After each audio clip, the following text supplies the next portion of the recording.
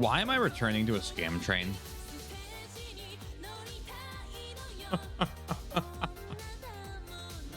Hello. Choo-choo. Sundown Redbeard, thank you for both subbing. I hope you guys enjoy the emotes. Congrats on 2 years and 2.5 years. Choo-choo. I appreciate the subs, guys. Thank you so much. Please enjoy the emotes. Thank you for being valued members of the community. It's always wonderful to see all of you. Redbeard, Sundown, Twink, Fastidious.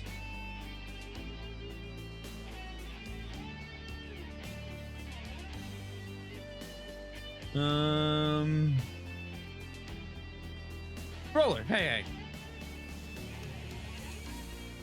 Ah, you're collecting all the hype train emotes. Yaka, hi. Hope everyone's well.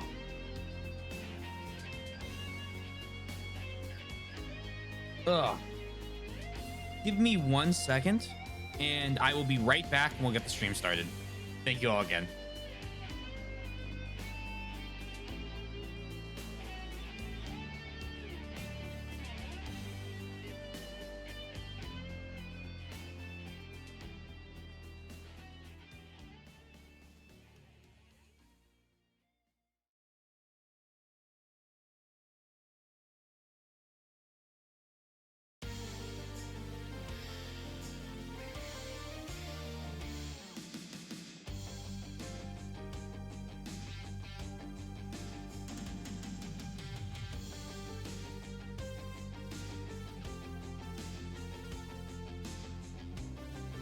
Okay. I wasn't gone that long.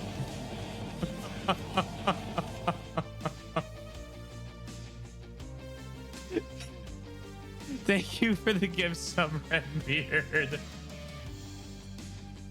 I'm not allowed to walk away from stream or people start gifting subs. Hey Yoshi, I hope you're well. Oh man. I'm glad I went to backward. He is well deserving of it. Oh, thank you for the gift sub, Redbeard. Backward, if you were around, make sure to say thanks.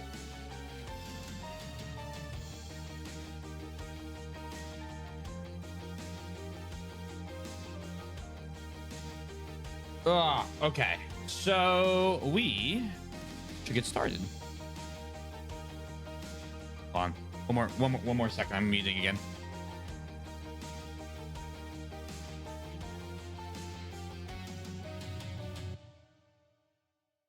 I'm back. Okay. No one panic. Today playing Pacific Drive, so I need a nap before work, but I'll be lurking until then. Please enjoy it. I hope Pacific Drive was good.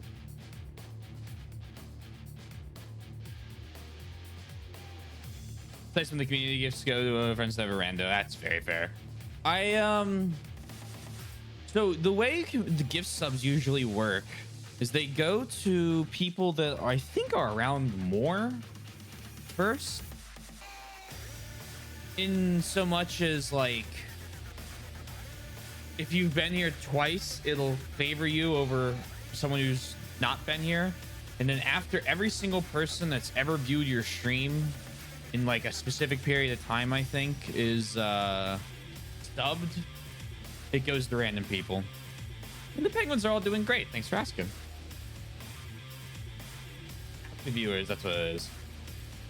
Lurkers and chatters, I believe, alike, which is why I like to ban all the bots. I spend a considerable amount of time using bot lists, banning all of the bots, usually every Saturday, if I can, because I like to get rid of any chance that those bots end up with a sub. How do you know they're a bot, Taylor? Well, that's a great question. There's a wonderful website called Twitch Insights, which has a bot list that tracks how many channels someone's in. And so it doesn't care if you're in 5 channels, 10 channels, 100 channels, but if you're in, say, 150,000 channels, the website notices it, It puts you on a on the list of bots.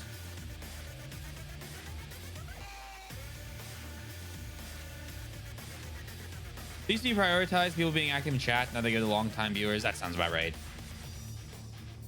I know it just favors active viewers in general. Because if you don't go to the stream, I think, for a long time, I believe you get put out of the rotation. But I could be wrong. Hello? They're going with the people currently in chat. Yeah, I'm kind of surprised they still don't like prioritize start with that, to be honest. But what are you gonna do? Ugh. Yeah, Spencer can say hi today. He's manning the camera. Been enjoying Loop Hero with me. Gotta go grab it before it gets all out of whack. So yesterday we beat the third boss, and then we almost beat the third boss again. We've been having good luck with the rogue, and we've been upgrading a bunch of our camp. So we are going to be continuing with, I think, the third boss, and then go for some fourth boss attempts today. I would like to beat the third boss and get all the dialogue. I think there's, yeah, I need to get 3 kills on the boss. And then there's one last one. We gotta beat that one 3 times. So, no big deal. And our camp's looking pretty campy. Any more farms you can cheekily build? Probably right there, but that would start to get into the way of my forest that would span the top of the whole thing. I'd also need metals, although I could just build it there and put all the forest tiles over here. Can you do more than 1 lumberjack? Gives you 1 stable branch for every completed loop, but no more than the amount of tiles around the lumberjack hut. Oh, okay.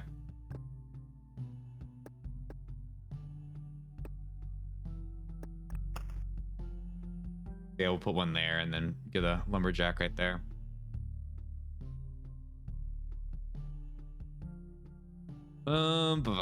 Yeah. I just, you know, put it where it needs to be. So we got, what do we have? We have alchemy stuff. I need 4 more of the whatever these are. We'll figure that out. A couple more enemies. Hey, Billy, hope you're well. We be looping. We be looping. We be looping. The professor from Harry Potter. Dinner table. Dirty stool. Yes, perfect. Oh, look at that. There's one of my achievements. The chest is lowers the resource penalty for dying or retreating by 4%. Like that.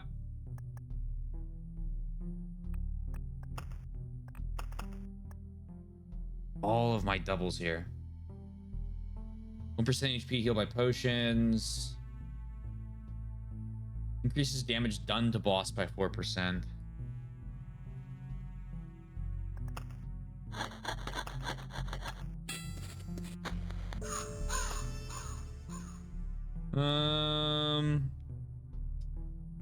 One of these little balls and then 6 pieces of wood. Can I cheekily get that? Probably could cheekily get that.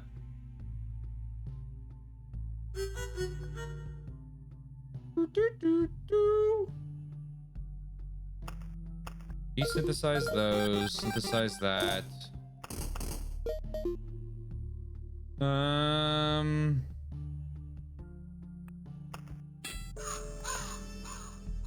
Wouldn't mind the extra revive at all.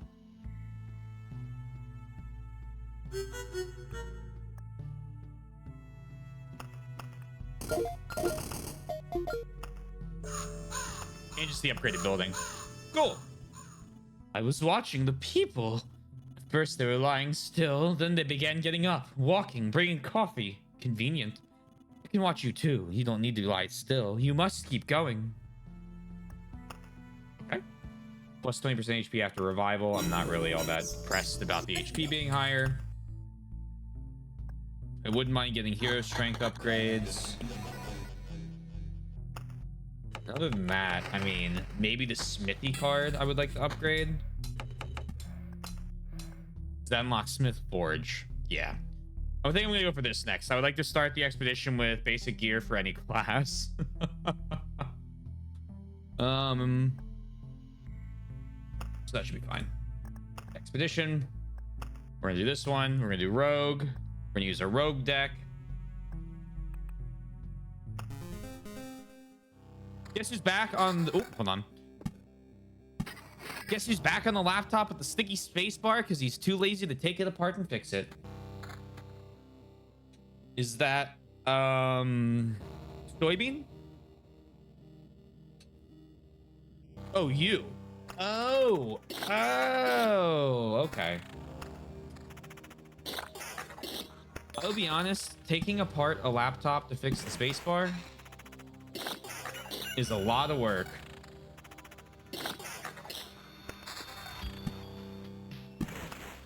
Is it hard? No, not necessarily. But is it time consuming? Yeah. If you care about the screws.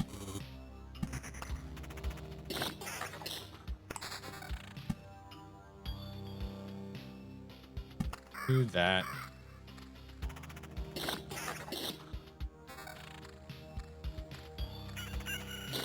And then we also need to mess around with more tiles and see what else we can end up with. Armor upgrade. Boots. Magic shield. No weapon, though. I've seen the internals of this thing and I had to replace the hard drive. It's not worth it. I remember a friend of mine. Hold on, why is that so much louder than I want it to be? Let me turn that down a little bit. I remember a friend of mine. We were playing a game of Counter-Strike, and his spacebar kept getting stuck on his on this Alienware. We ended up having to take it apart in the middle of the round while we used our timeout in order to get it working so that he could participate in the round. He managed to get the whole thing fixed in a minute. A little bit of percussive maintenance.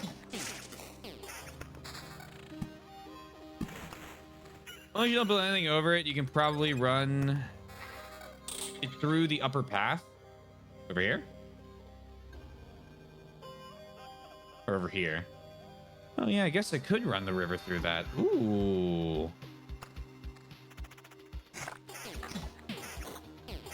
Yeah. All right, we'll do that. Weapon.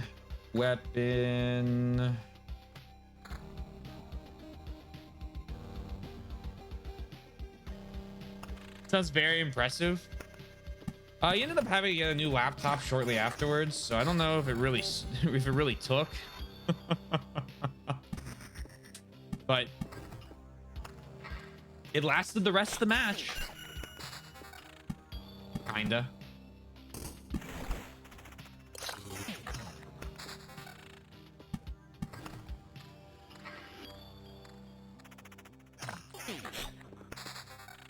It was one of those things, you know, laptop way past the end of its lifespan. Never heard of this story before. They just needed needed help.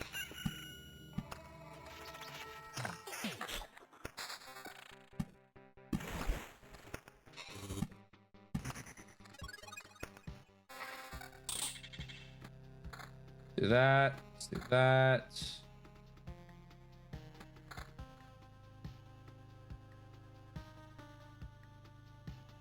Ooh.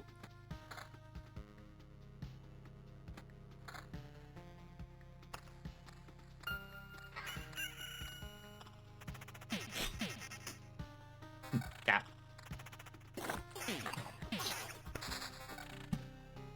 And this almost gives me the mountaintop. A bridge over the road and then another bridge. Probably like this.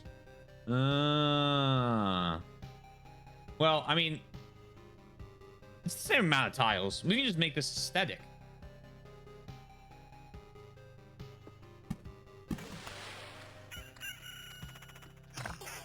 That gives us what? 1, 2, 3, 4, 5. No, bridges don't count. 1, 2, 3, 4, 5, 6 Fishman tiles.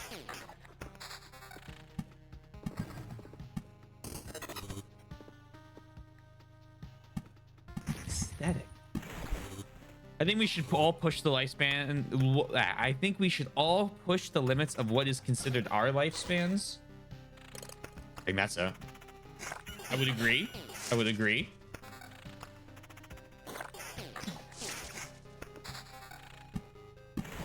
I'll agree, but we're also human beings and not a very fickle piece of technology. Not that there's anything wrong with trying to make tech last longer. Trust me, I am definitely guilty of spending too much time trying to fix something that's just straight broken. Not like working and serviceable, but inconvenient, but like broken. Come on, I need you dead.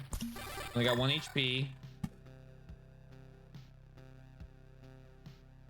And then we're gonna do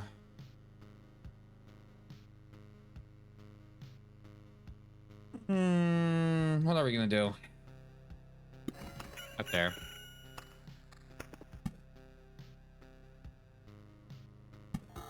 Up there.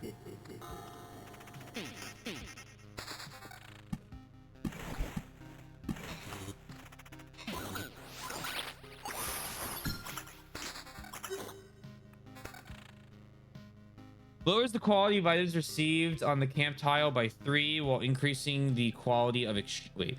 Lowers the quality of items received on the camp tile by 3. Oh, the quantity. I'm like, I know this doesn't say quality. I'm like, I know that doesn't say quality. Why do I keep reading it like that? We're gonna do that one. I like picky.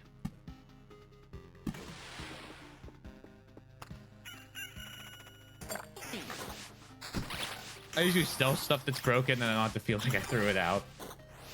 If someone else can use it, perfect, you know? No reason to destroy something.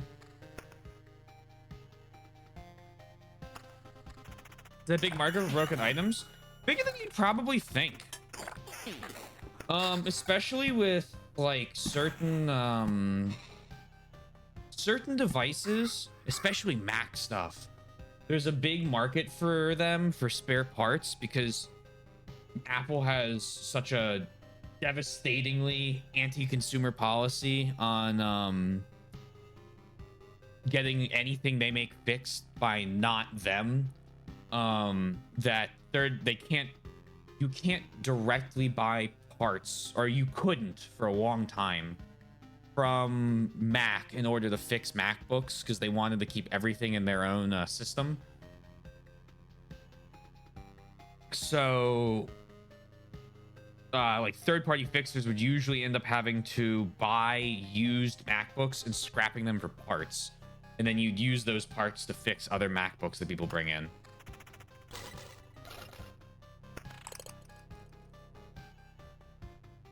I like the idea of people replacing parts and playing out to live forever. Really like in fantasy, Tolkien playing the friend, the gift of man, in terms of death and having a place after life. Usually you can return gifts in a store. I think Yoshi's just talking about being healthy, which is always a good thing to do.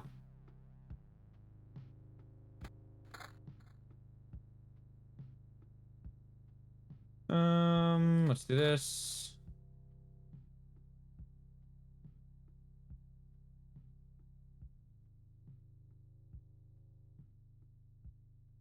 But usually when you buy stuff off of eBay, for example, like you usually want to, especially electronics, a triple, quadruple, quintuple check to make sure it doesn't say broken for parts only.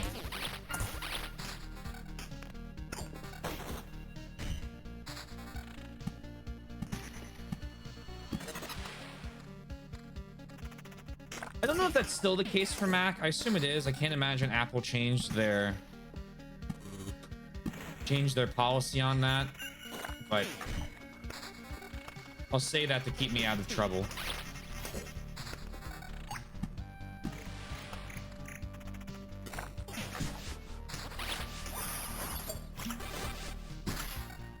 All right, group bats.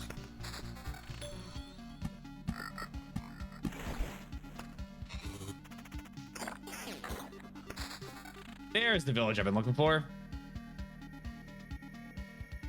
The question is, we don't have to put it. I just wanted the vampire down. I didn't want to make that immediately into a village. It'd be the best spot.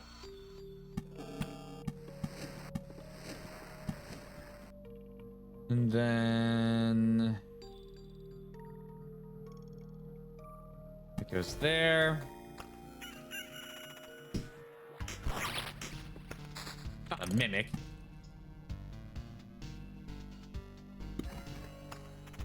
Is it a big thing in Japan? Like having a lot of used stuff like that for repair parts? I don't know if that's a big market or not. Because I know we've talked about other stuff like used things being very cheap, like manga.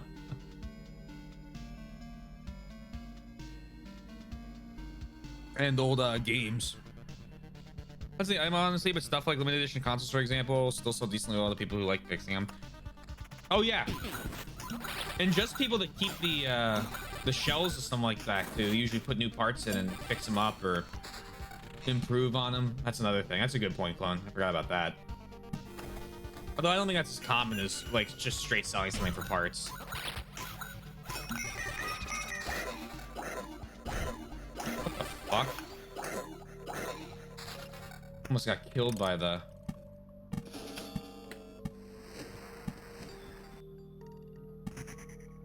little ghosty ghost. You got the laptop secondhand?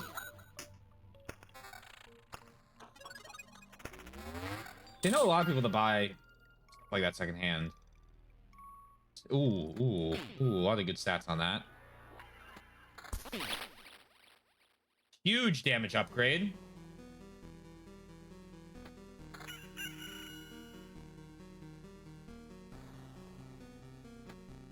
Oh my gosh, what a fucking level up. What a level up.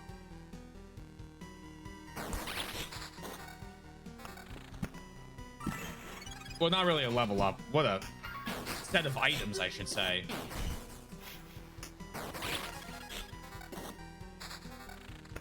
Level 3 to level... Oh, yeah, I didn't even see that. Thank you. Good call. Good call. Good call. Good call. Good call. Now we need to break that bandit camp.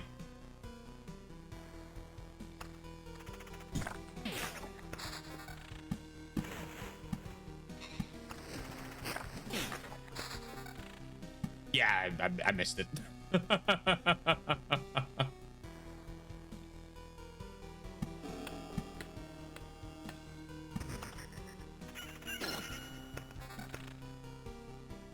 Ooh, resurrection.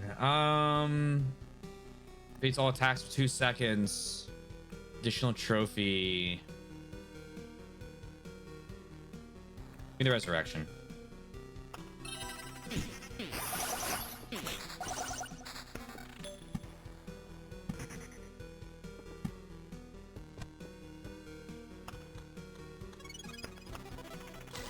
What I would really like is some Oblivion.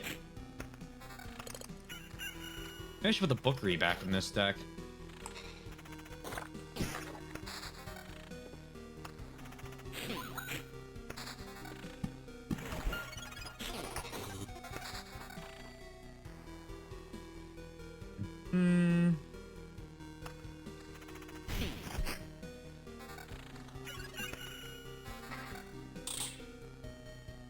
So I lose 40 magic shield, but I gain... Holy shit, I gain stats.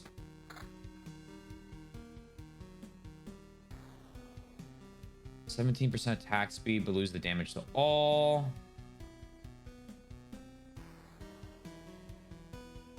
Man.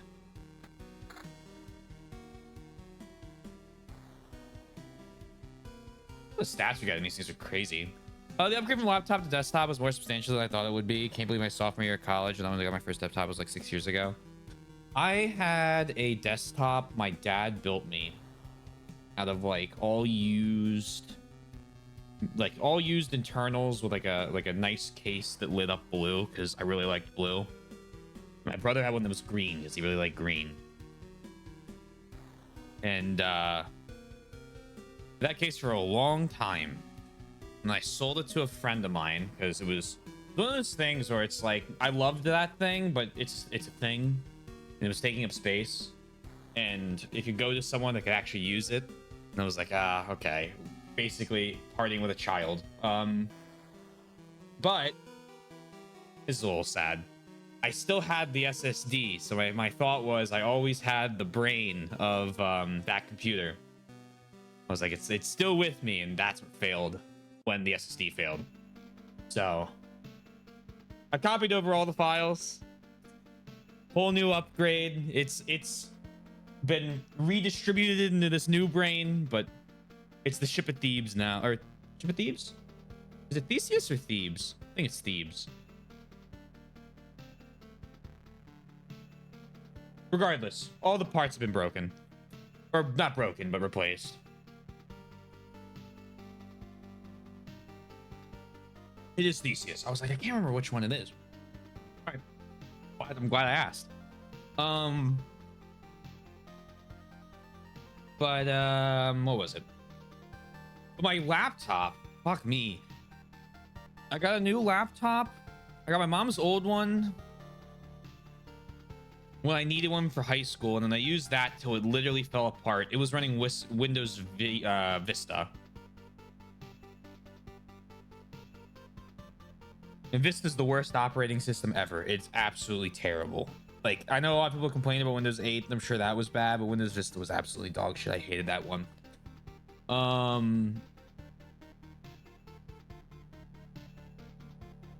I can't build the river. You can't expand it from here because we pulled the bridge down.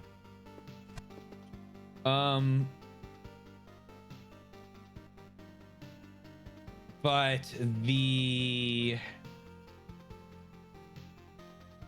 got my new laptop I finally got for college.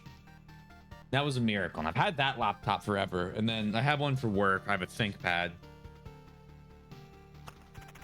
that my work gave me. And that's what I use daily now.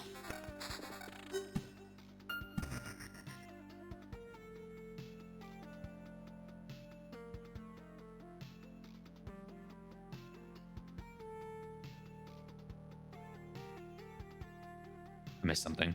I don't know how Apple's there. But I also have a Mac, and everything that's gone wrong, or even after the warranty, they fix for free. Like Apple has good repairs and good customer service. My experience, my family's experience. So I see two types of like post buying a Mac situations. One, that great, happy to hear it. The other one, which happened to my brother, was no, we can't fix it. Whatever it is destroyed. There's no way we can ever fix it again. You need to buy a new MacBook instead. Too bad, so sad. Sorry, that'll be $2,000. And then they took it to a secondhand repair shop that was like, oh yeah, we can do this for $80 and have it back to you in an hour. So I think it really just depends on your local Mac bookstore or your local Apple store and how that ends up being.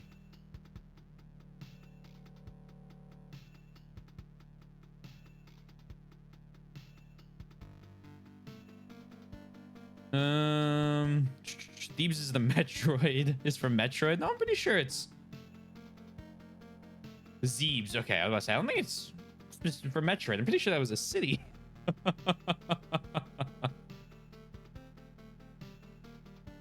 Do you think Thebes? No, Thebes is a fucking city. It is a city in Greece. I know I'm not going crazy. That's Philly. Here it is. Oh, nope. And of course, the map right there, Thebes. There's some ruins. There's the remains of the Cadmea, the central fortress. I know I'm not crazy. I know this was a place. Don't worry. I just couldn't remember what Greek legend the ship was based off of. Oh.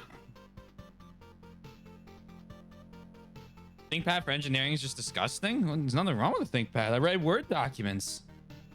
All I do is report writing, Excel work, and schedule stuff. It's perfect. There's no reason to spend more money on one. My FE brain rot coming out. Nah, you're good. You're good. I know the city in Greece, if I recall correctly, Theseus was the king of Thebes in the myth. I don't remember who he was the king of, but the better known Thebes is in Egypt. There's multiple. Oh, well, I guess that makes sense. Egypt. Yeah, Ptolemaic. Or no, not Ptolemaic. Well, yeah, I would assume it'd be Ptolemaic. Is it Ptolemaic?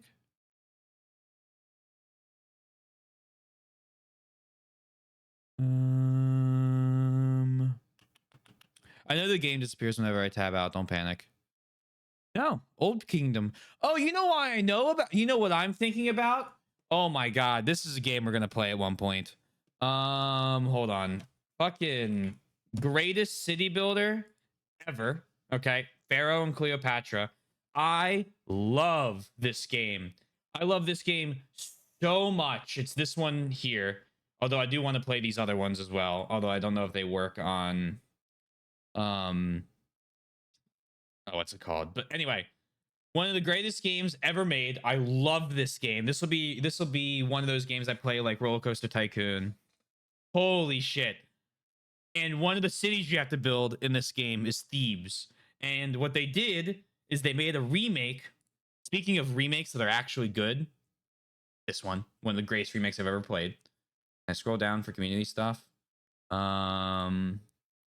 What they did is they took the old game and they just upscaled all of the textures, kind of redid them in 4K, look exactly the same, and they offered a choice to use a SimCity style employment system where the whole city is pooled for the labor pool, or the original style where you have a guy that walks along the city streets, and whenever he walks by a house, that's the population they can pull from for the workforce of the buildings. And it's a setting you can change, and there's a button you can click that's just play the original Pharaoh in upscaled textures, and I love it. Happiest purchase I've ever done. I beat about half the game, and I'm probably going to stream the rest of it at one point. Anyway, love it. Huge thing if you're into city builders. It's called Pharaoh, A New Era. Amazing. I fucking love it. Oh my god. Let me scroll back up. Sorry, slight side rant there. Thebes is also the main city of the fourth upper Egyptian. Okay. Thebes was a common name for the cities during Alexander the Great's conquest and following Greek rulers like Alexandria. So yeah, it makes sense. That makes sense. The Greek poet Homer extolled the wealth of Thebes in the Iliad, Book 9, 8th century BC. In Egyptian Thebes, the heaps of precious ingots gleam. The 100-gated Thebes. Oh. Egyptian Thebes, the heaps of... Okay. Huh. Found the next Uncharted game setting. I don't know if they'll make another Uncharted game, honestly. It's been so long. I think they're kind of in Bethesda mode at this point of we are going to remake The Last of Us as many times as people will keep buying it.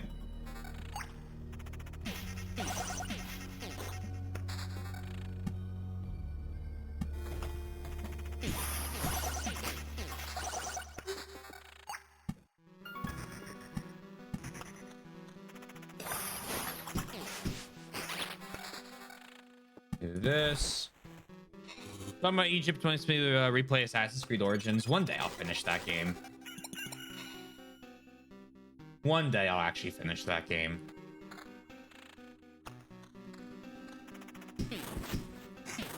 Just realized my actually my Twitch app was set to minimum quality from when I turned to the soy stream. From work. That makes sense. You're sitting there like, man, I haven't even drank tonight. Why is this so? Oh, jeez.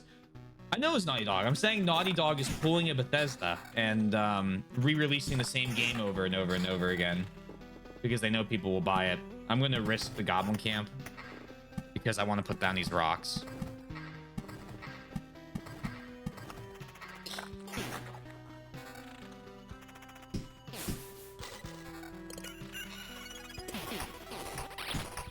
The Last of Us and BioShock are the two games that whenever I think about, I always get very, very upset because they are both games where someone deemed them too old to spoil in person to me. And so I know the ending of both of them. And those are both games where the ending is kind of the most crucial twist of the game, in my opinion. Thank you for streaming. I wish you a great rest of your days. Enjoy. Please enjoy Young Draw. I hope it goes well. I still think BioShock 1 was the best in the trilogy. See, it's funny you say that. I really liked what I played of BioShock 1, which is about, I think, half the game. Okay, I'm putting that in quotes because we saw what happened with Resident Evil 7. Although I did do a considerable number of boss fights, I just can't remember what they were. And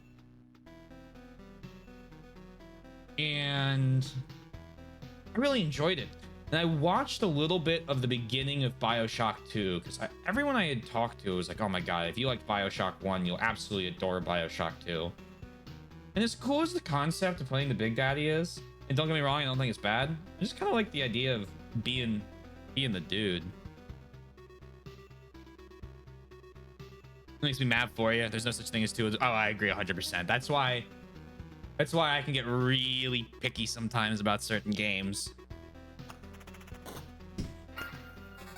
One of the reasons I get picky about certain games. BioShock. Oh yeah, I think I have BioShock on the list. I think I have BioShock 1 and 2, and I might have Infinite on the list.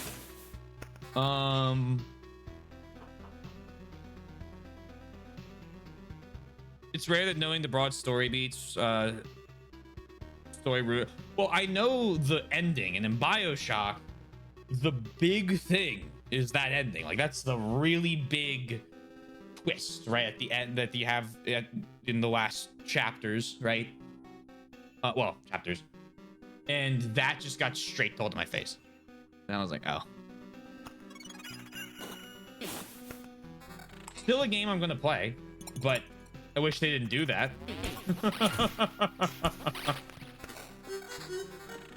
Down with Fastidious. Takes a lot of the fun out of it.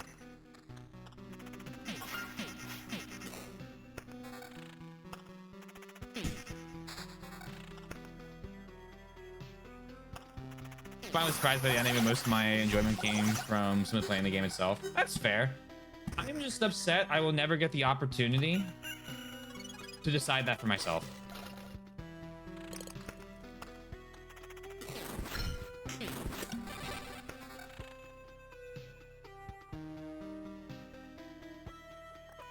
The Rat Wolf. I could have done the trinket one or the HP for trinkets, but getting a Rat Wolf in some of the fights is really, really useful. Okay, any day now we can grab Oblivion. I'm fine with it. My necklace got broken.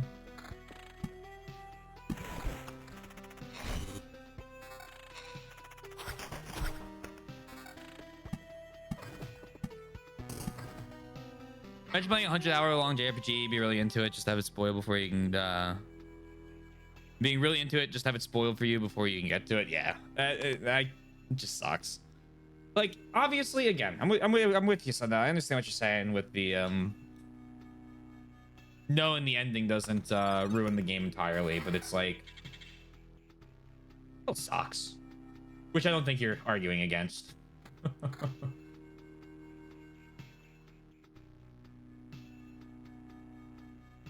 just iterating. Fuck me, it sucked.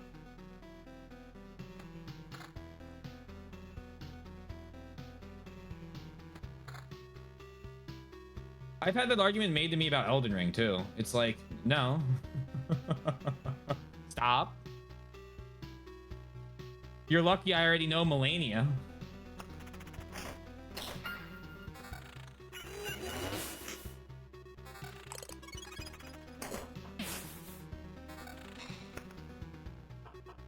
Always pisses me off when I see story spoilers to a game I'm playing on YouTube after making a few Google searches for like side quests or something. Oh man, when Engage was launching, it was so bad. For whatever reason, YouTube really wanted to show me, what was it? It really, really wanted to show me Engage stuff. And I think there might have been a character I had seen through YouTube going, here's some stuff on your front page. I just reported all the videos because that means the channel won't get shown to me again, because I found that hitting don't recommend this channel doesn't work.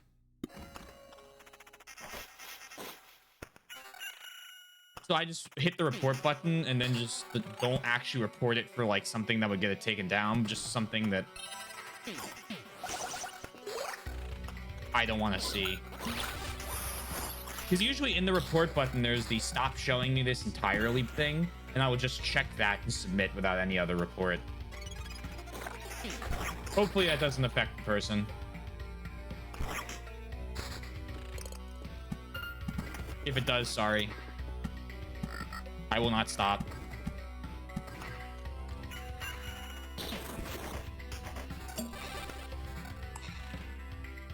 I say knowing I would stop if it hurt people.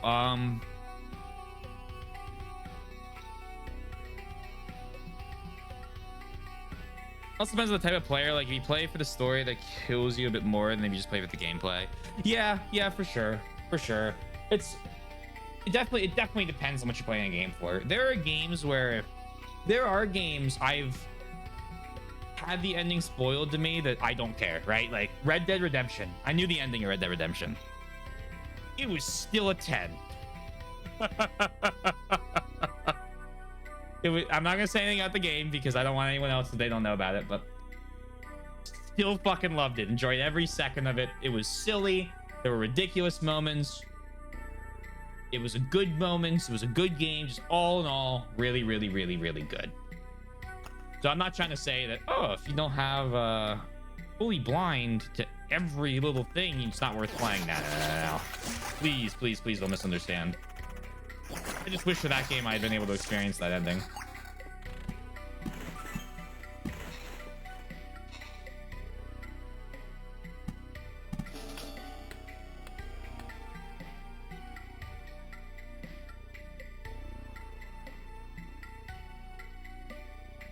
Thinking about Elden Ring, other than the fact someone was Souls game. Moonboss is a mommy, and there's a player named Lebby Soul. You see, that's what I had seen as well. Oregano, yummy. Nom nom nom nom. I had no idea Cowboys vs. Aliens. What was it actually? I remember seeing ads for that movie a long time ago.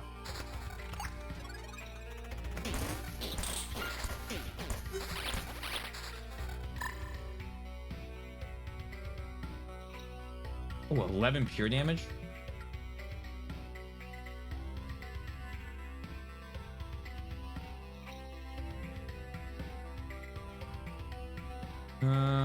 Do that. 17 pure damage. Enjoy your Lurk Twink. I got hard spoiled on Persona 3's ending, and it still hit hard, but I still never got to experience the full punch of it. I have managed to avoid so much about Persona 3. I've seen most of the game up until very, very late into its runtime. And I hope to keep avoiding stuff for it. Although it has definitely gotten harder with Reload releasing.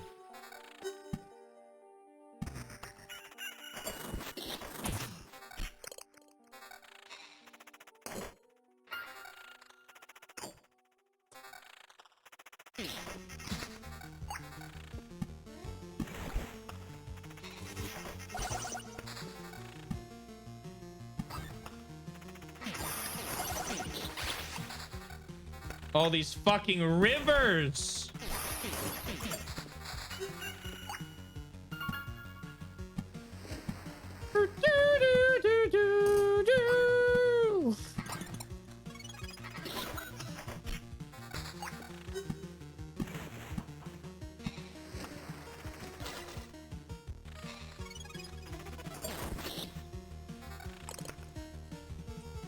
Remember that movie being funny bad? It's not just the straight bad, but it was also 2011, so I was like 11 or 12, so who knows? Very fair.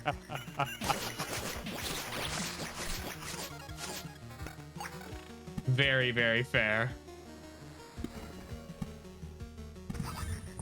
Nice. Hello, stop. Stop hurting me. Thank you so much.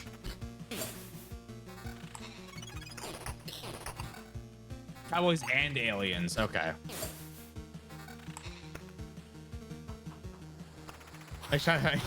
Yeah, we'll see what we can do. We'll see. We'll change up the strategy, I think, next time, perhaps. Put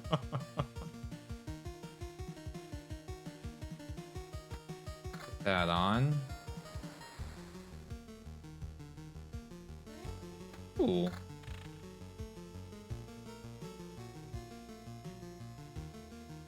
Look at all of this damage.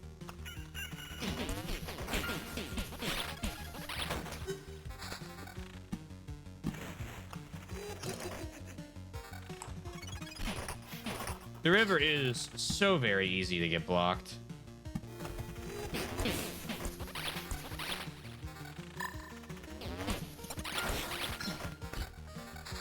One of these. XP for every map tile I place. After losing 20% of his max HP gains. Yeah, I'll do that. The full evade sounds good. I'll keep upgrading my swamp. Get out, me swamp.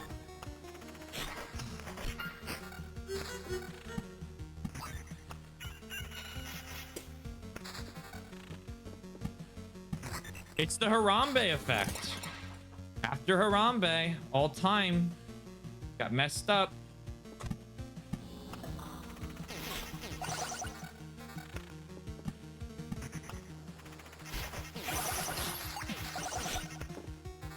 So we shifted dimensions.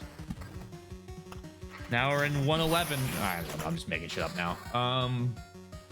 Please don't pay attention to what I'm saying.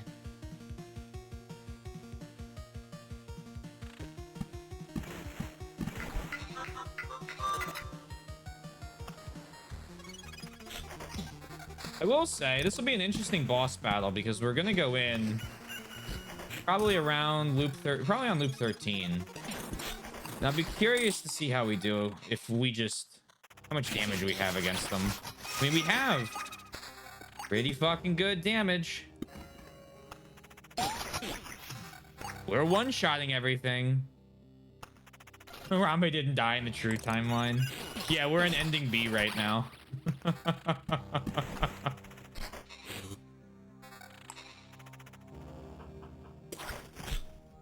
We got the Mayan prophecy right. Our world did get destroyed. We just got swapped to a nearly identical one.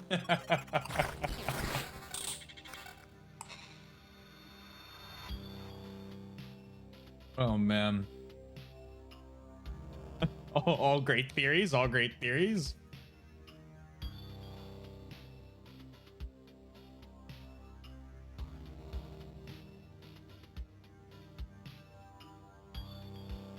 So that's a 48 to 66 damage polearm.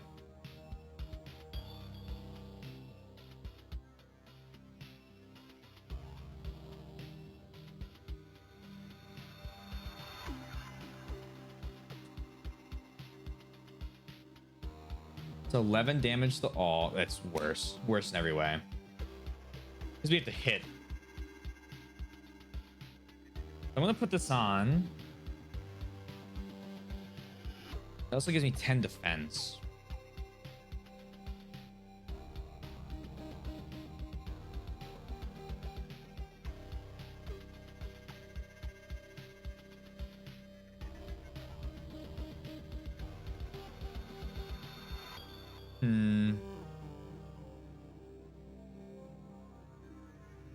All right, swap that to that one.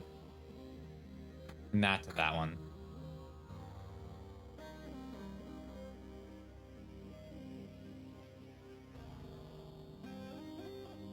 $21 pure damage. 8 damage to all. Oh my god, hold on.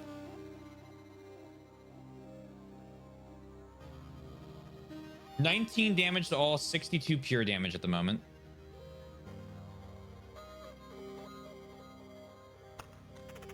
Rip, my boy. You'll be missed.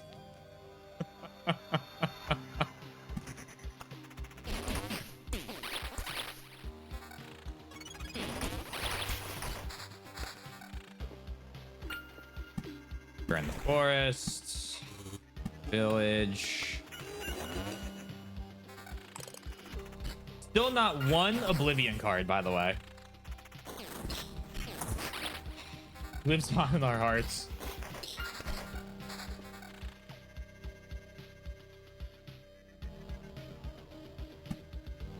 We're the Vampire Mansion that because it only has one ghoul.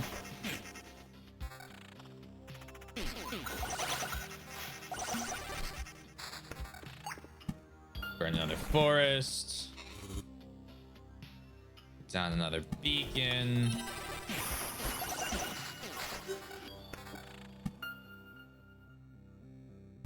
Desert, sand dunes, mountain. Maybe we won't. Maybe this river will be holding up our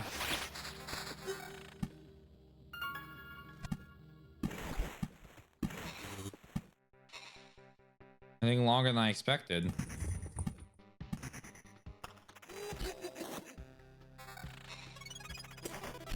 I mean, our armor and weapons are sick. I might actually stay after we beat the boss if I have a lot of health left.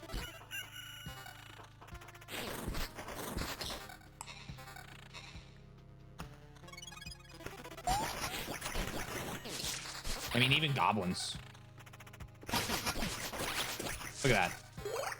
Gone.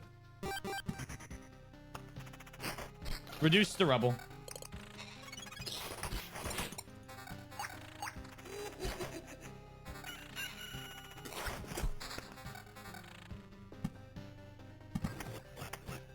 Another goblin camp. Level 19 weapons. Are you... What? 51 to 76. 9 damage to all. 20% attack speed. 7% critical chance.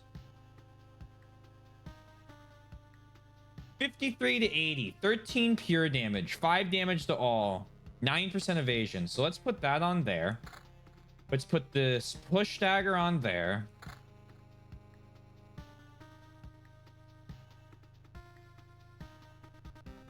Jeez.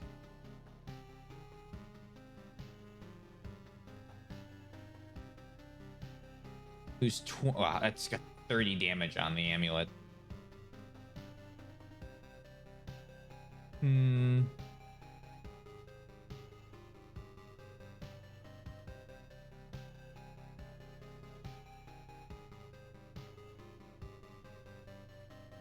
We don't have the special lightning attack, so it's kind of like I don't really want to push for. I don't really want to push for higher crit chance. Put that there. Does that do anything to it? Nope.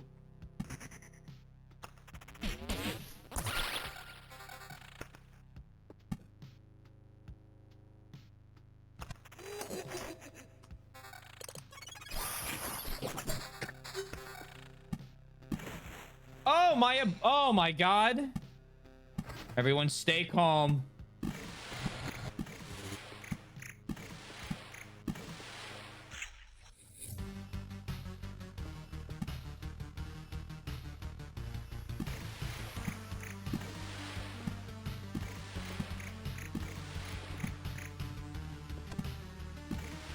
Look at that beautiful river.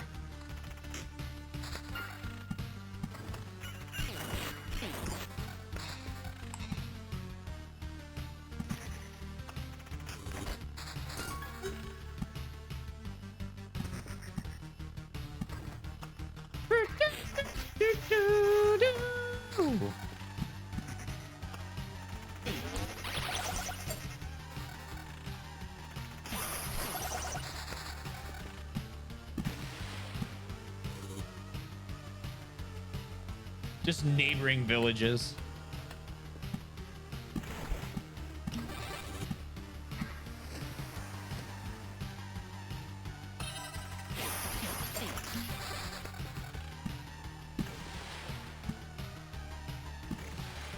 Hey, River.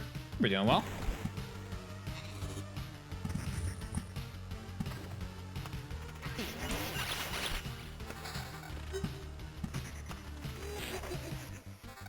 That. How are you? What's Loop Hero? Loop Hero is a roguelike where you build the level. I think it's the best way to describe it. So we auto battle and we walk around this loop and we place down cards that make all these tiles. Yeah, really good. Doing pretty good. I hope you're well yourself.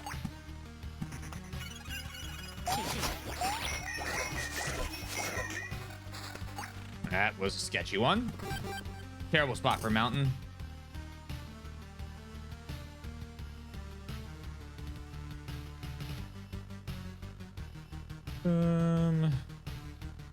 I fucking put it there. Cemetery. It's gonna be a pretty full board.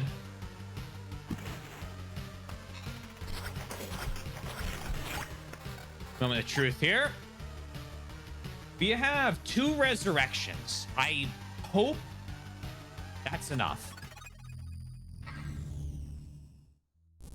The hunt begins. Sick 'em. Wolf.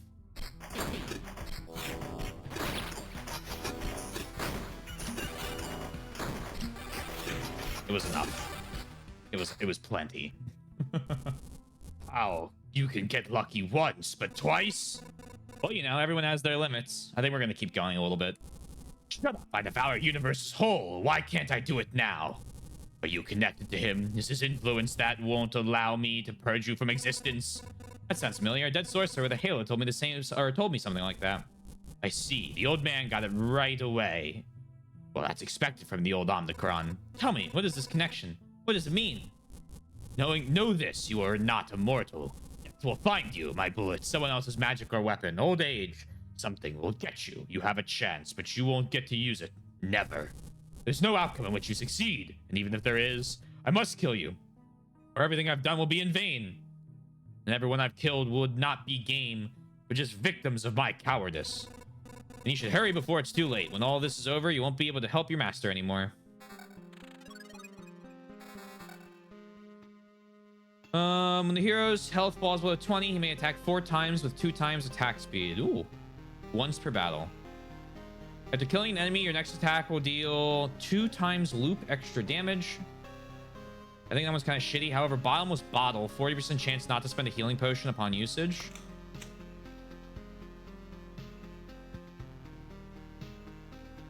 Does it have any like really rare minerals that would be like,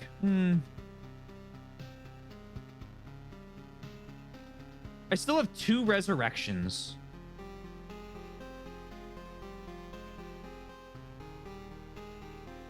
Wish you could get lucky. Flip a coin. If you land on the same thing twice, you got lucky. Congrats.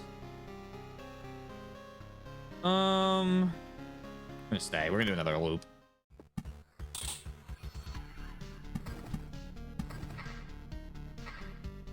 Ah, yeah. Do the resurrects. I'm sticking around. I will Upgrade my max health with this though. Level 20 body armor.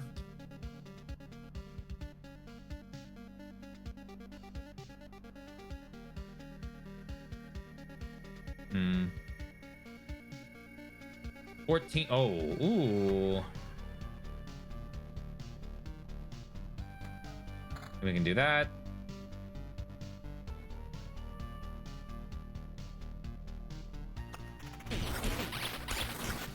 Yep. We have 110 attack speed. Well,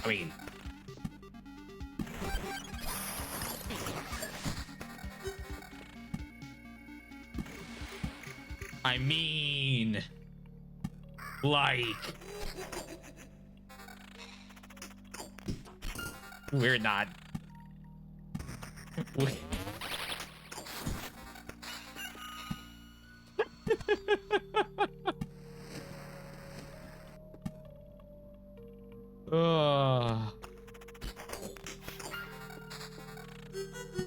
Yeah, another village. Let's do it.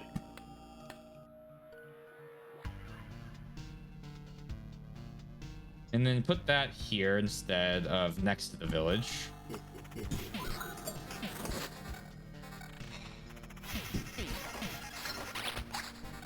This is... We're gaming.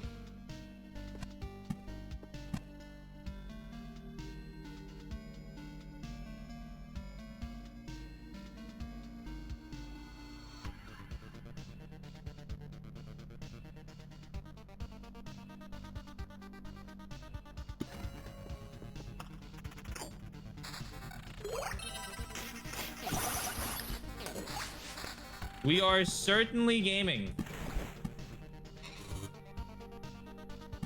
Skill.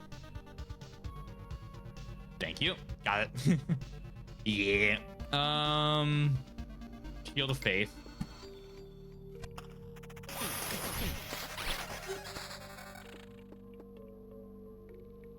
We're gonna break this. I can do river, thicket.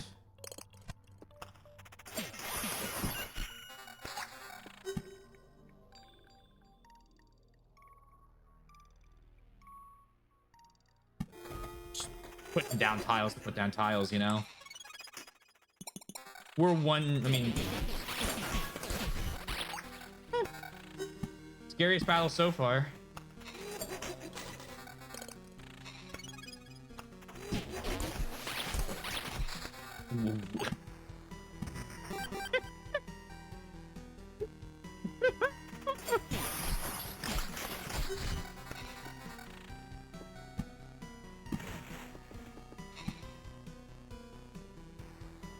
Let's go this way, and then we can break that mountain tile if I get another one, and then bring it over here.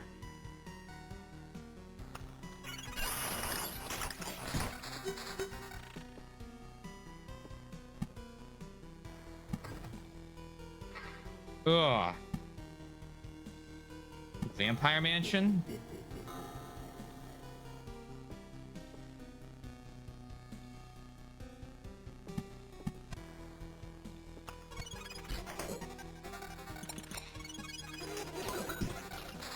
Just the chain of villages.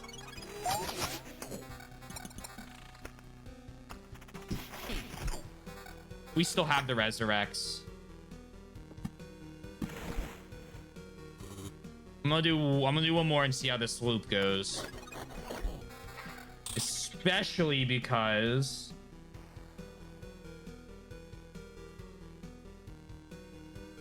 the new weapons to look at, 67 to 100.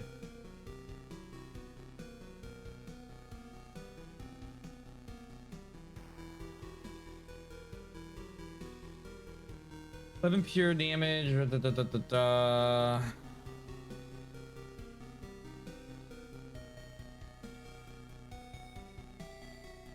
31 more attack speed. Max HP, crit damage chance, and crit damage increase. But I lose out on my evasion bonus, crit damage. really a fan of this set of gear. Still gonna go though. Oh! Enemies deal 2% less damage.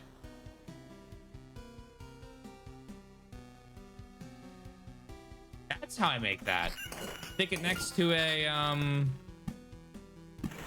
or I guess any desert, probably next to a with this. That becomes burned forest. So I guess stick it next to, yeah, stick it next to dunes. Or any desert tile.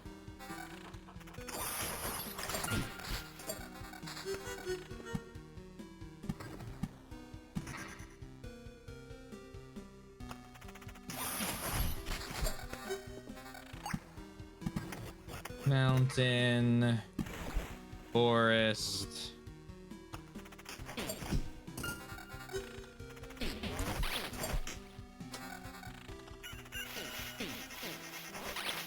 All right, evade, relax.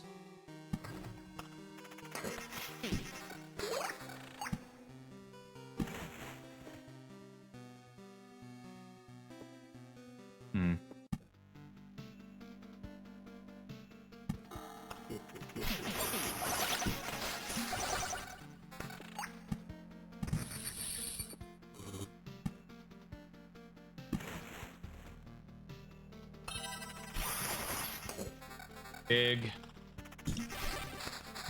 There's Oblivion. River.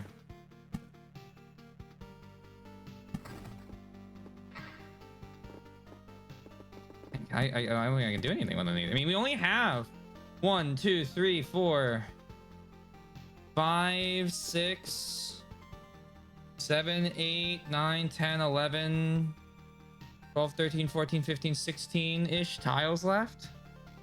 I think we go for full map. I'm with you.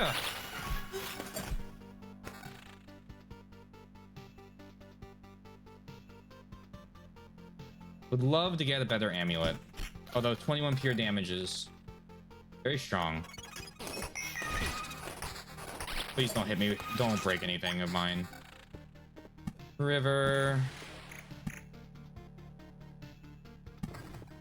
Rock.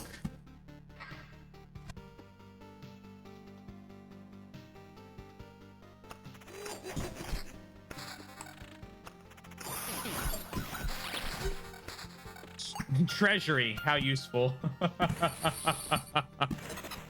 Right. So now we just... It's basically Oblivion cards and whatever else we can play that will put down other stuff.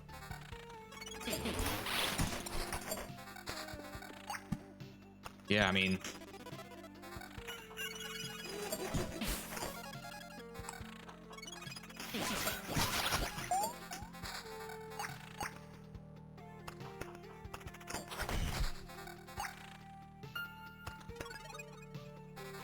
What do we get? Okay, this is pretty good. High damage. High damage to all. Way more health. I'm gonna put that on.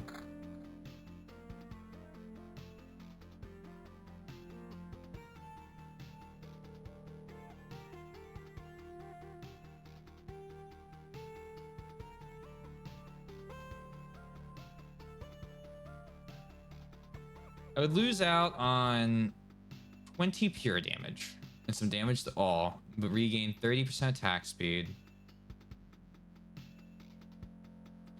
And have my shield would increase by 100.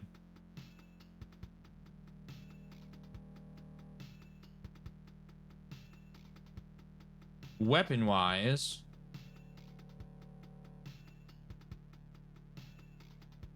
this is just straight up better than the Dirk.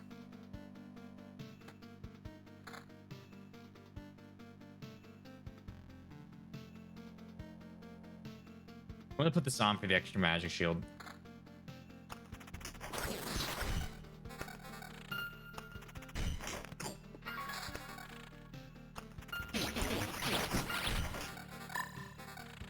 I mean, I still have the Resurrects.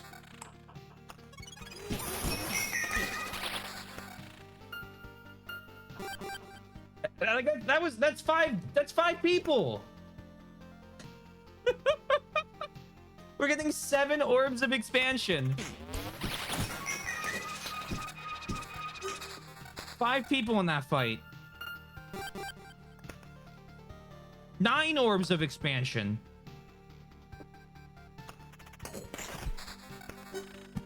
Beacon. I need vampire mansions and roadside lamps. That's it.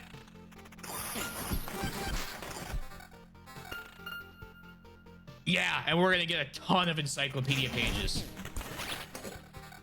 Yep. I really have changed. I've really had a turnaround on these swamp tiles, if I'm being honest. Big fan of them now. Mosquitoes aren't bad. It's a good... There's a road lantern.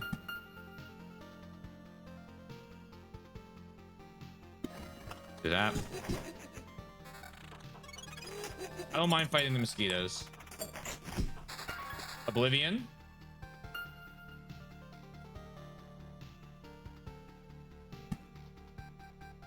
Destroy that and put down a sand dune.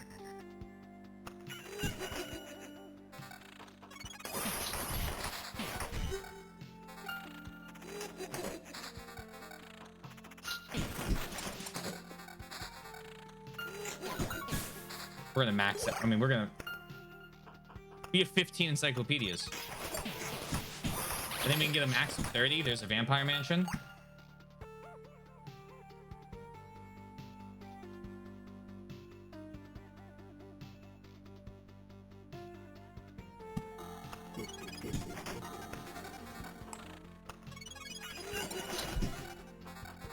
As much as I appreciate it, a level 13 reward simply doesn't cut it.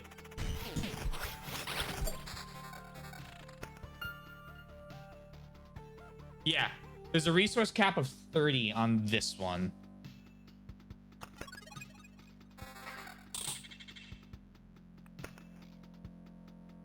Might as well go for resource cap. We're capped on wood.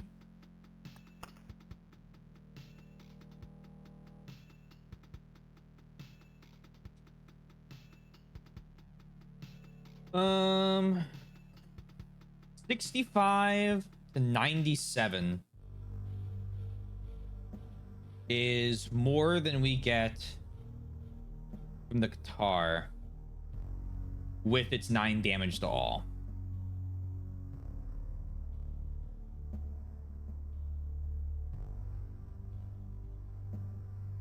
Is this a better one? No.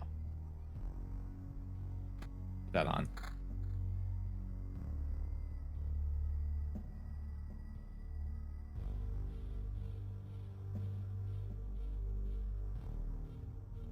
And then let's go across the row.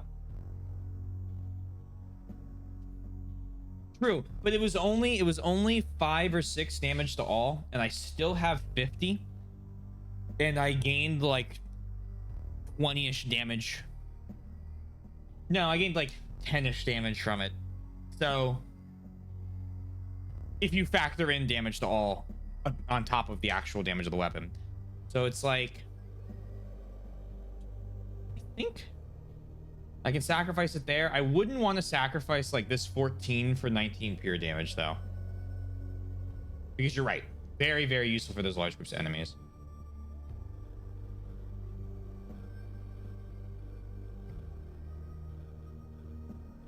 Thought we swapped the no, we didn't swap. Never mind, ignore that. Yeah, still fine. Nice.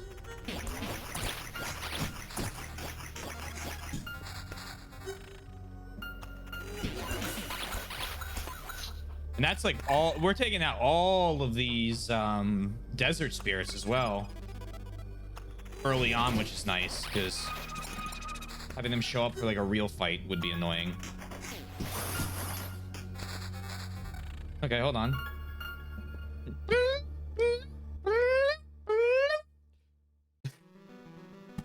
The game trying not to fucking lag out the sound noise. 1, 2, 3, 4, 5. We only need 7 more tiles.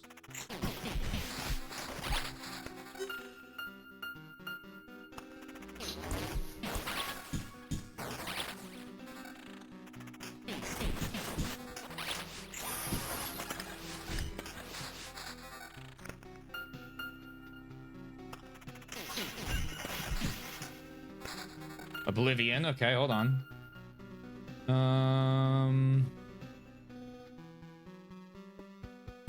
Another one of these. I erase an enemy from existence with those. Take that down. The sand dune there.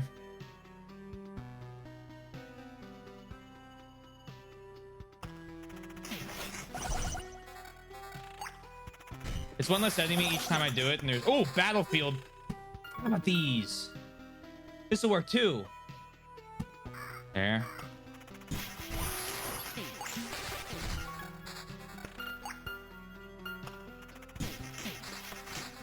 Huge, huge, huge, huge, huge, huge, huge, huge.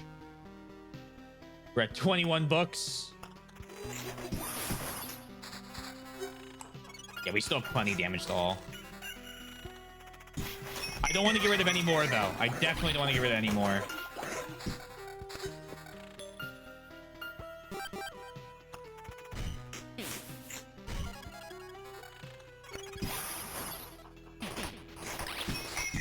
Oh, shit. Oh, shit. They broke my necklaces. Okay, hold on. Pause. Pause, pause, pause, pause, pause, pause, pause, pause, pause, pause, pause, pause, pause, pause.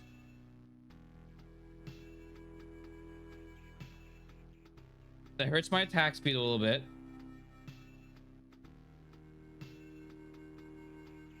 My damage to all is fine.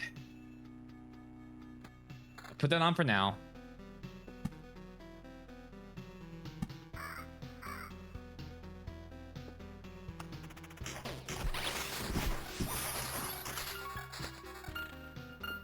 What broke it?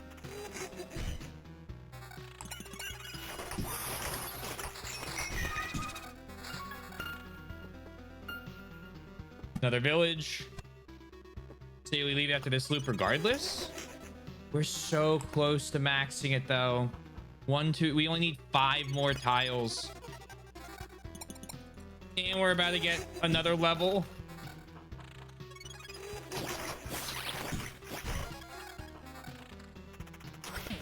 Hey, yeah.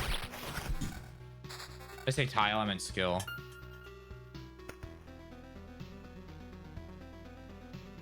Look at that! Blissful ignorance!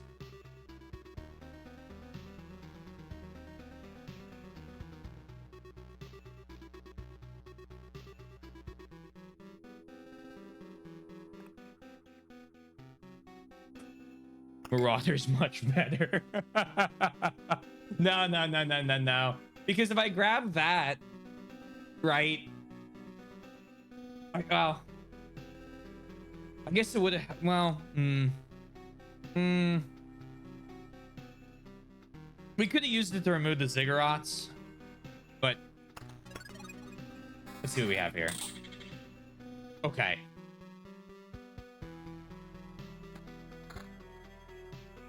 $440 magic shield.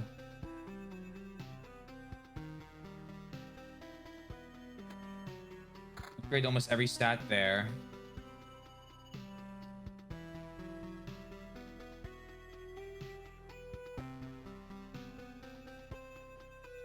It's better than the Dirk by a lot. This alone is trying to give me 46% evasion. I know we do things because they're funny. You know, I need to adopt that mindset for the rest of this run.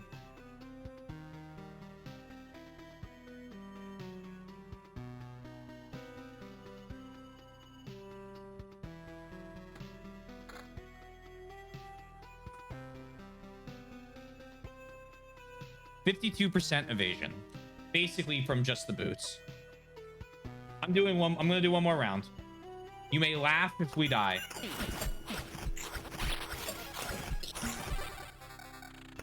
That's the hardest fight in the entire fucking arena.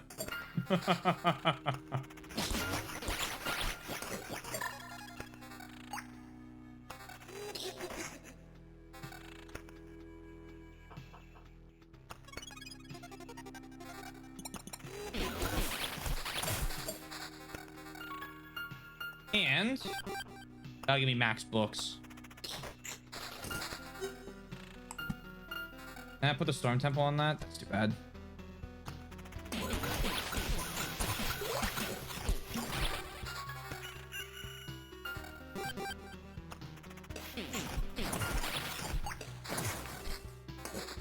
Excuse me, fish people.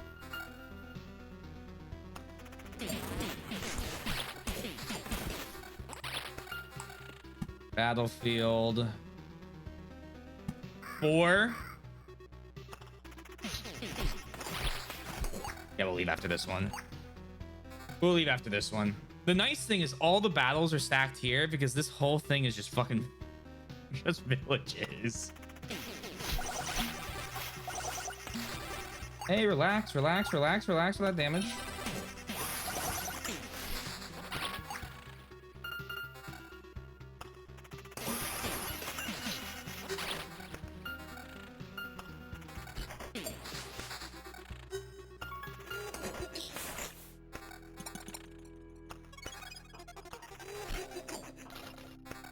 Here we go. Oblivion. That out. Sand dunes.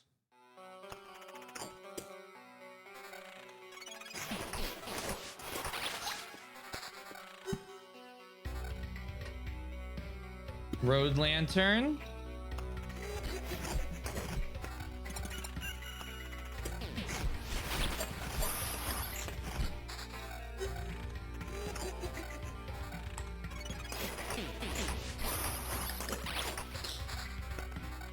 Come on.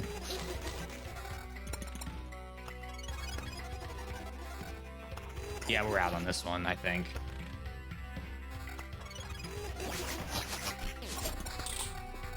Oh, right when I'm out, they pull me back in.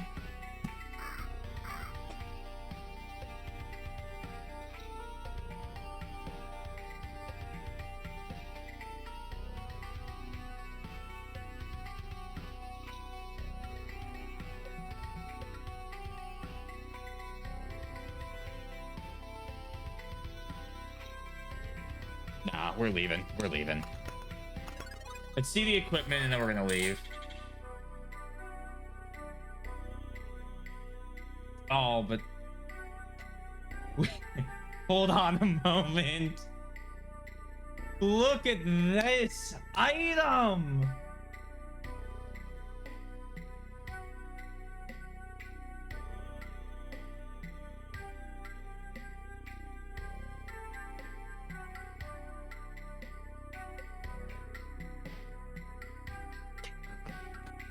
You throw that on. Look at that. Pure, oh, damage to all. Throw that on. 20 on this. 17. Oh.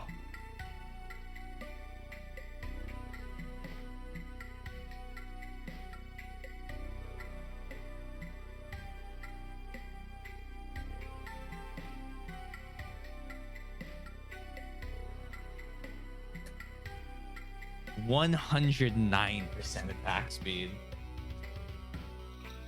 400 magic shield. 1600 health. 215 max damage. 100 damage to all. 71 pure damage. 1 defense. And a 50% evasion rate with 2 resurrections left. There is something to get.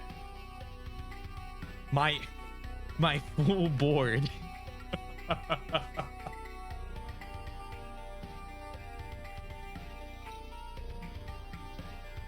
Oh man.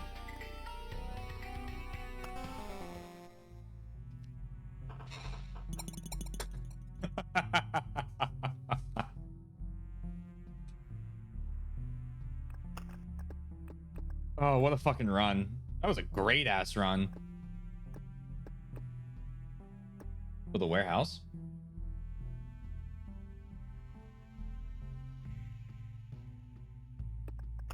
Let me see what upgrades I can do first.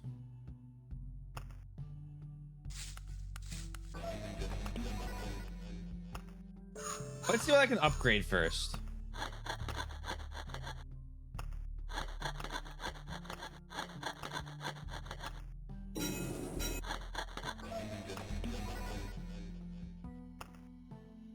Warehouses would be the last building I need to build. I wouldn't mind doing one of those. I wouldn't mind upgrading the...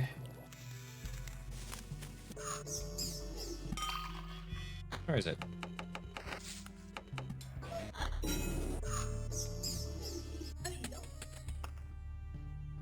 Wouldn't mind upgrading the war camp.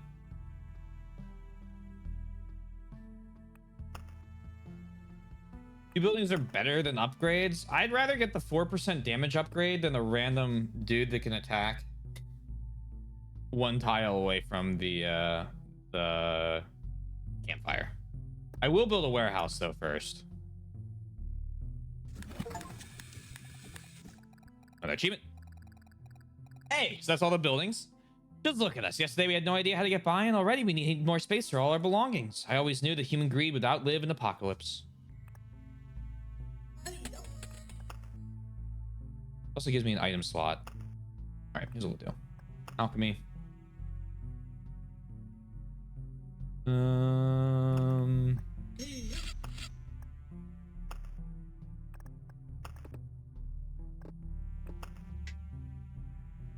Forest.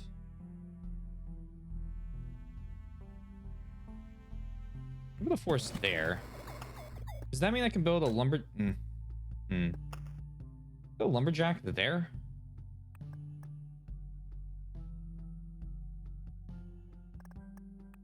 Alchemy. Get rid of all the food. Or at least a bunch of the food.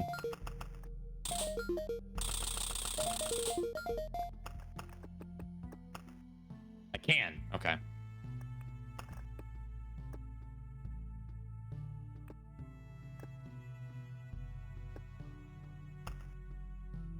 Do that, and then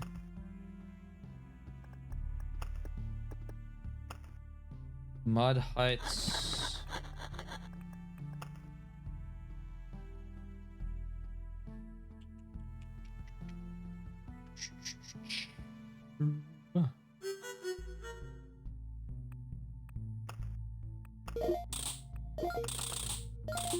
Do that. Do this. Get me a lumberjack there.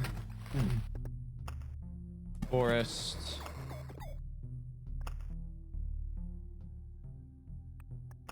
And show me the supply lines. 23 items I can bring with me. Oh. Oh, it's beautiful.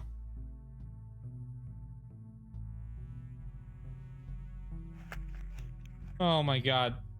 It's huge. +1 max HP for every resource gain during the expedition. That might be one of the best things I've seen. Those 5 HP at the start every day.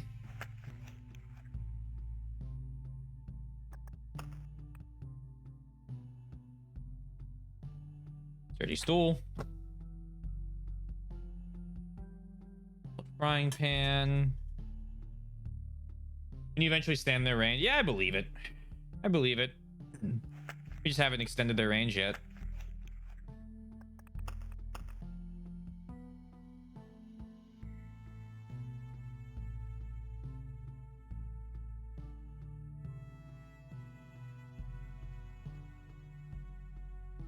I mean, all the buildings I think could help. I see what you're saying. I see what you're saying. One ration after killing a rat wolf. To make groves really good again if I put 2 of them on. Let's actually do it.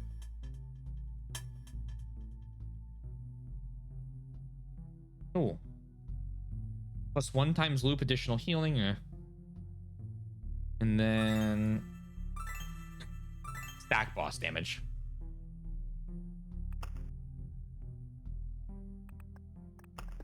So, where are we? What are we looking like? Well, warehouse 2 now.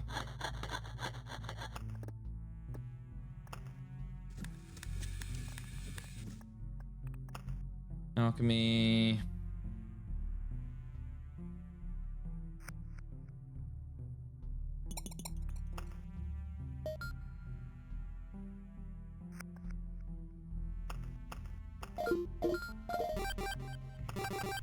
And then we need a little bit of the ball.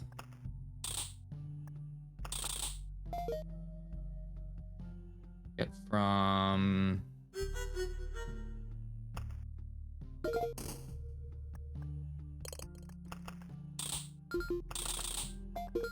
doing that. And then that gives me up to 33. Because if I want, I could just put everything on.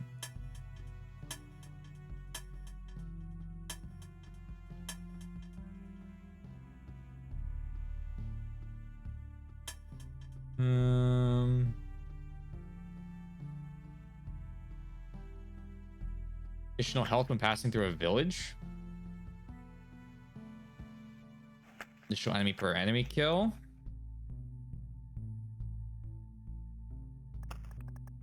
And then... oh, we have a lot to read.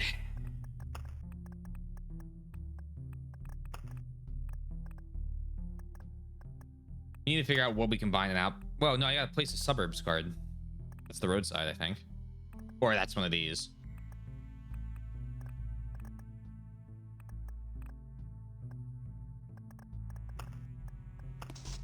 A vampire's dwelling, first and foremost, is a way to demonstrate the vampire's power and wealth, and only secondly, a place to live in. The owner has no need for the numerous rooms or exquisite decorations therein. You might even say a privileged vampire feeds not only on blood, but also on the admiration and envy of his brethren that come to visit on the rare guest nights. Maybe it's the unending desire to impress each other that foresees vampires to continue inventing the increasingly more sophisticated architectural designs. For a long time now, this place has proved to be fit for battles, which took place here numerous times over different periods of history. The earth was quick to absorb the blood of the fallen, but not their bones or armaments. Most of these battlefields have proper names and rich histories now lost beyond memory. People who lived around here are reluctant to scavenge the riches of the dead warriors, and even the animals try to stay away from the corpses. The feeling of never-ending battle still rages here, even as death had claimed all of its participants.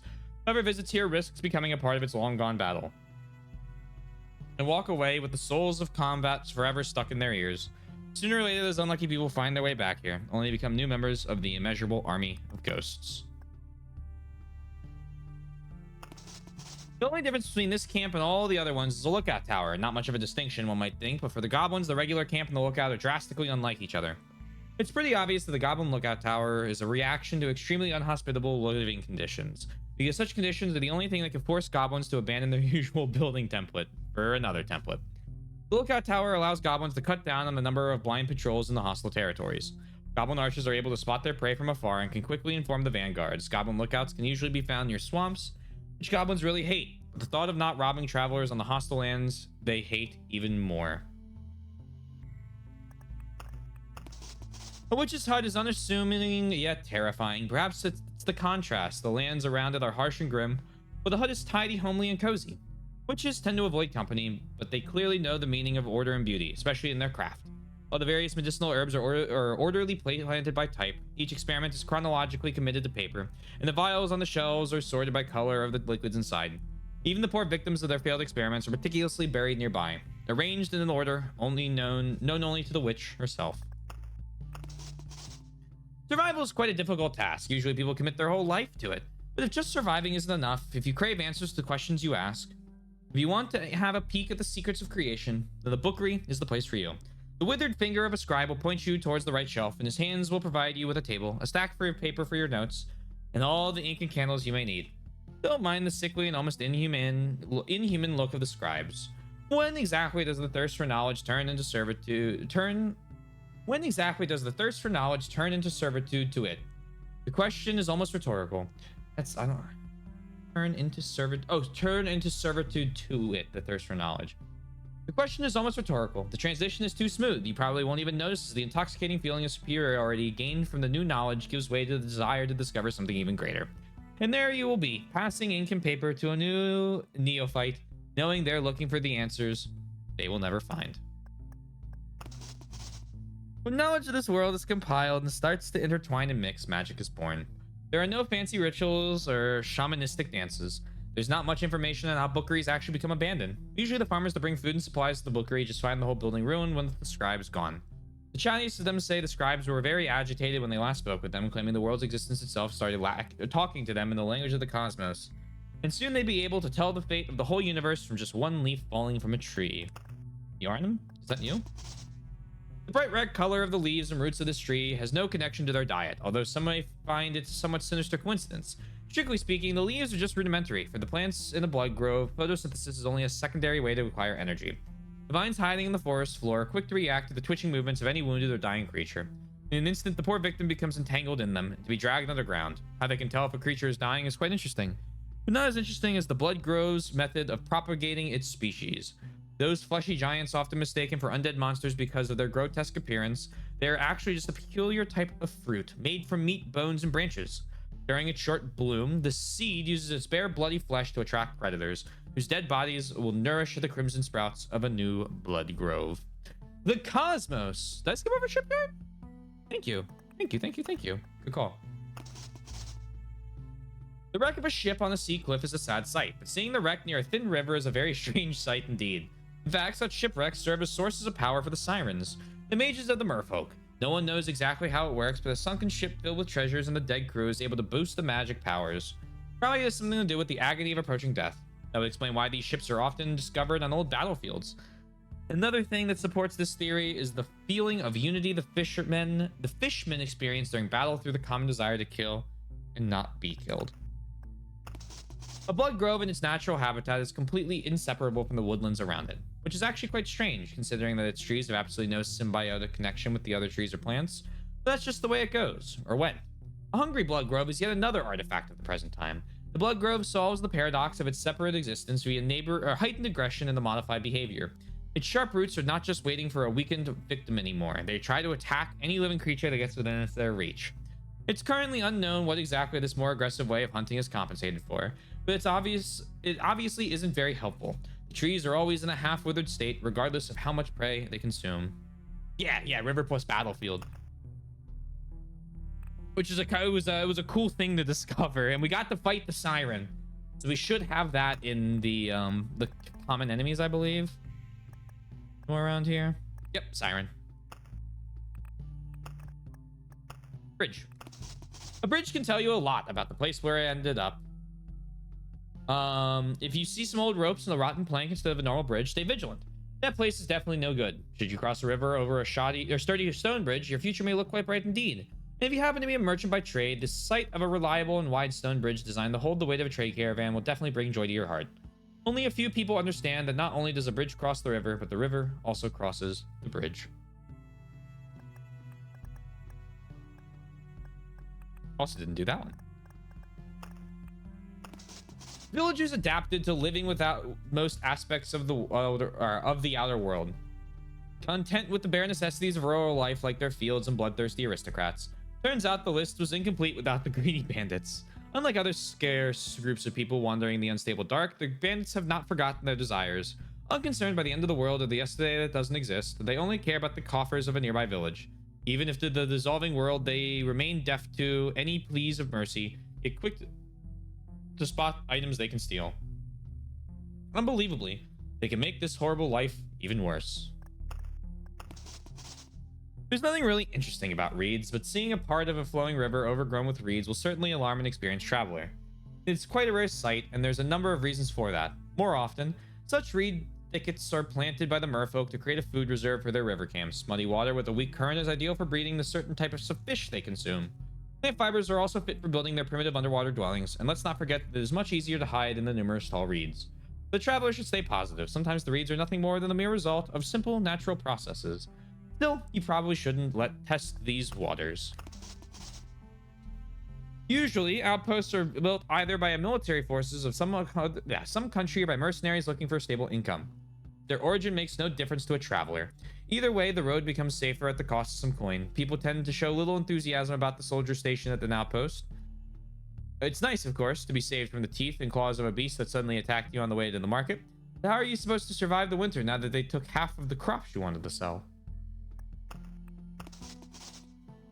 Time manipulation has always been an important discipline in the magical studies, mostly because of the promise of immortality via suspending certain processes of the human body, and for many other useful reasons. Of course, sadly, and the harms such manipulations bring outweighed the potential advantages. Once upon a time, these manipulations even nearly caused a global disaster. The chrono crystals are the aftermath of that disaster. These crystal formations are the world's attempts to compensate for the violated laws of creation and level the flow of time where it was disrupted. One may think incorrectly that these crystals simply speed up time around them. What they actually do is nudge forward the suspended time so that it may catch up with the overall pace. Huh. Rock. Oh, 50 chapters. This rocky landscape yields no crops. Even crossing it's very hard. Life knows no boundaries. Hello! Holy shit! Are you the first one? I think you are! Oh my god! Pog! 4 years. Thank you, Keegan. I really appreciate it a lot. I can't believe we're past my 4-year anniversary of me streaming.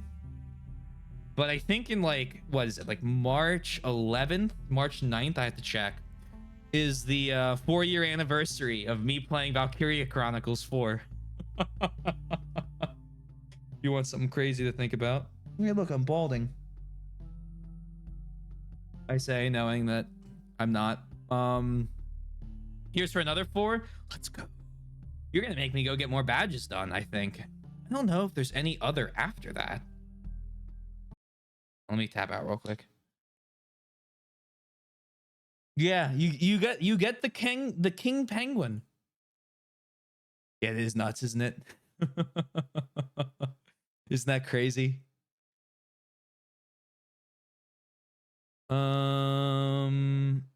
Subscriptions, subscriber badges. Fuck me. Yeah, I'm gonna have to go get more done. We have now unlocked the 4.5-year and 5-year badges. What?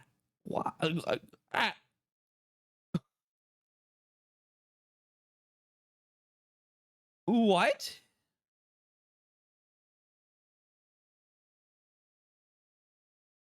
Oh man. I forgot subscriber only archives are a thing. Why would you do that? Anyway. Thank you. I enjoy the penguin badge. That's so exciting. Imagine being friends with this guy for 8 years. I wouldn't think of can't think of a fate worse than it. Oh my god. Absolute fucking cringe. I mean, have you seen how much orange juice this guy drinks?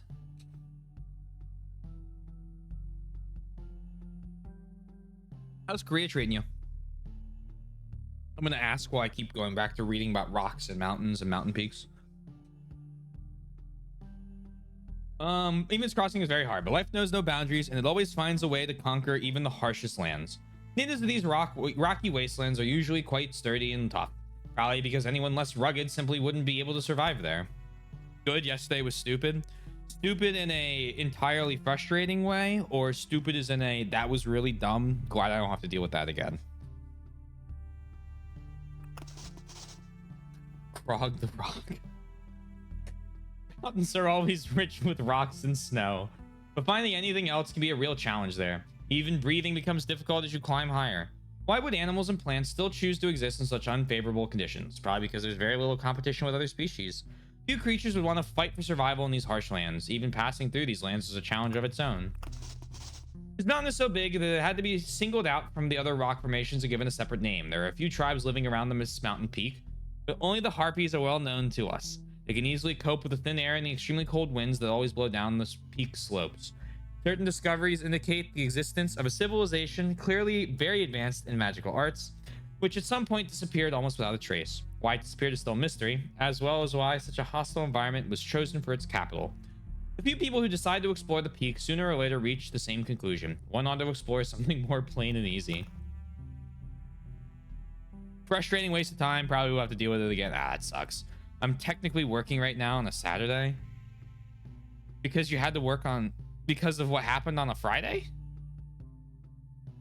I am excited for you to get out of the military.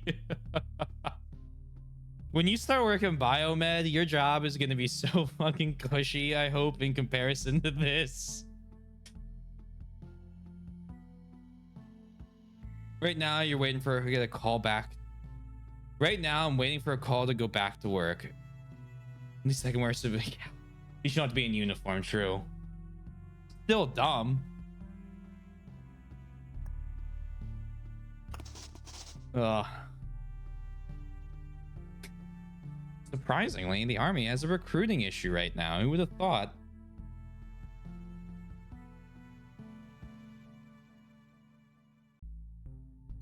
Quite a peaceful place. Predators have no chance to approach their target unnoticed. And large herbivorous animals only go there if they are able to run away or defend themselves with their large horns. A good rancher would be wise to lead his herd here to get some fresh grass. For a traveler, a meadow is also quite a comfortable place. There's always a place to set up camp, some branches to make a fire, and no one will stop you from having a good rest. A long walk through a blooming meadow is a simple and cheap way to fix one's mental health. One's physical health would benefit from that too, of course. Some people think it's thanks to the pleasant flower aromas and the relaxing rustle of grass. Others will pragmatically say it's because of the sweet honey, fresh milk, and delicious beef produced by the local farmers. Let's try to learn some wisdom from the flowers, which get along just well without any fuss, and say that both reasons are valid and equally important. 20 more months to freedom.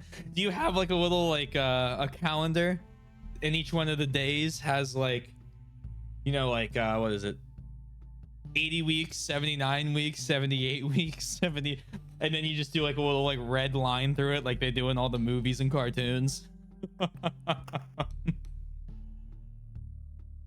Could be a little cathartic, scratching out each day. Hot sands of southern countries cover vast territories. Some researchers even insist that sands grow every year. Count the sands in the desert. 1, 2. Anyway, give the desert enough time and it will turn all land and its inhabitants into sand. You can forget about water. The desert will take every drop. The thirst of the desert can never be satiated, and the desert will gladly share that thirst with every visitor. The lean constitution of these people who live in the desert can be explained through the mechanisms of thermoregulation. But there is an easier explanation. Their life is a constant, exhausting battle with the harsh environment. Nah, I'm just going to submit my packet to get out when I get home from Korea. Oh, really? It'll be a year from when I... Oh, okay. Okay, that's not... Oh. Could be worse. Could be 5 more years.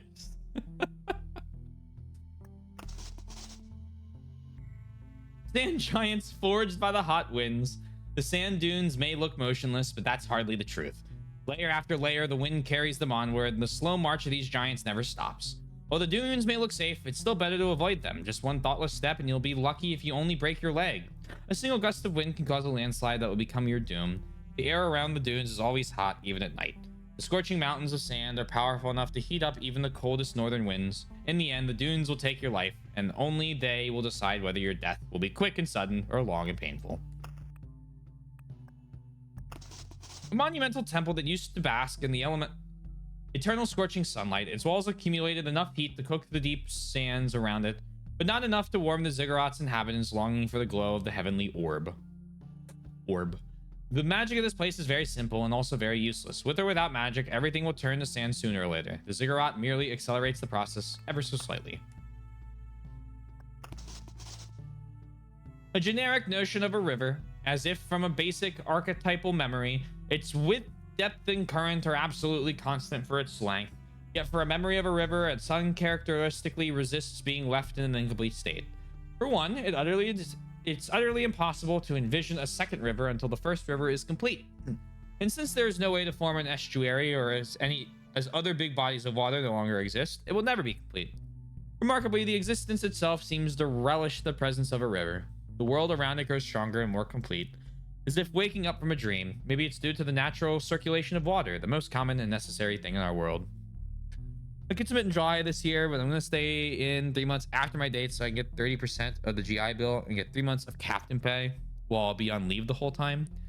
See that? That sounds like the system. Does that mean you'd get out as a captain too? That could be a fun, Captain Keegan. Come on, Captain Keegan. I'll never stop calling you that. You'll get out as a captain regardless. All right, you're gonna be called Captain Keegan for the rest of your life. We'll get you a superhero uniform and everything. That's awesome though. 3 months of basically just free pay on leave. Game it, please. Thick vegetation is the only thing that keeps this stream from drying out. Water is the most precious treasury in the desert. Whole civilizations were built around the oases. A single life-saving sip of water can unite people dying of thirst better than any treasure or common enemy. The peaceful atmosphere every oasis creates can calm various creatures and allow them to coexist in a small territory. But don't think it's land of harmony and peace. Fights for water can be very brutal. The only good thing is that they only happen out of necessity, not just for fun or for show. Because every move is a waste of energy and more heat that everyone here is trying so hard to avoid. Coniferous forests are usually abundant in cold regions. The trees are well adapted to low temperatures. The life of a tree is passive, quiet, and without haste. For the many species that dwell in the forest, living here is an unending fight for survival, but the trees already know that in the end, they will always be the victors of this struggle. Sooner or later, any forest dweller will become nutrients for their roots to absorb, and the trees never stop changing or adapting either. They're just a bit lazy about it. It's been a long time since chunks of these fir trees last saw sunlight. Same goes for all the creatures that live around here. For them, the disappearance of the sun is nothing really special. The only noise you can hear is the soft creaking of the trees, but even that doesn't mean you're alone. No one knows how many creatures might be hiding here. Your eyes have to pick up even the slightest movements, and your ears can't fail you even when you're sleeping. If you wish to survive here, only then do you have the chance to ambush the ones who are trying to ambush you.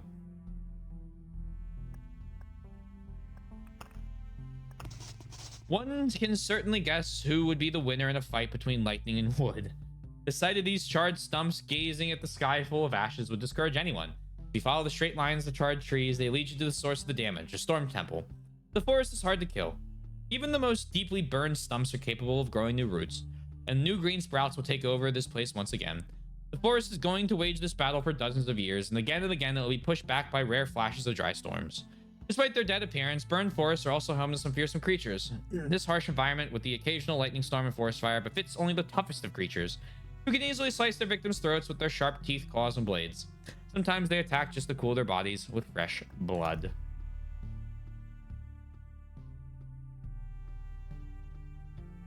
So I'll basically get double paychecks for 2 months because I'm going to start my job that should match my pay when I get out.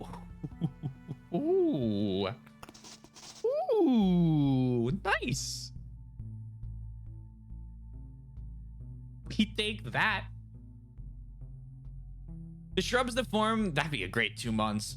The shrubs that form the marquee resent any rude intrusion into their well-settled routine. Anyone who goes against the stance of the local flora may expect a couple scratches on their skin and thorns in the flesh, a gentle reminder to keep distance and respect personal space. The local fauna is quick to learn that forcing one's way through the thorny branches is a bad idea, and relies on agility instead. A careless carnivore who bets it all on a simple killer pounce might end up with a scratched maw instead of a full belly. This building is not just a simple arsenal. A humble name hides the ancient school of Warcraft. One wouldn't call the students of the arsenal unrivaled fighters, but they are definitely always sought after. The fundamental basics of the arsenal is attaining mastery over every type of weapon and gear, no matter how exotic, and using them all together, as many as one can. Naturally, that would be hard to learn without a large variety of equipment at hand. That's why the arsenal also functions as the largest museum of warfare. Among its multiple exhibits are items so exotic one wouldn't even know how to handle them, use them, or even wear them. If you happen upon a clumsy-looking warrior bristling with a ridiculous amount of gear, don't be too quick to laugh at him. It's quite possible that he is a graduate of the arsenal, and he'll use all of his deadly inventory to teach you some respect.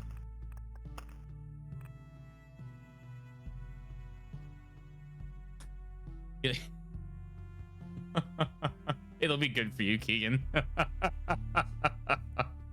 I think you'll be fine.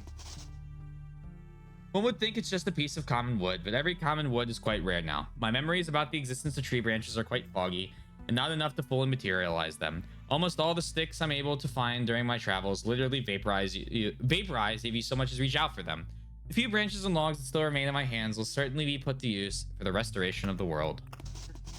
As I walk down this path, sometimes I find pieces of rubble and rock under my feet, and each time I pick one up, I feel like I've never done it before. But in this world, any small piece of rock counts. It's strange. But when I gather enough pebbles in my pocket, they somehow merge into one big rock. It seems like the world is trying to restore itself. I suppose I'll help it with that. If I use a weapon or a piece of armor for some time, I get used to it. It becomes an ordinary part of the world around me. But if I replace it with something new, more often than not, I won't be able to remember anything about the old gear soon enough. All that I remember is that it was something useful and made of metal. That's how these tiny pieces of metal appear in my pockets. They cling to each other as if they were magnetized, and eventually they fuse into full-fledged metal ingots. Finding food in this erased world was becoming more and more difficult. I have to grab everything you can find, wheat from the field, rat wolf meat, and so on. The only good thing about this global oblivion is that it also affects the feeling of hunger. It doesn't distract me from all the other troubles. A small sphere. I'm not sure, but I think it appeared in my pocket after fighting a big pack of monsters. The sphere pulses in my hand and feels like it's growing in size, but it actually isn't. If I look at it, I get an overwhelming desire to make the world around you better. I should give it to the builders at camp. Drops after combat with at least 4 enemies. More enemies in combat means a higher chance. Don't know why I called it an orb, just name it somehow, I guess. It looks more like a skull, not a human one though. Feeling of great despair overwhelms me whenever I look at it. I lose all my will to fight or to do anything at all, even living. I really shouldn't be looking at it, but here's the strangest thing. If I squeeze it in my fist, it does the opposite. It fills me with overwhelming will to live. What a strange thing. Somehow I can feel that if I'm to find myself at death's door, this sphere will give me enough strength to dash back to camp. A book is a bit too strong of a word for it, but let's leave it at that. Most of its pages inside are blank, and others are either half erased or written in an unknown language. I should bring it back to camp. I think I should be able to find someone who's able to get the information from it. The world doesn't exist anymore, but I still remember some parts of it. My memory often fails me. Things I thought were certain sometimes become something else. A meadow full of fresh grass begins to bloom if I close my eyes just for a second. A rocky cliff, and I was sure it was just a big rock, turns into a mountain peak in the blink of an eye. Such transformations pile up, a complete and physical perception metamorphosis is born. I can't describe it at all because its form is constantly changing entirely at random. I head out back to work. Good luck, Keegan. I hope work lets you go quickly. Fingers crossed. And thank you again for 4 years. Please enjoy the emotes and the new badge. I have a little bit of sleep right there. Okay, there we go. A cluster of particularly solemn, sorrowful memories, but if it... Oh, these are from undead enemies? No wonder I've been getting so many of these. Be it a skeleton risen from the grave against its will, or a vampire forced to cause suffering to everyone else. Any undead reminds me of death. Everything in the world is forgotten, even the meaning of death. I have to keep reminding myself of this. Luckily, these days, I can physically carry these thoughts and memories with me, as pitiful remains, or as more palpable orbs of afterlife. Bye-bye. A piece of the cosmos itself, a shard of time, a fragment of something infinite and immeasurable. And hello! Welcome on in. Hope you guys are doing well. Welcome to the reading stream. I hope your stream went well. Hey Ted, hope you're doing well as well. I assume it was Elden Ring.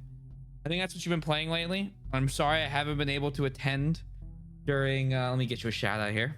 Let me get you. The game disappeared. Don't panic. Yes, I hope Elden Ring's going well. Hope it's flying. Hope it's good. I'll get there one day.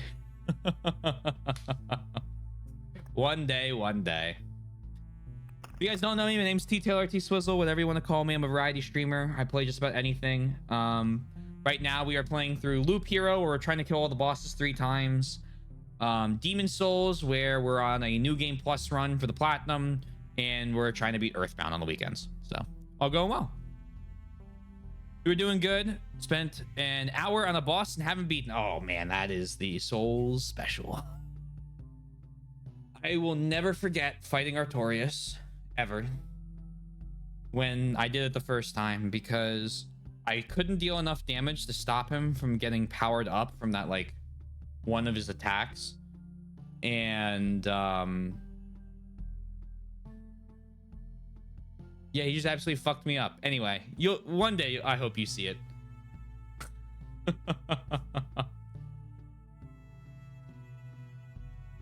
But that boss, a couple others in Dark Souls 1 I won't name because I remember you haven't played them. Ludwig.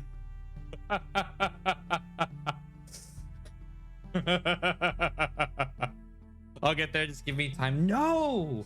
You gotta beat it now! Yeah, Ludwig and Bloodborne. Yep. Yep.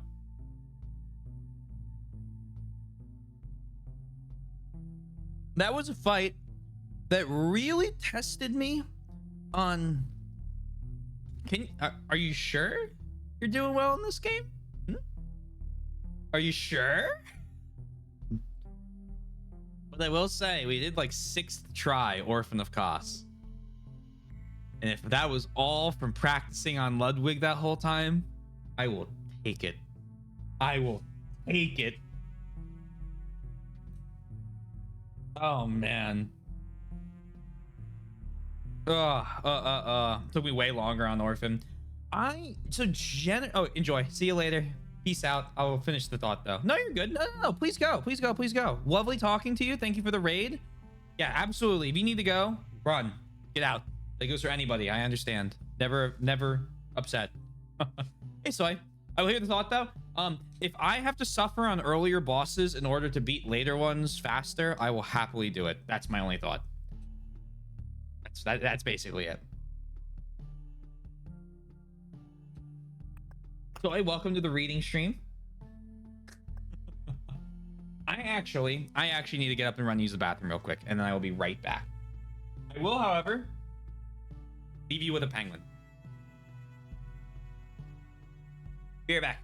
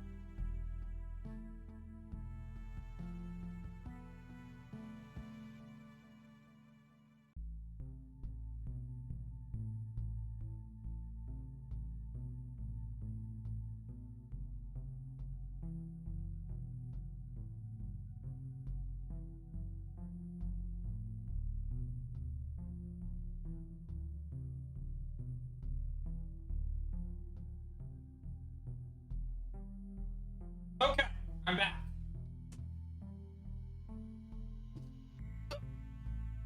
I appear and you leave. I can't help but feel insulted. Well, you should. Crip was showing off the Japan videos, photos, and talking about his trip. Looks like he had a great time. Have a couple things to add to my Japan trip. Oh, like what?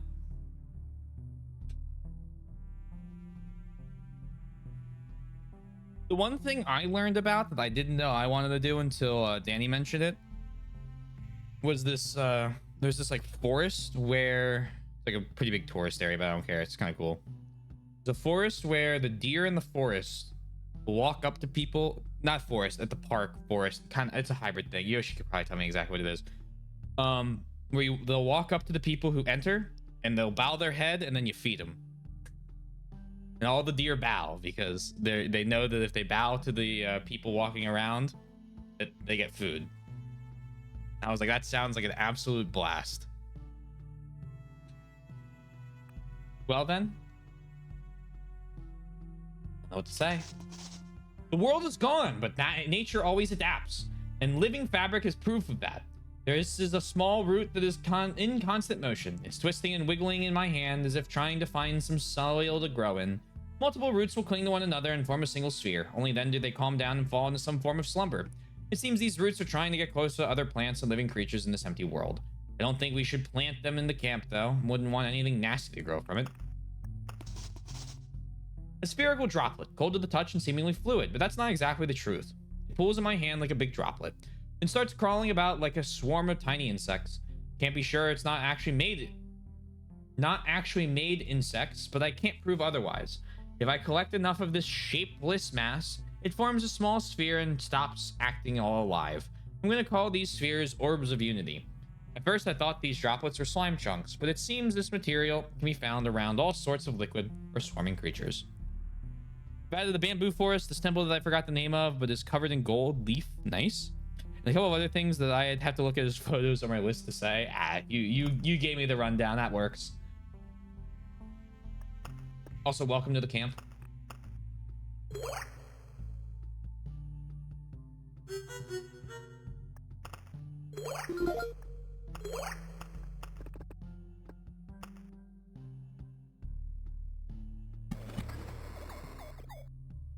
How goes the loop? We beat this boss again. I'm going to I think run back in for a third kill on him, and then we're gonna start trying to beat this guy.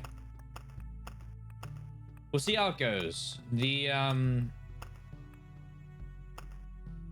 enemies will be pretty strong in this last section, but I also think that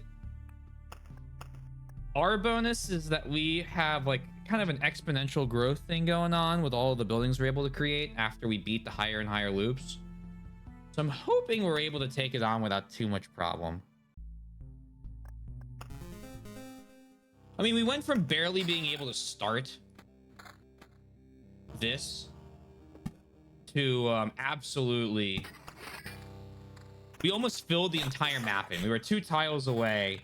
We had maxed out on most of our resources, and another loop probably had a 30% chance of killing me, and I figured I was... As much fun as it would be to finish it, it wasn't worth dying for. It'll be easy. It'll be easy. Also, I'm still trying to decide what to play after this game. Because I'm not gonna do... No, we'll get there. We'll be there soon. Because I don't want to do Ghost of Tsushima because I don't have the time. I think because I want to do Rise of the Ronin about when it comes out. But I think I finally picked a game. So I know we were talking about it yesterday. I appreciate your suggestions.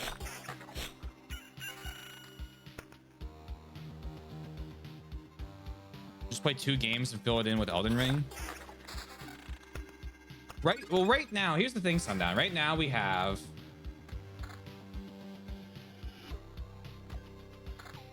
Hold on. Right now I have Earthbound.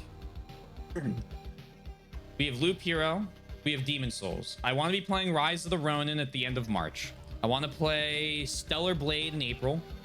Well, May, technically, because Soy will be here at the end of April when it comes out.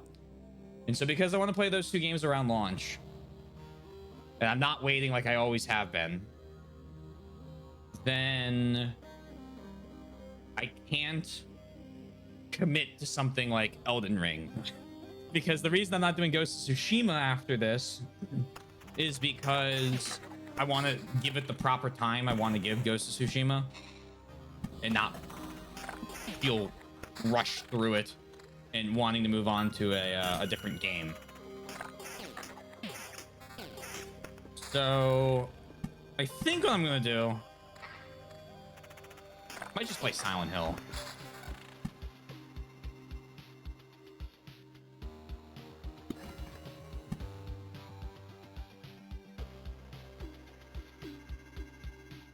Village, Wheat Farm, Cemetery.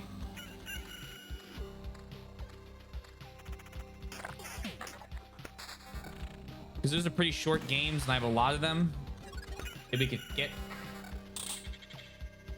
get to this. Want chance. Want the defense.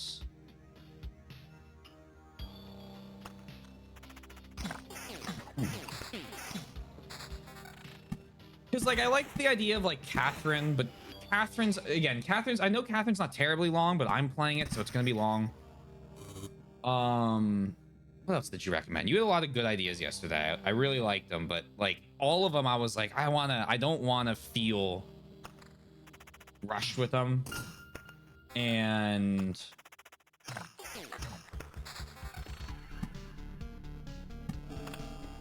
I'm worried I'll end up rushing some of them if I want to just get, because I'm really, really excited for Rise of the Ronin.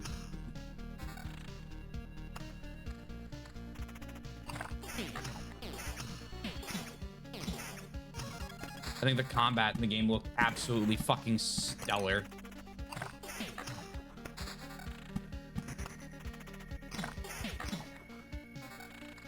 Because I assume you want to do them all in a row.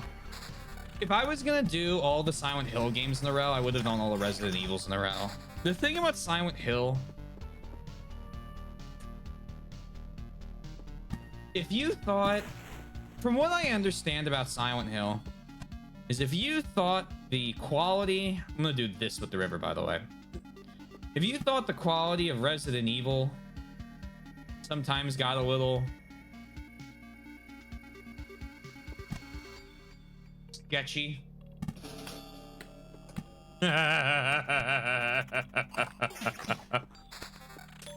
Oh boy.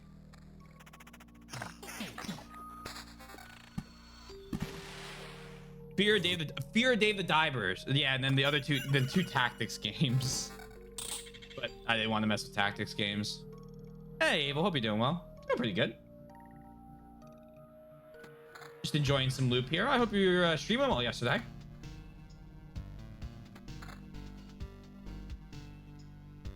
The rest of it, I mean, you know, I was there for a part. I made it for a little bit. I get it, but at the same time, Elden Ring is so insane. I feel it's an engaged situation, and you should do it right away. I wouldn't say that about any other game besides Elden Ring. Yeah, I know, because you're suggesting I skip Dark Souls 3, so I get it. I understand. The other thing is, I do want to do that with Elden Ring. I do want to make Elden Ring 4 days a week. But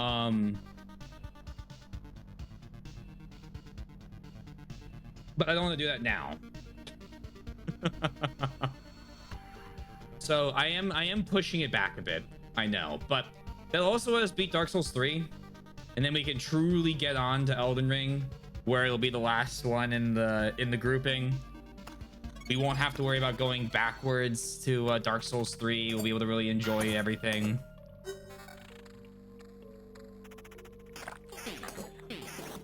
It'll be good.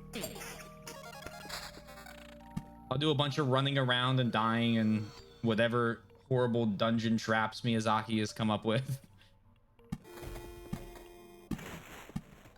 Whatever manner of poison swamp exists.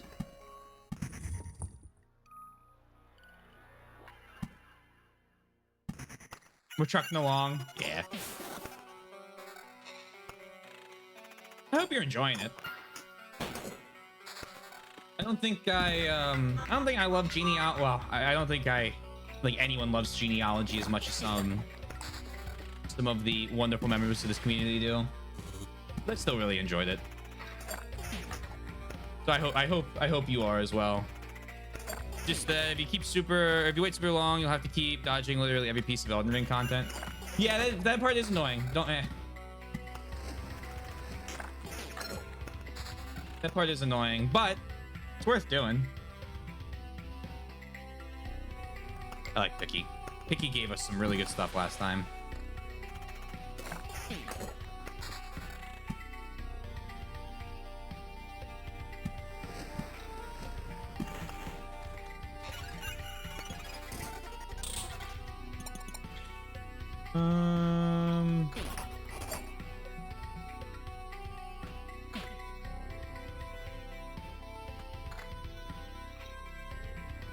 Just kind of shuffle these.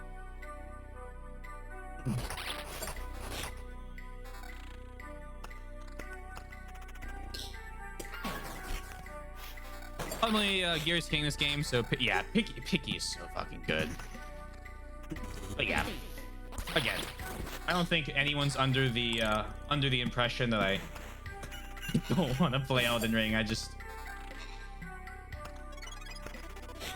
When there's 280 games on a list for me to that I also want to play.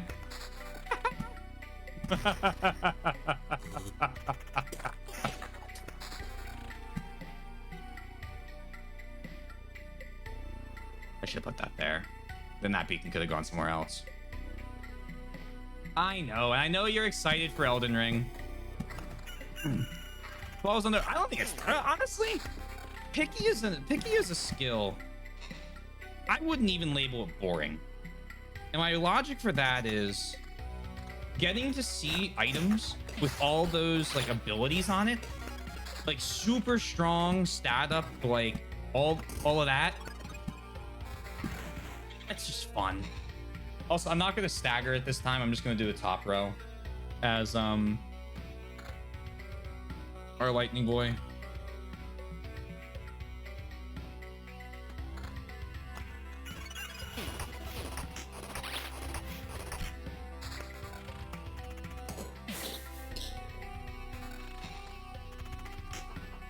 Elden Ring. Yeah, I feel it.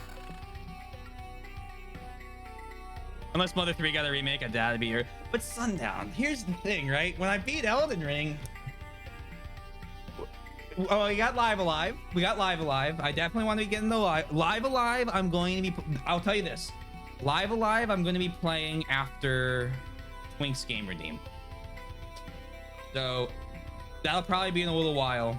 But... I definitely plan on getting to that soon because I own it. And I kind of like, you know,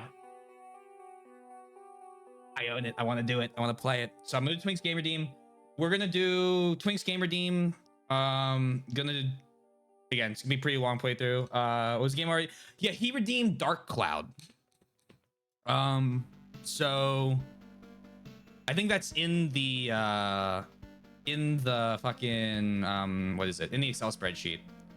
Japan. Oh, right, that new during that direct, didn't they say that what was it, there was, I think Yoshi mentioned it, or did Sundown mention it? One of you guys mentioned that Mother 3 came on like Switch Online or something, or Chop Deliver. Why would the Americans want Mother? Oh, heaven forbid.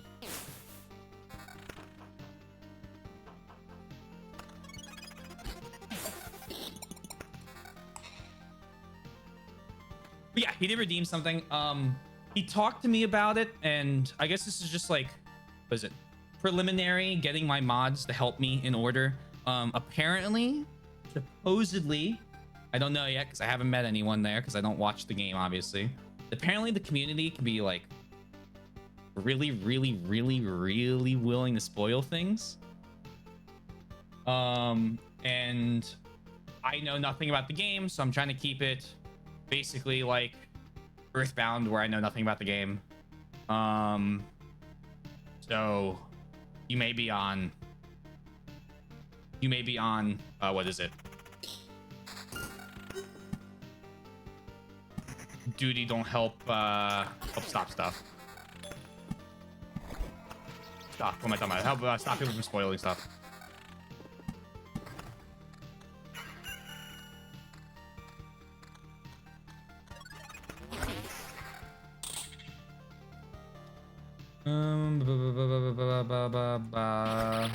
Did I miss? I missed? I see welcome. I won't read. Keep enjoying your luck, Twink.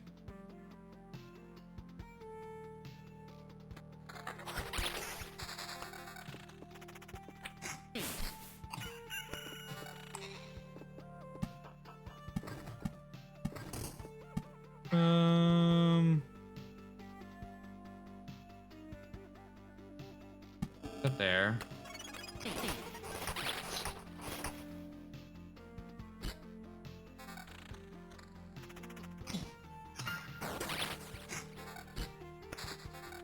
And then burn that.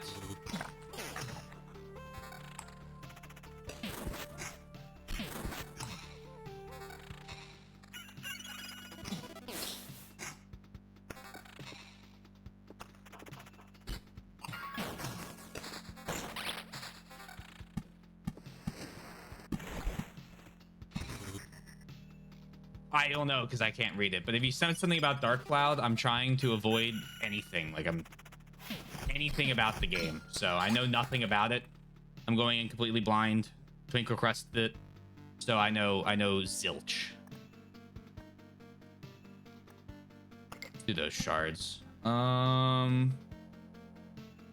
Treasury down there. Zilch. Zero. Nada. Level 10 sword. Let's fucking go. Do that.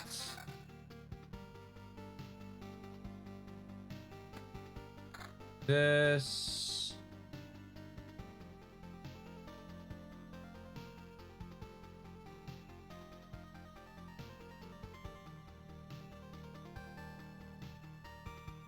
Then I kind of want to do damage to all as soon as I can.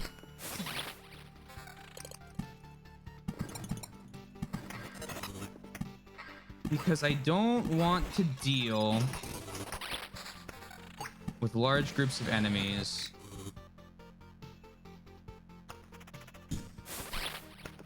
It's probably the most vaguest thing to say in existence, but I guess on some level possibly. Well, I will say it's his game redeem, and he gets to pick what the spoilers are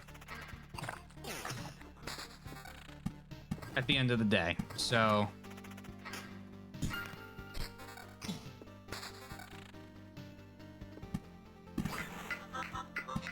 let's destroy that. I'm also going to ask the chat cools off right now before I have to say something. So if anyone's planning follow-up messages, think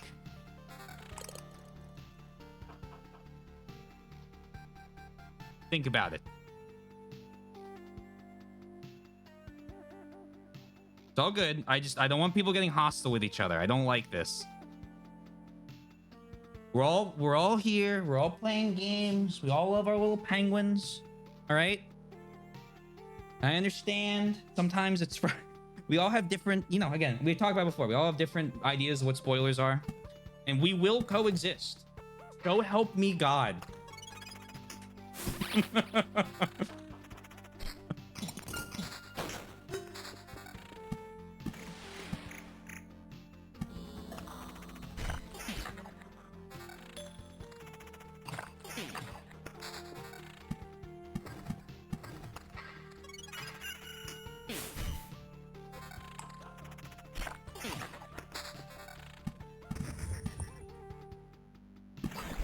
Anyway, we're playing that after Earthbound. I'm very excited for it.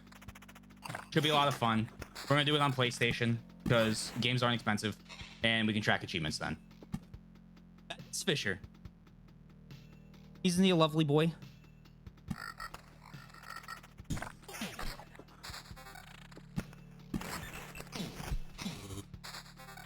You look really cute with them. Thank you. I do my best. I try where I can. Ba,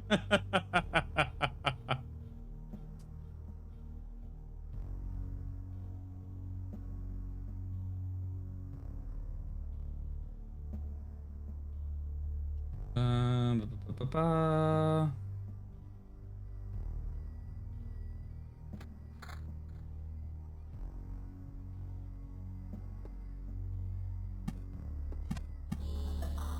Okay, there we go. See? All good. We're thumbs up. We're all good. Everything.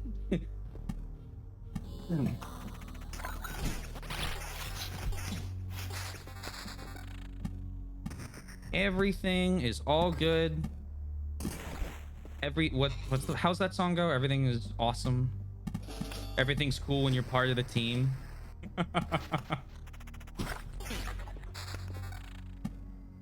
Enjoy your lurk.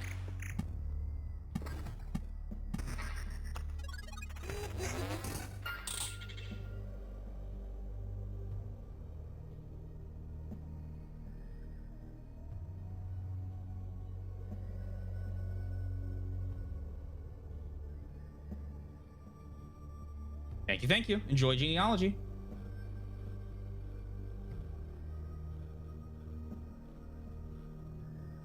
Anyway, where I was going with that originally was apparently the community can be very willing to spoil major game events. So if you're around, I always say it like that no matter what. Your help will be very much appreciated.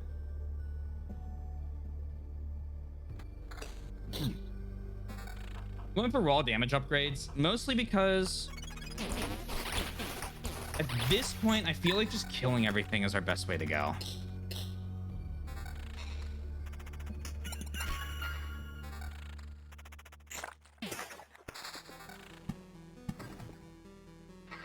Just that, what a stupid comment.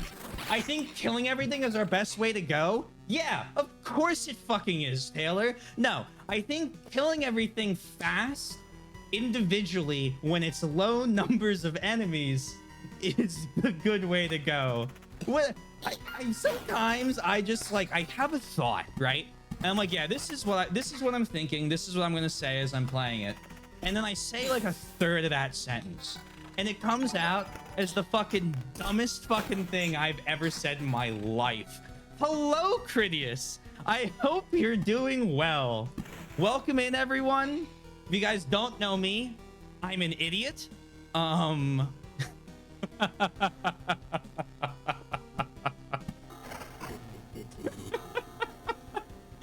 a variety streamer. I really like penguins, and we're currently playing through Loop Hero. I hope you're doing well. I hope the Super Mario RPG went well. Thank you for the shout out, Sundown. Thank you for explaining that better. Yeah, no problem. What did somebody say? Whenever someone says that, you look cute. I debate putting on the possessive girlfriend to have pause.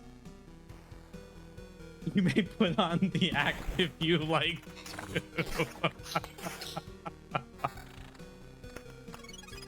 Oh man. Oh boy, what have I gotten myself into? Frank. Hello, good to see you as well. I heard you went over some of the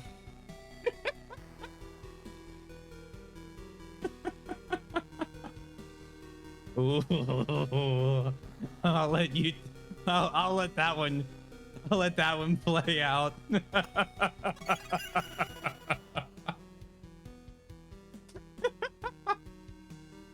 Oh man.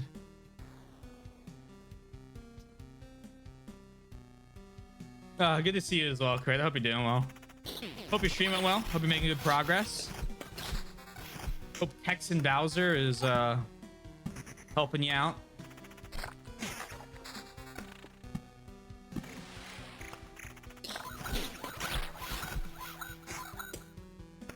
Poke.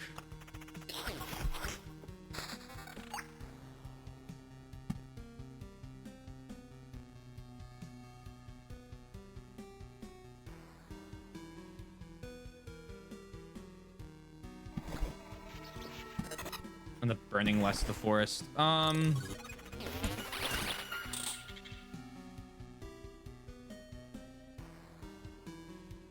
Ooh, damage to all.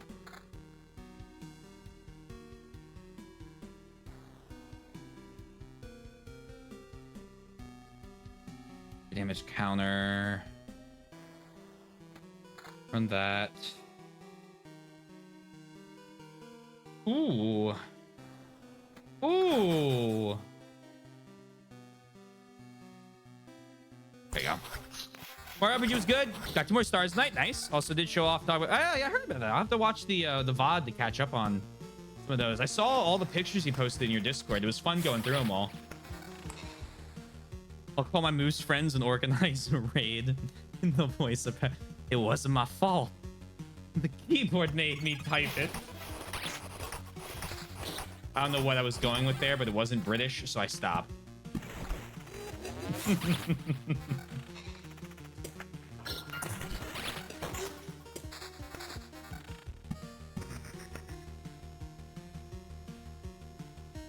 Bus and Child of the Forest are good, but I really like using Child of the Forest.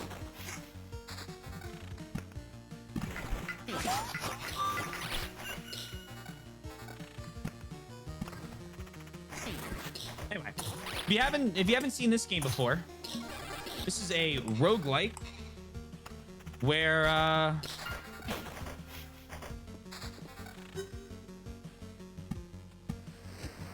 you build the level. And it's going great. We're trying to beat this boss for a 3rd time to unlock his last bit of dialogue. And then we're going to finally go on to, I think, the final boss. And then we're going to beat them 3 times to get all their dialogue. And then we're going to off and on play this in order to 100% it. Because it's actually really, really good. Categorize it in the list of roguelikes that I actually enjoy playing.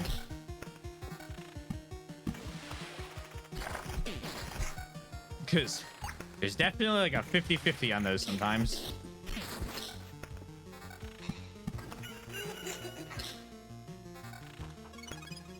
Also accidentally made Soy cry too, so that happened. How'd you make Soy cry? Why are you making my girlfriend cry?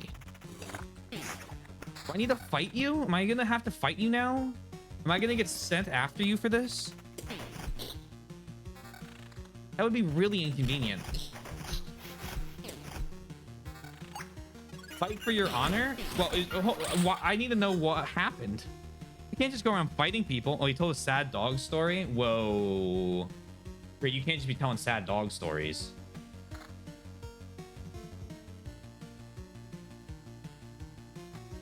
It's like gotta be against like the Geneva Convention or something.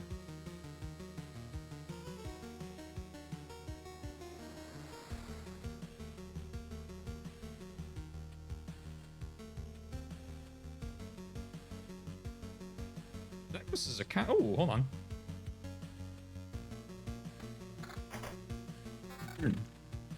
Losing a bit of damage to all, but gaining a ton of extra damage. So a single target's looking good. Heartbreaking sad dog story. Why are you just ripping sad dog stories? How could you do that to your loyal fans?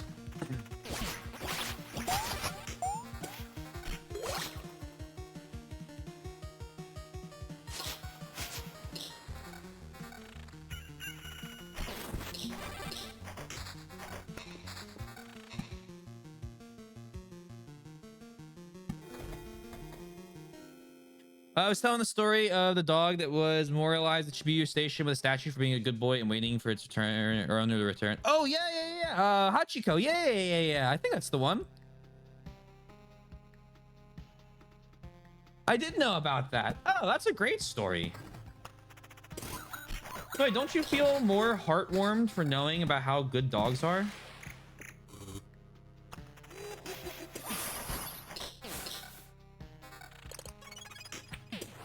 Alchemist shelf. +1 to the max number of potions.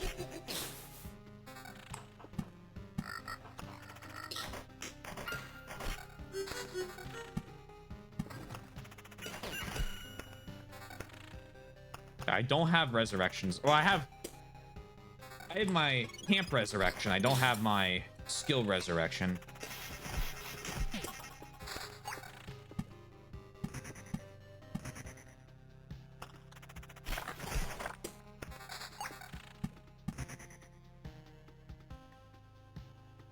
Mm-hmm.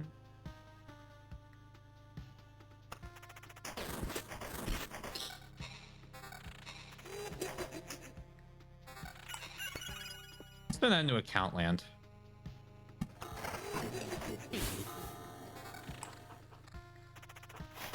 Especially because the other count land's been going well. So why not risk it here? Risk it all. No, I cried thinking about how confused and sad that poor dog would have been. Yeah, but it was a loyal doggo. He waited for his owner. Like the bestest of boys.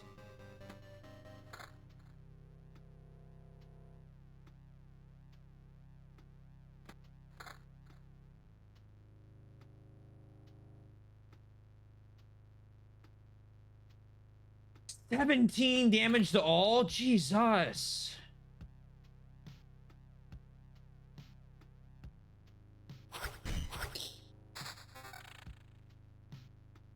He deserved this. Exactly. He got a statue in his honor.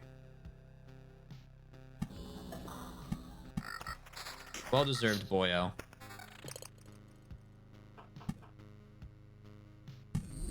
Witch hut.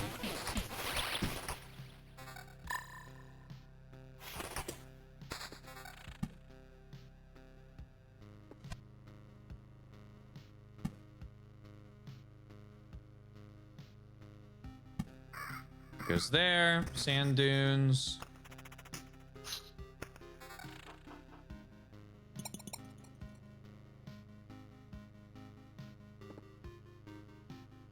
One, two, three, four.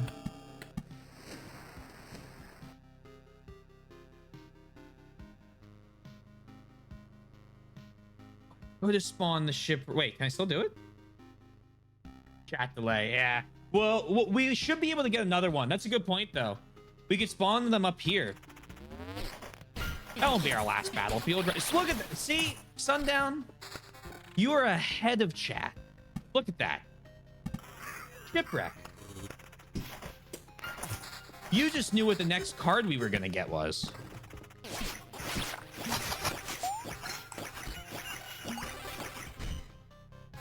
Yeah, it was meant to be. Yeah. You knew what was going on.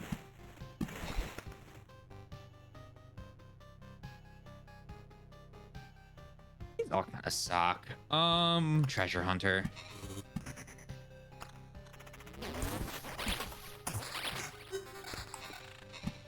River. Do, do, do, do, do. Do, do, do, do, do.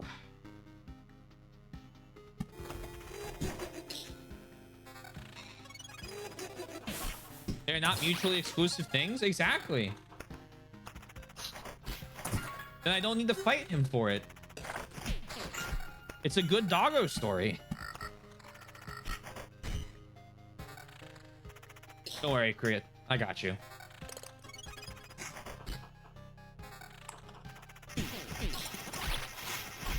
Please stop evading. Oh my god. It's always funny how quickly just the entire thing just explodes. Glad I could help. Glad I could help.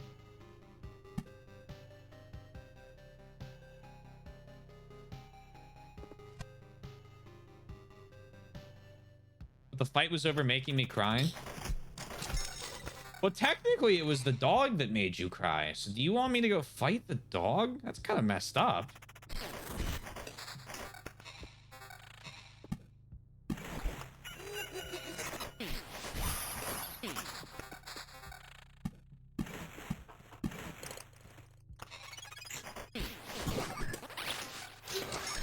So like, what? That's not even a real word.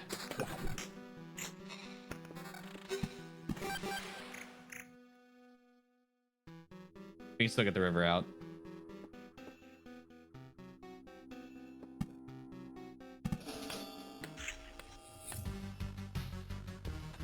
I don't know if I'm prepared for this fight, but I'm gonna do it here anyway. Because I don't think I'm gonna get more prepared.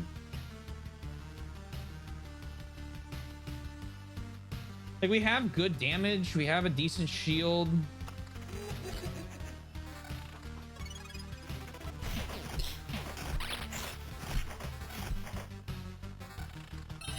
You got a rat wolf.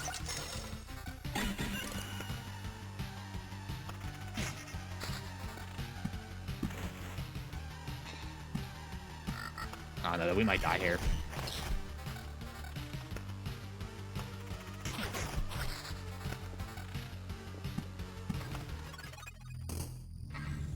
Ah, shit, there's a skeleton assisting. That's not good.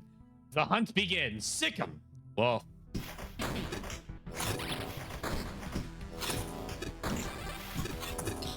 No. Oh, hold on. Oh, there we go. Oh, yeah, that wasn't a good one. I could feel it going into that fight. It wasn't good.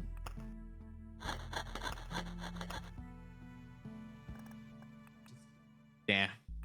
That's all right.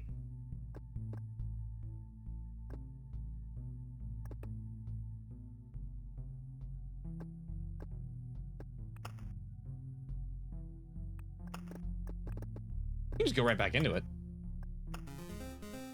We need more. We need more, basically. We just didn't have a great slew of items. Starting off with Oblivion.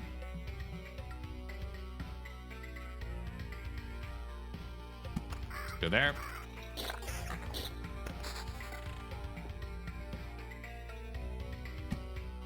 Plan out the Count's-Land.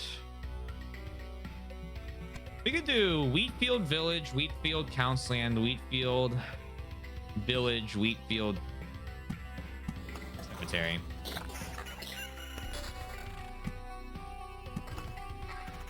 Basically make a city.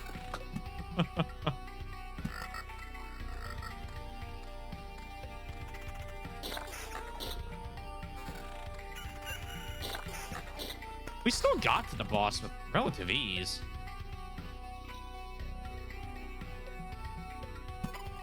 That there.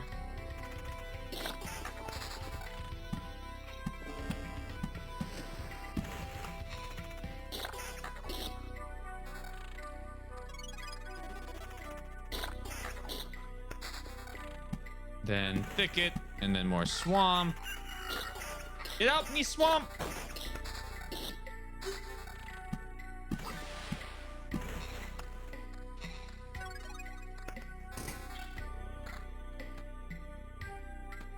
Put that there, put that there.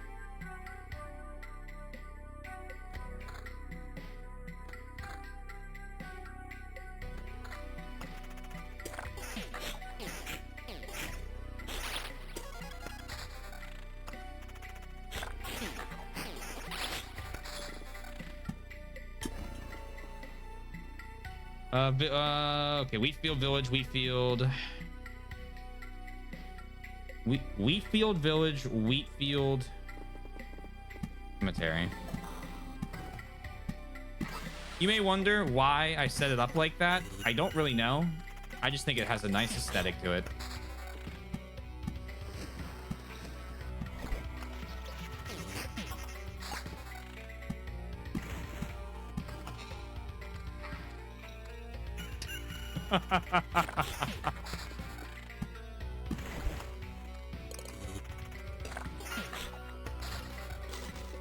More choices than I care to admit, honestly, because it's just kind of cool looking.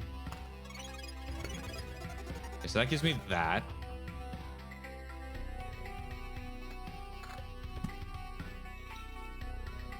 Vampire Mansion.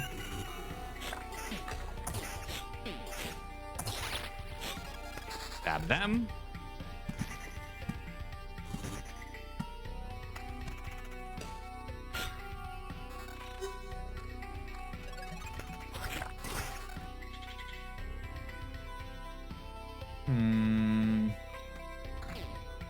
I just want the shield. And a real fucking weapon. Holy hell, we have not been getting lucky with the weapons this time.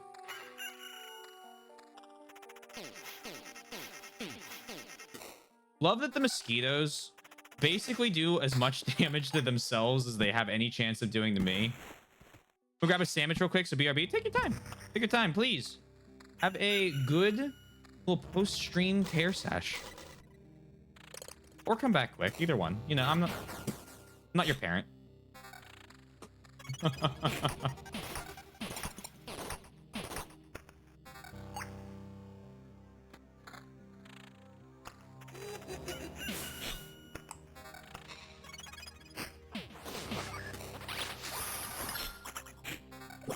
Do this. Come on, stabby, stabby, stabby. Ooh, handful of Oblivion cards.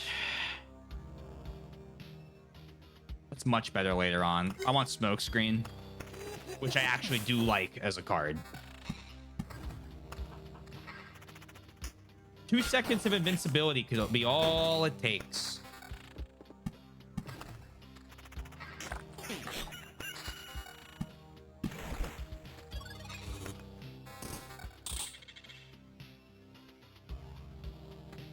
Do that.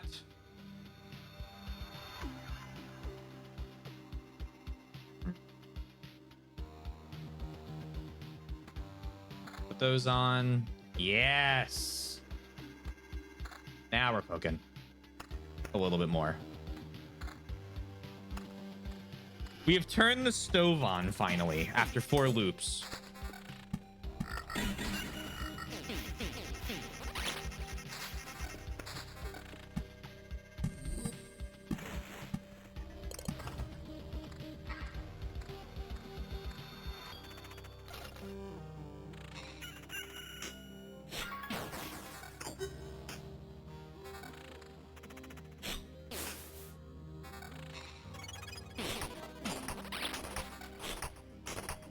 God.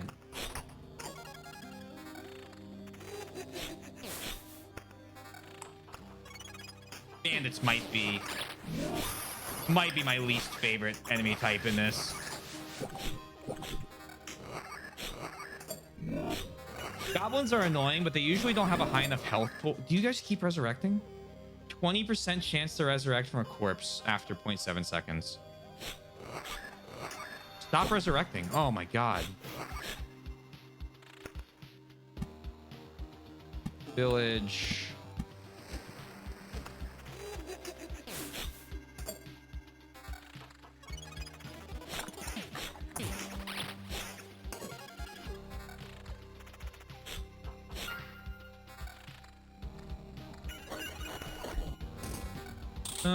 You know, actually I was thinking about this.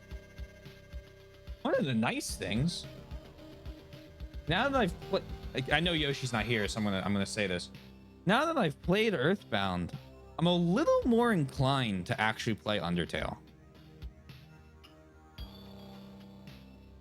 I know I've been a little dragging my feet on that, like, I don't know. I really liked Earthbound, and like, I kind of figure if that's the case, like, I mean, I own it too. I got it for like $1 or $1.50.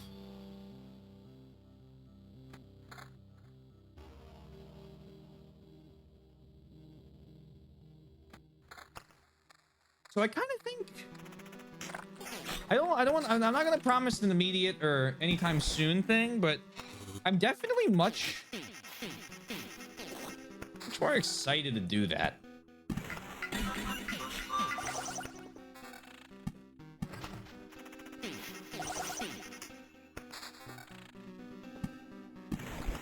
You're still enjoying Earthbound? I'm probably a massive Undertale fan.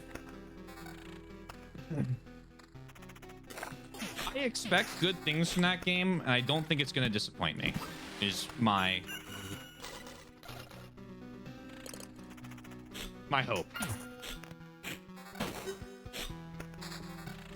Of course, the bar is set evenly for every game because I will never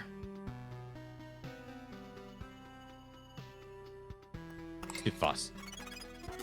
I'll never give it fucking my that broke that again. I never like to give a game too much credit or too little credit before I start playing it. I don't think it's fair to the game. Lukewarm with round, love Undertale. Some shit will be over the moon on it. I'll probably at least enjoy it. Would need to be vigilant on spoiler watch. Yeah, I will say, and I've said this before, I know some stuff. As someone, you know, going through so many years, I obviously haven't like watched anything on it probably in a decade, so no fucking shot I remember anything from that.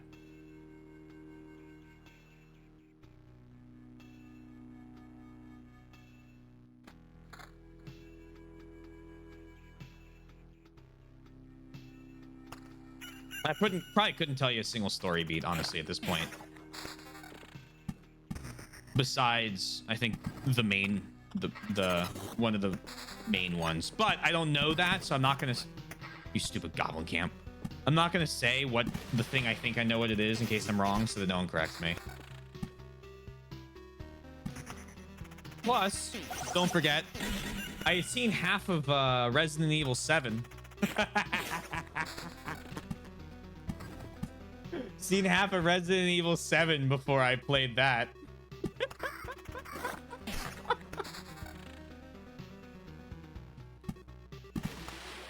Oh man, I can't believe I'd only seen up to the tutorial end.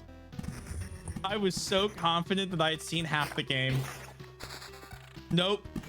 The garage fight.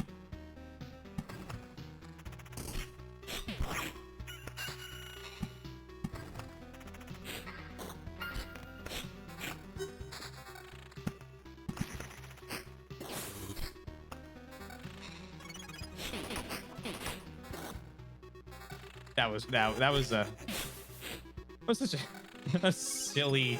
That was right after what was I thought there was another game we had just played right before that where I had done the exact same thing. Oh, Luigi's Mansion, where I was on the final boss of Luigi's Mansion, but it was actually just Boo Colossus.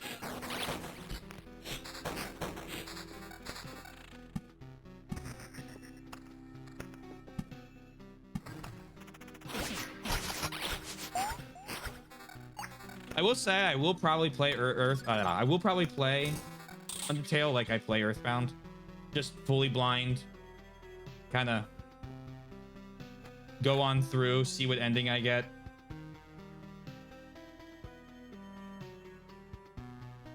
Try to figure out stuff for myself, and then have a nice little breakdown after the game's over, where everyone makes fun of me for being an idiot.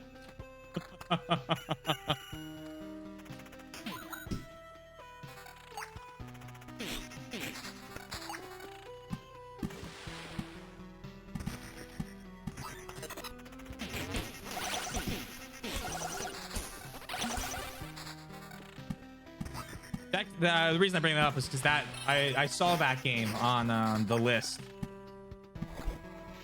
when I didn't want to burn that, when I was looking for what I'm going to play post this instead of Ghosts.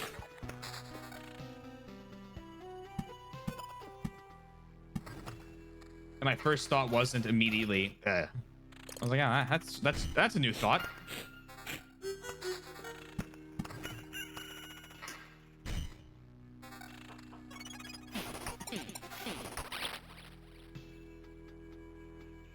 I don't really want to lose all of my... Okay, well. Go buy that item anyway.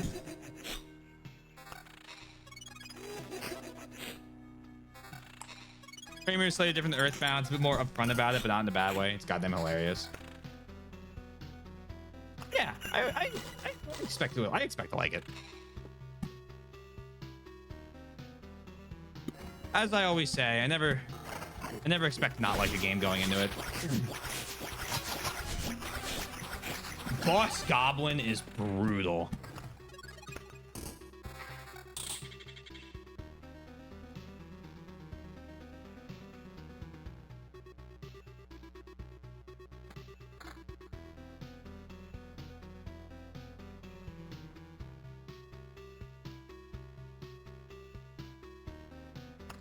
Mm.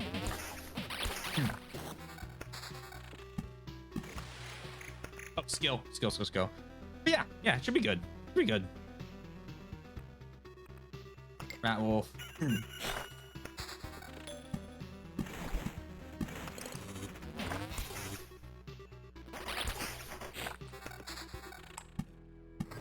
I can't imagine.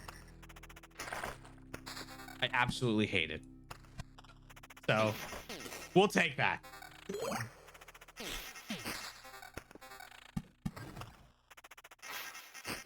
Better than I felt like, you know, a couple years ago.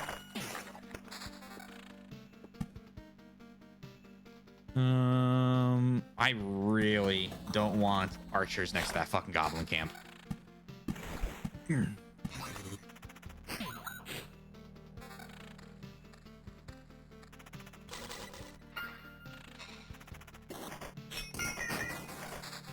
That will be interesting, Soy, actually. That's a good point. I haven't even thought about what the Twitch community would be like on that.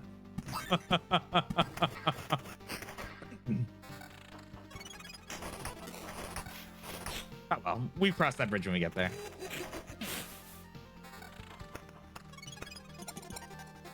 Comedy gets a bad rap, but sometimes making something truly funny is one of the hardest things in existence. Yeah, it's especially because comedy is so objective that like having something strike a chord with so many people is a really, really difficult task, you know?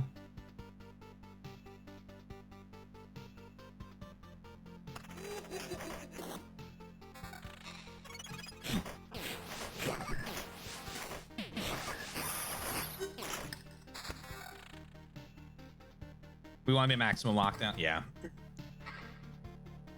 Take what I just said about Dark Cloud and like crank that to like a 12. I will say I am gonna I'll probably give everyone a pretty good notice before I do it, because I know Yoshi hasn't played it. I know then if anyone else that I don't know about hasn't played it, I don't want them to start coming in and then expecting Undertale spoilers from people who join or may join. 2 bandit camps on one place?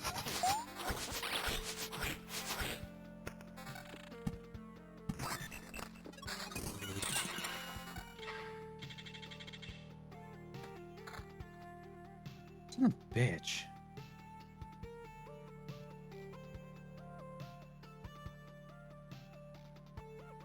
That's better than the sword.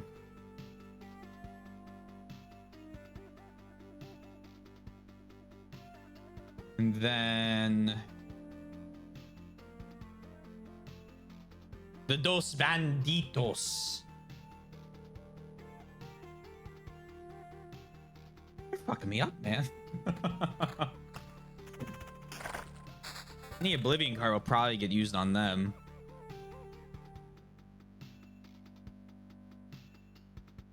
Put that there. Rock. I got a rock. Why didn't it?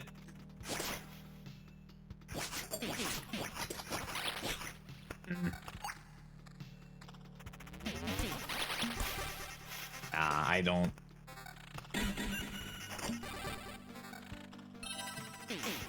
I don't love what we got going on in this run. We barely have any cards up. Loop 9. Could have a turnaround though. Always the chance for a turnaround. But I was not happy with those last couple battles. Okay, hold on. We got some thickets coming in. The large thicket groves are what really make the build I've been using on him effective. I think. Because it combines with the Oasis.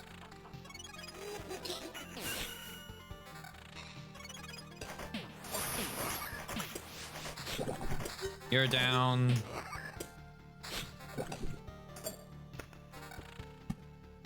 You go there.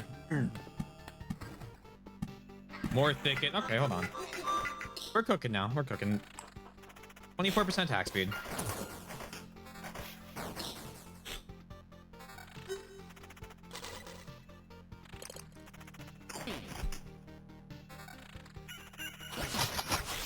Oh my god.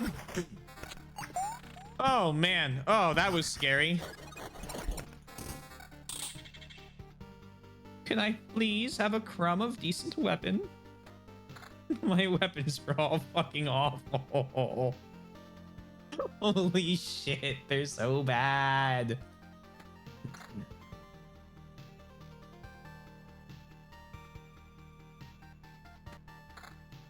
Okay, that's a decent shirt.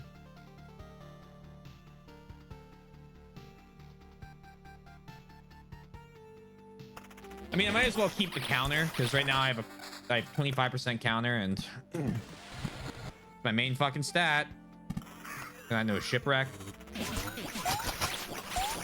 Shipwreck in the desert. Wait, what? You shitting me? I can't go. I can't.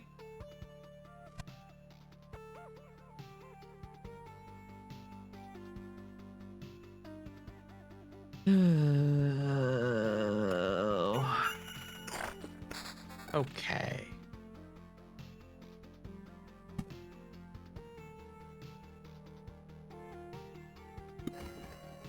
Okay.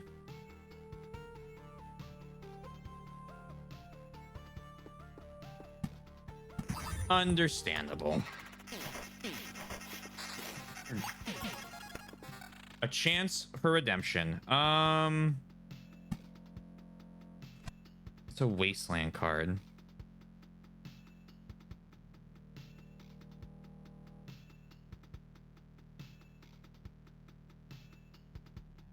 So I'm gonna have to keep the Dos Banditos. What I could do is either destroy the shipwreck, or destroy the cemetery or the bridge and then the cemetery, and run it through here. All right, well, like this, or down or something. Down here, maybe.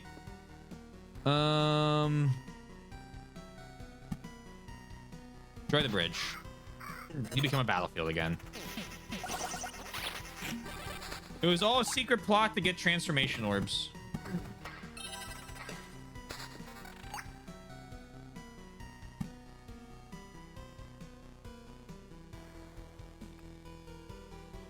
Go there. Crack that.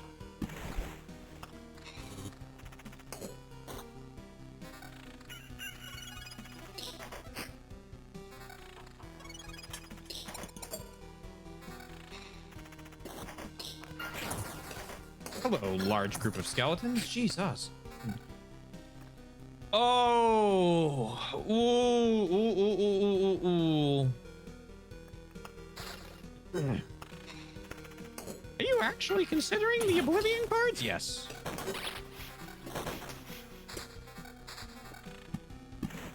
Thicket. Mountain. Rock.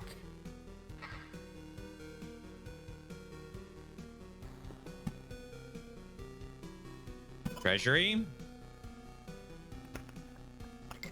Blissful Ignorance.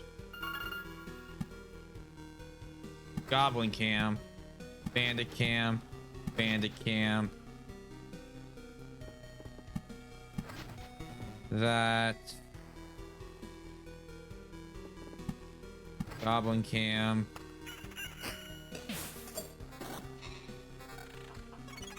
Oh, man. Oh, we've been saved.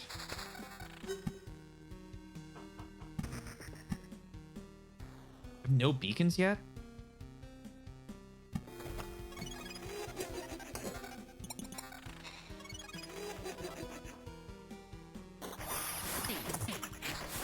I am curious. What oh wait, right.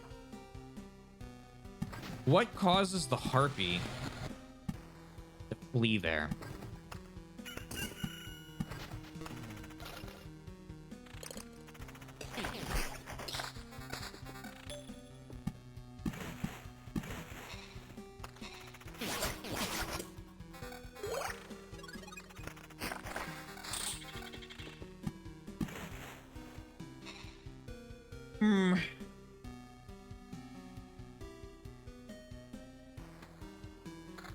Just better.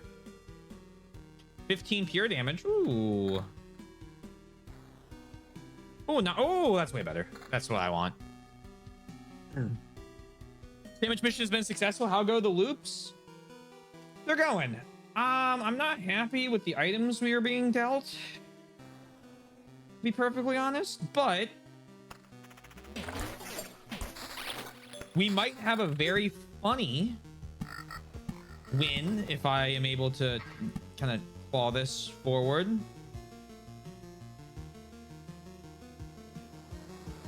And that in and of itself is something. Wait till I take some damage here.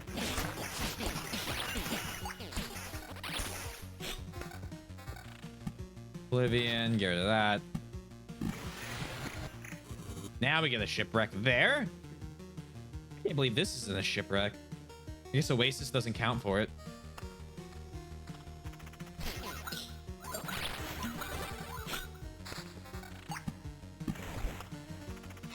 I'm really, really low on damage for what I want to fight this boss, especially on loop 11.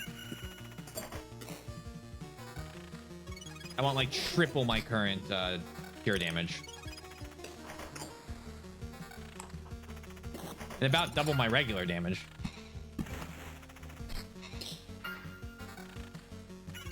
Or really high crit with Black Lightning, which we don't have.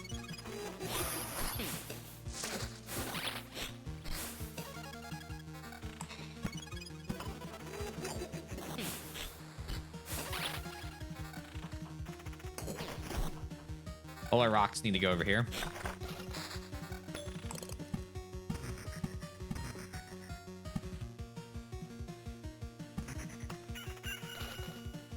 Oh.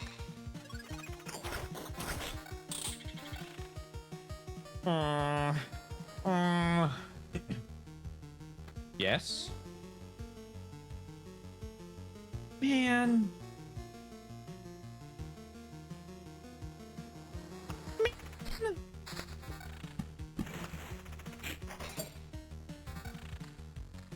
Okay, we do have 70% attack speed buff.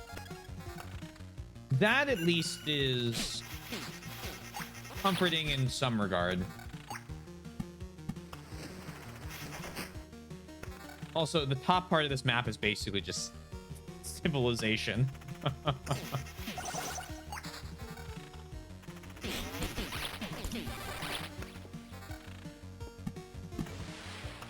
There.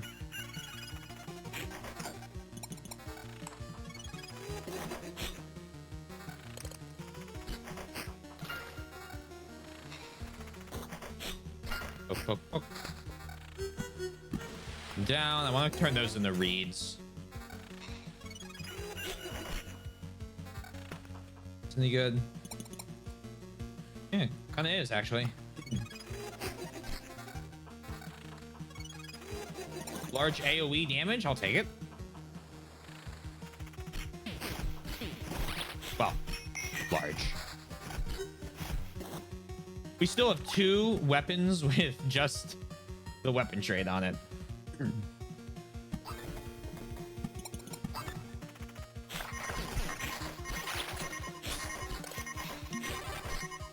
Oh my god, the siren? The siren? What was happening to me?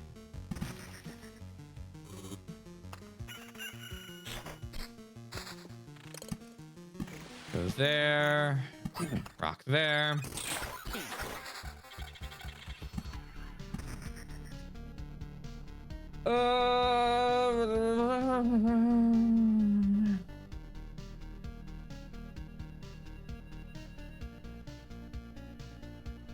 $13 pure damage, 8 damage to all, 27 attack speed. Yeah, we're gonna do it. We're gonna do it.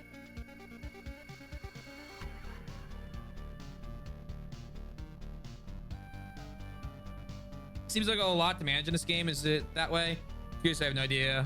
I just see things happening. So part of that is I think this is one of those games that the The less you see of when you start out, the way more unmanageable it seems.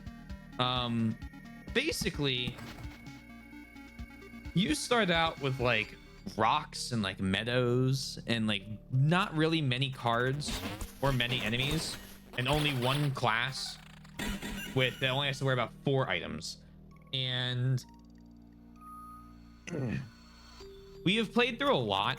Like we're pretty deep into the game now, right? So I know, for example, like how to set up like a bunch of really good villages, or create counts lands with vampire mansions, or make a mountain peak down here in the bottom left, or burn down forests with storm temples, because I've seen cards like interact with each other. But the long and short of the whole game is basically your guy will continue to walk around this loop forever until you stop him, or until the boss shows up and then he kills you, or you leave after that. But your really only goal is walk around the loop and not die, and hopefully get some good loot out of it. So I don't do anything during the battles. Like all the battles are auto battles, right? So those are pretty simple. I just kind of place the cards down where I would like them to go, and then hope my guy hits his attacks. Pure and simple. Like right there, he didn't do what I wanted him to. But like I know that these deserts lower creature or HP by a specific percent. I know these rocks give me increased maximum HP. These thickets give me 2% hero attack speed. These burned forests give me half a pure damage. It's kind of a thing with, I think, all roguelikes kind of have, where you're stacking buffs, and if you do it a lot, ooh, here we go.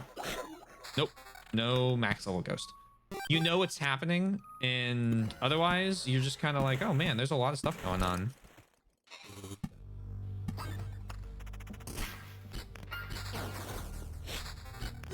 Basically, increase your damage, fight monsters, profit. Question mark, question mark, question mark. If you're struggling, eventually, I think you can upgrade enough of the buildings at the base that you could just luck your way through.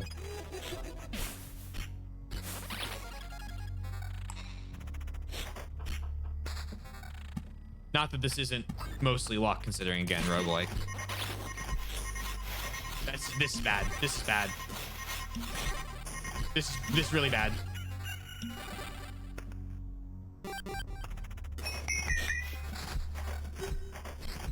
Oh my. That's so bad. Okay, we need to heal by blowing stuff up.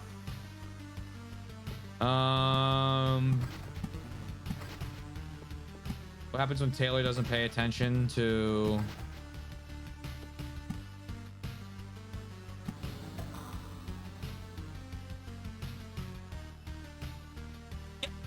You just try and manage the field and your items. I don't think... Too fucking... Now we got 50 pure damage. 41 attack speed.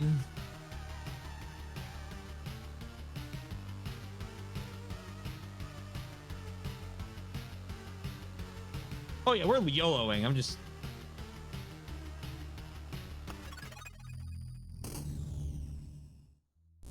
The hunt begins. Sick 'em. Wolf.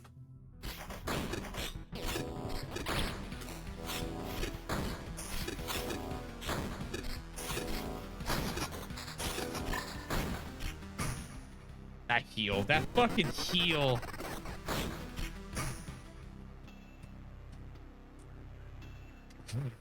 If he didn't have that fucking heal. Oh, man. Brutal. That one hurt me a little bit. That's fine. Retreat. Right back out. We were very close. That was very close. I have a shoddy build too, so I'll take it. This is one of those like ones where with the rogue, you know very quickly if that's the run. You start all of a sudden, all the enemies start dying like really fast, and you're like, hold on a moment. Why are the enemies going down in one hit? The whole field of them.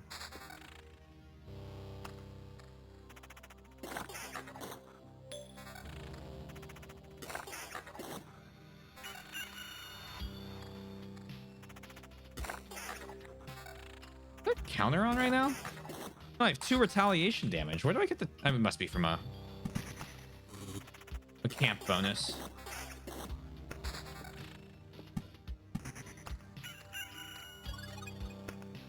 All right. Already more upgraded weapons than I saw at the entire last playthrough.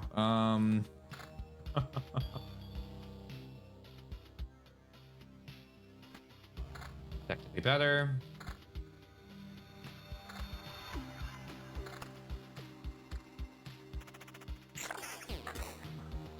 I really, really like the rogue class.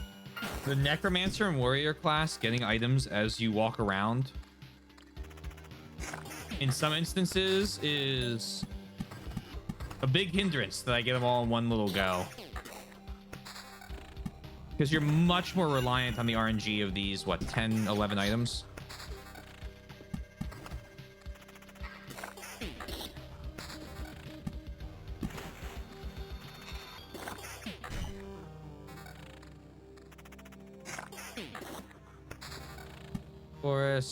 Forest.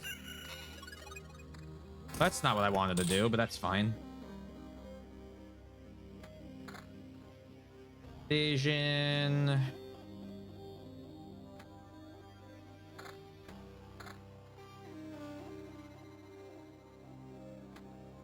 That on. Easy peasy.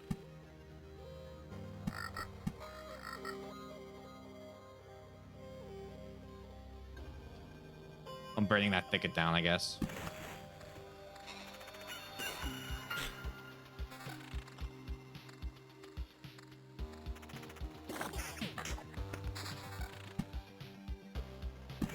Forest.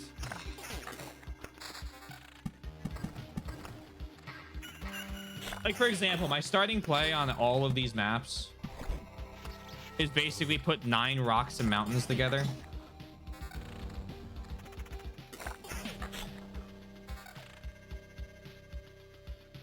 No, yeah. I was gonna say, would that not be good for the necromancer with the crypt? No, I'm an idiot. That doesn't matter. Because it combines into a mountain peak that's oh so very useful. Now, here's where all the good weapons were.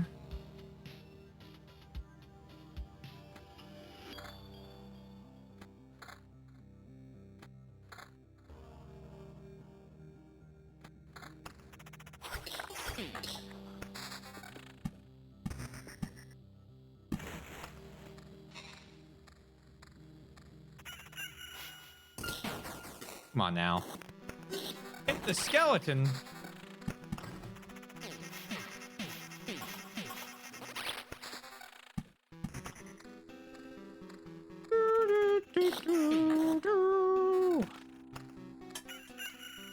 You've had Rivers in the Desert stuck in my head since... That's a crazy hand. Since you, typed it yesterday. Sundown. Just been on loop, rent-free.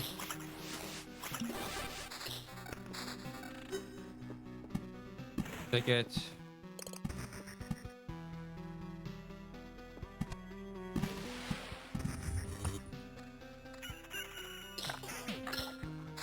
Do that. Skill.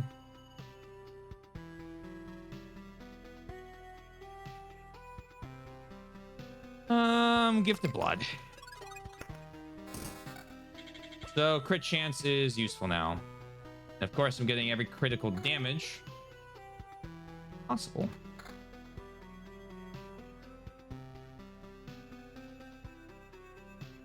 There we go. Crit chance. Nice little 22 chance of a follow-up lightning bolt. Okay, it's happened twice in a row now. Literally God Gamer.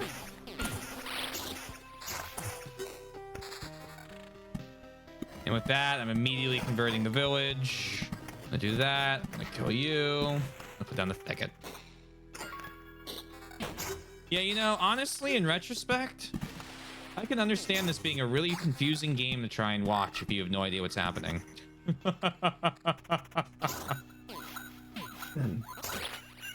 There's a lot that just kind of goes down sometimes.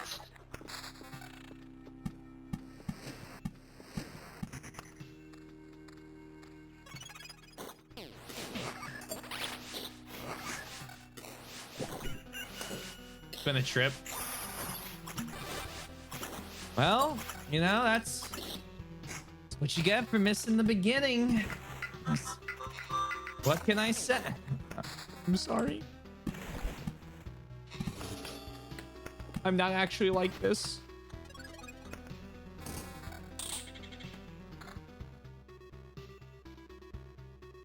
I am not cringe.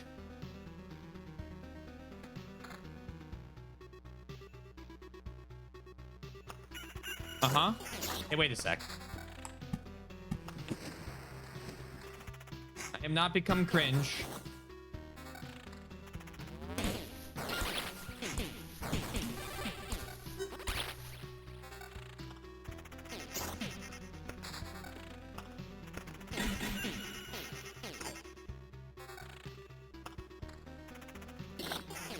You can't do this to me.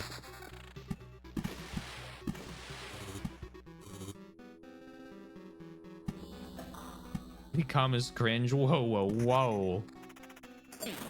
No, I'm not cringe. I'm base.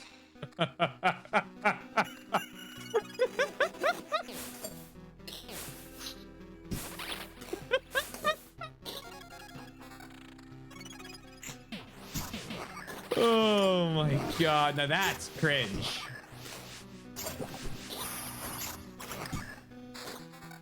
Please stop summoning and healing things.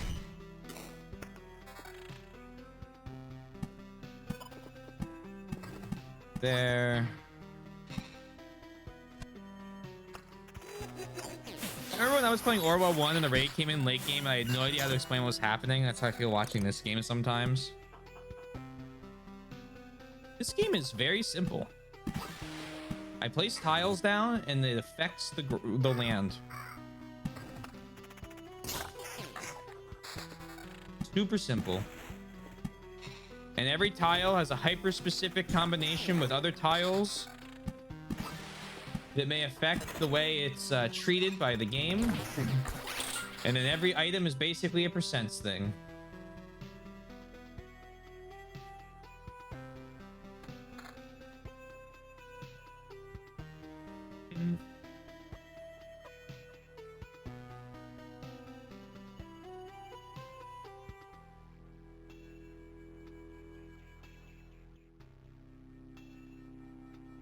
Oh yeah, do this, and then swap that out. Hey, at least it's not trying to explain something like father to someone who's never heard of Code Veronica before.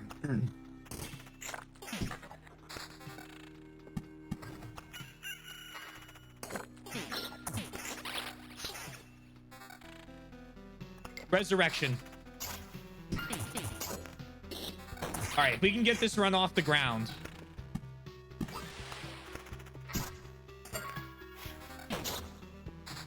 You know, I've seen multiple what the fuck?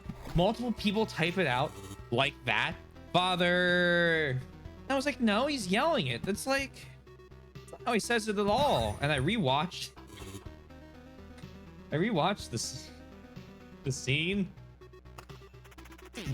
A very apt way of describing how he yells it. So you're saying there's a chance? I'm hoping so. As long as we get a good number of thicket cards and get those down, get our attack speed to like at least 50. And then some actual weapons. I think we have it with a res. Oh, 2 reses. Because the one we just got's a full res.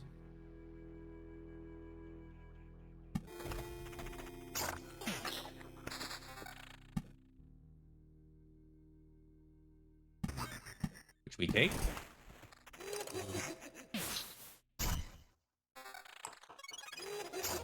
Love when the harpy and vampire is just like, yeah, fuck it, I don't want to be here. Peace. When they're fighting with scarecrows.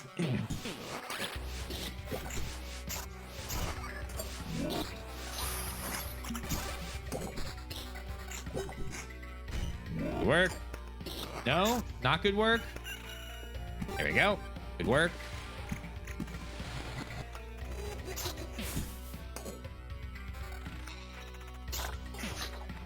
Not quite doing enough damage to comfortably set up another vampire thing. Oh, hey, hold on. Hold the phone.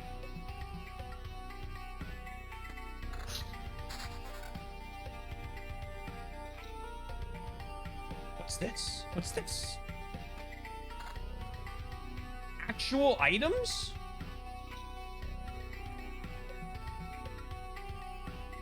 Armor with use?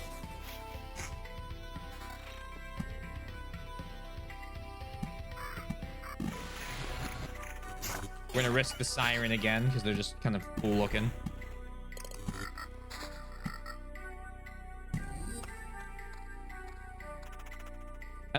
I don't think she heals undead. We're gonna find out. Artificial life for objects. Okay, well, undead is. Oops.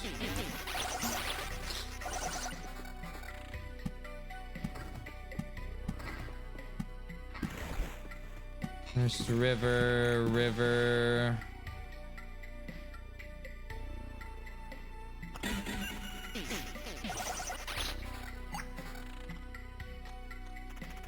I hate these things. The counters can deal so much damage. But it's fine. We're back around to the safe zones. The nice little village complex I like building now.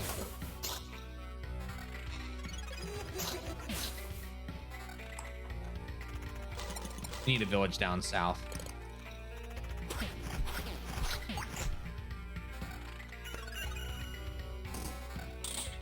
What have you for me?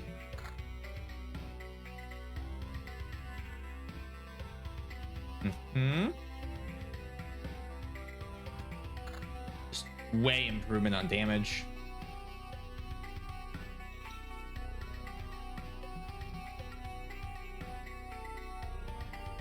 I want damage to all over pure damage, I think.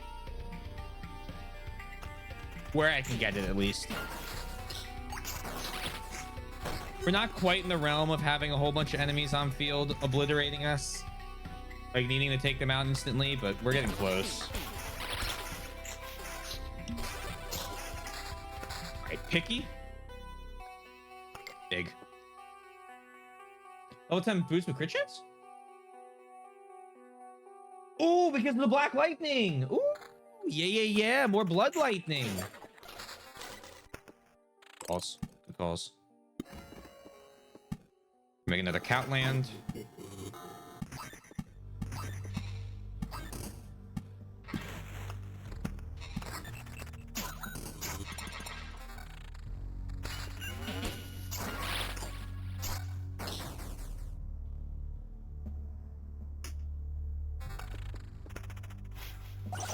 Also, after you sent that message in Discord about Infinity Blade, I googled Infinity Blade just because I was like, man, it's been so long since I fucking seen this game or like done anything with this game.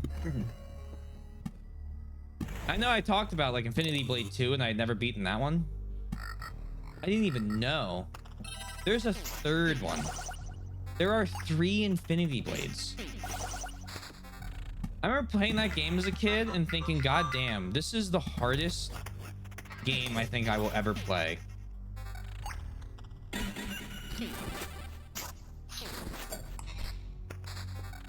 How could anyone ever hope to beat this?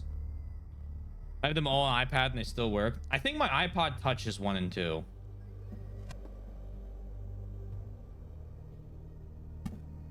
I do that.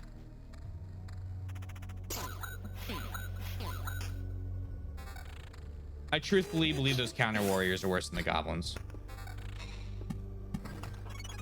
Gobbledy gobbledy goblins.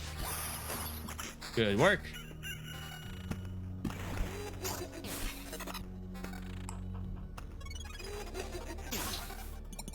You good?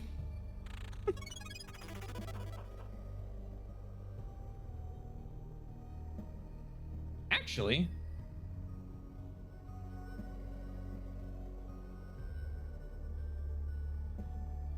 I'll run it. May I regret that? Sure.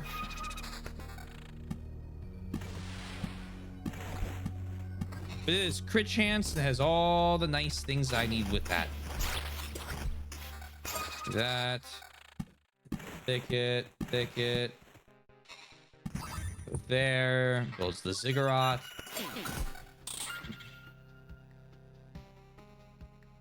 Oh, go up to 40. Actually, let's try stacking it. Yeah. Attack speed, critical damage counter.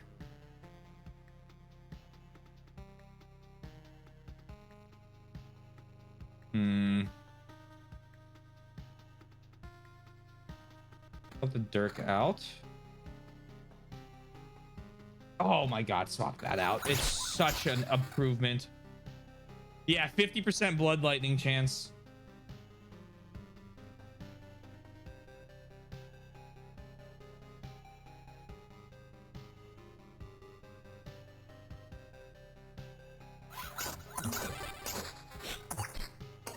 Basically like getting 2 hits in.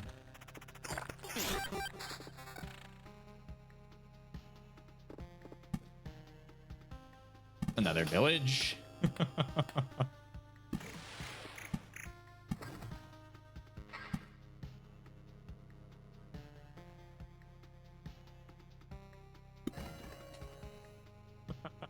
No enemy spawn on that fucked up village. Unlimited power. Don't stand a chance.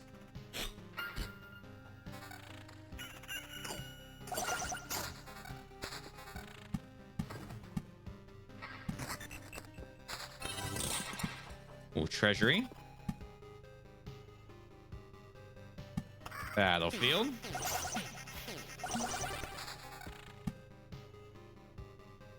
Cemetery. Another treasury. Ooh. Figure that out.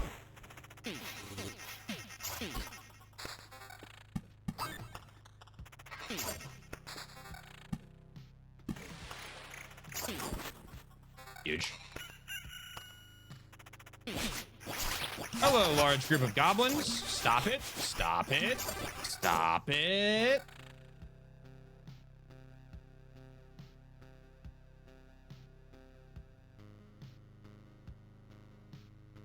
$15 pure damage and 5 damage to all. Yeah. I am sure the next loop will give me one just amazing set of items.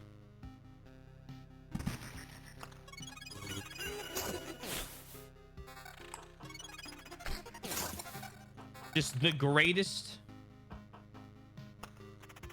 Just the sword with plus 100 pure damage, probably. Wait, okay, well, kill them. Goodbye, my fucking health. All right.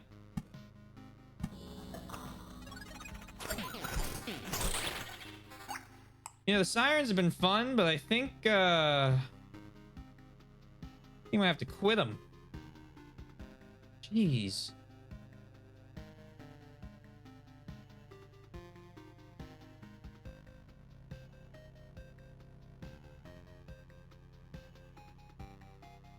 Counter and critical damage.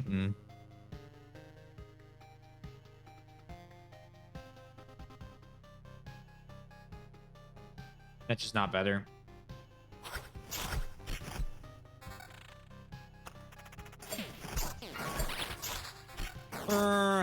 Not my favorite. It's fine. We probably have 2 or 3 more loops before I have to actually worry about summoning the boss. We are doing so much work.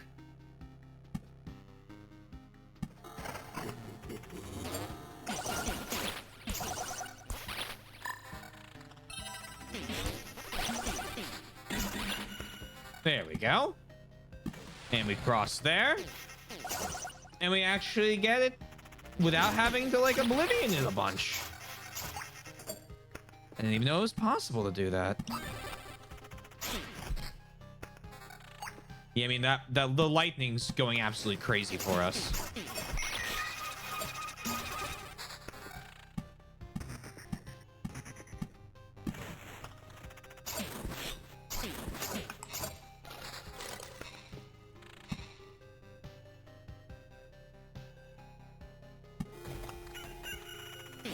Yeah, that's it.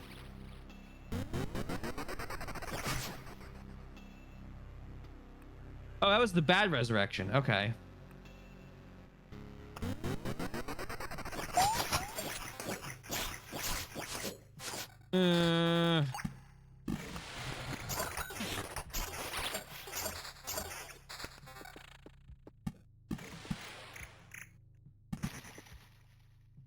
I would have deleted the Goblin Camp. Yeah.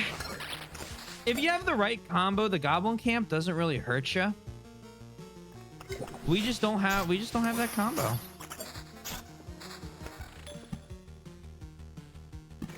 Depending on where you are in the game, I think the Goblin Camp is the easy delete early, and then the Wood Knights are the later ones.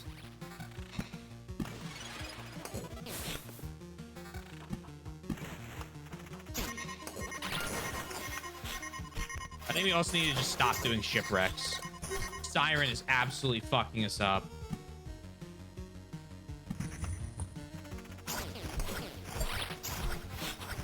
In fact... Oh, hold on. Oh, 16 weapons, you say?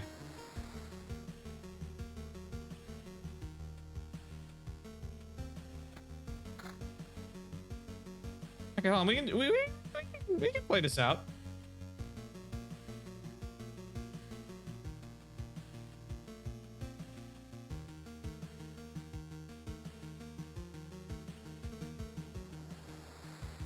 I mean, we're basically just running for straight up criticals. Yeah, level 16 armor as well. We run the level 16 armor.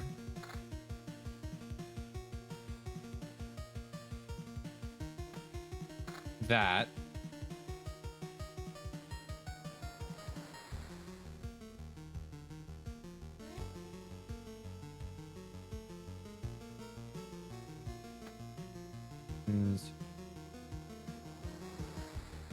Sacrifice a little bit of damage for 60% critical now. 60% critical.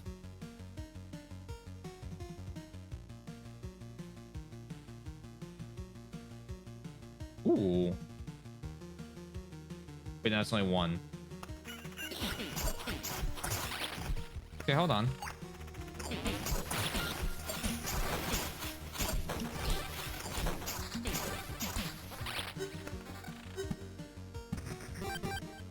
That one ability proccing, huge. Huge.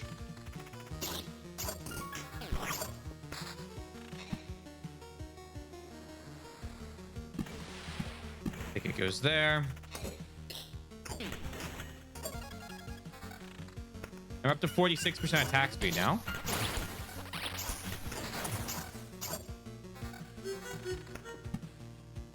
Do we just kind of sneak? Look at all the mosquitoes.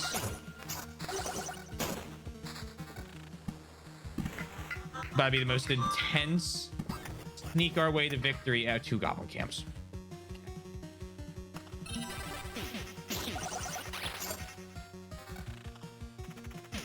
So you're telling me there's a chance?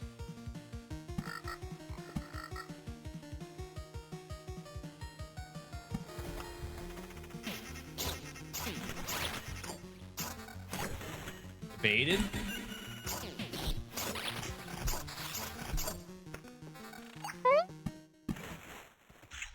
We're so fucked. Nah, that's it. We can't get this. I think we leave. Stream delay. Now I probably should have left on the what's it called, but we got greedy, which is fine. A little greed never hurt anybody.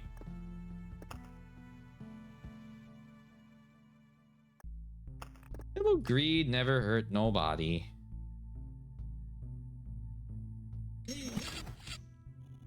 Well done. More towers means more soldiers. More soldiers means more arrows. More arrows means more arrows.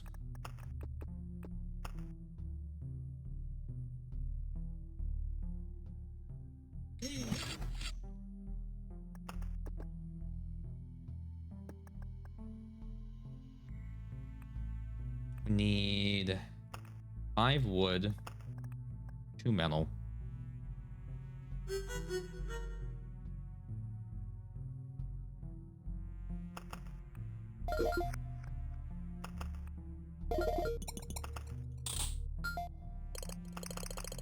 Five, 1, 2.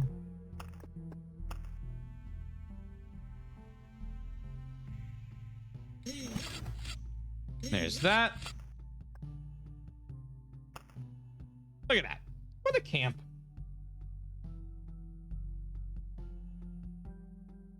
This is a proper camp.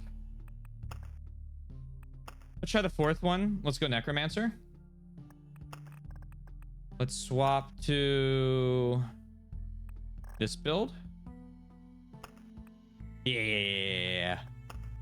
And let's swap to... Okay.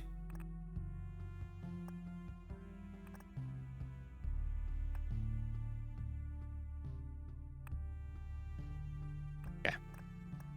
Go this deck.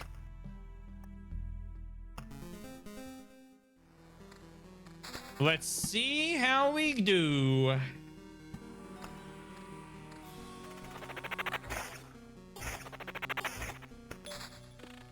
Well, desert start? What the heck?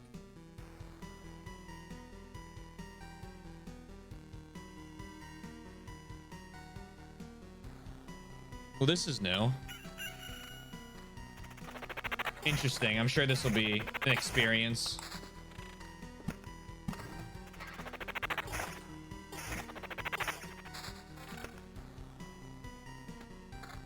Skelly level.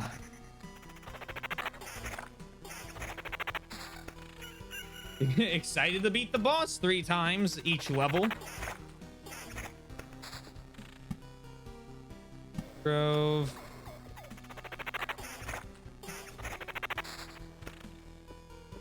And then mountain.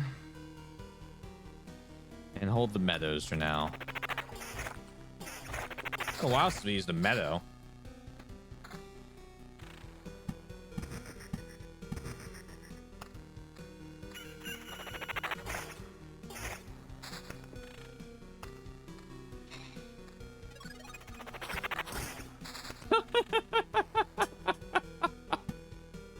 I bet that could get quite silly.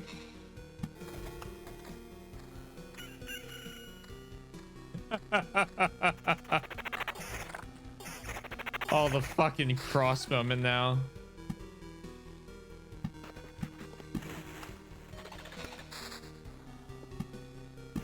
Tickets.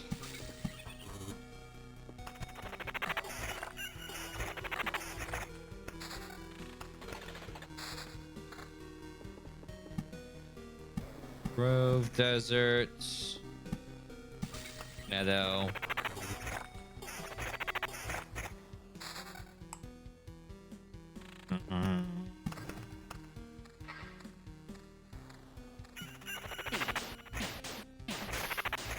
Listen here, Mr. Rat Wolf.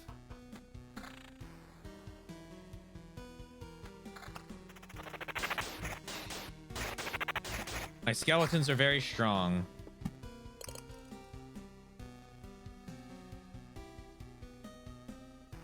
Let's do that.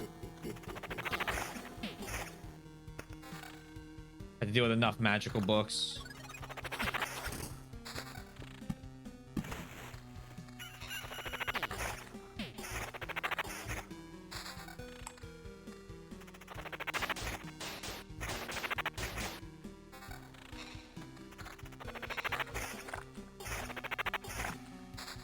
They're not casting very fast.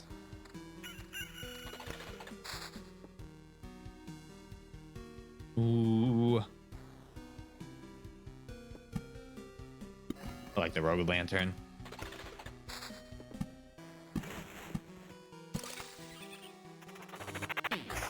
I like the Rogue Lantern for how much it can help with the Countland.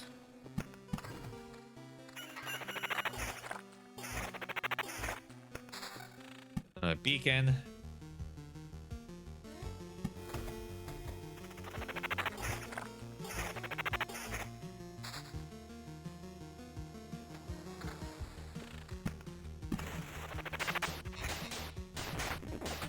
Come on, Skellies. Join the fray.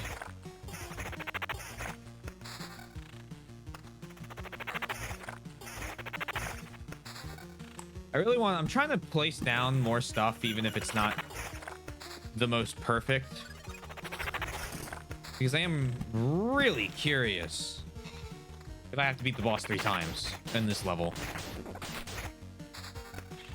Obviously rhetorical.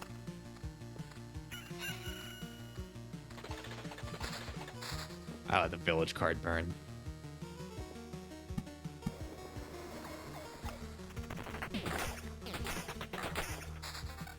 I knew this village card was going to show back up, so all planned.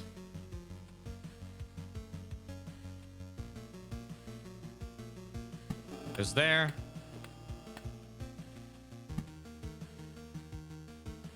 Kill temporal beacon, like here.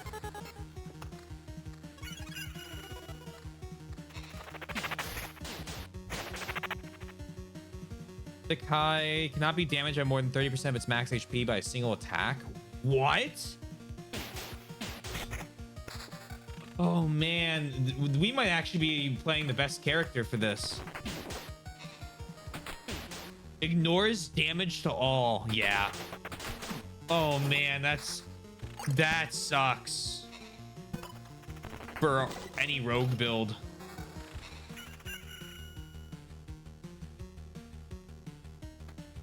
That sucks for a rogue build.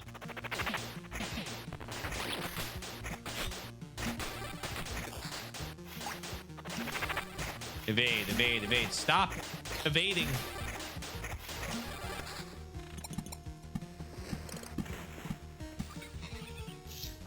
Oh my god.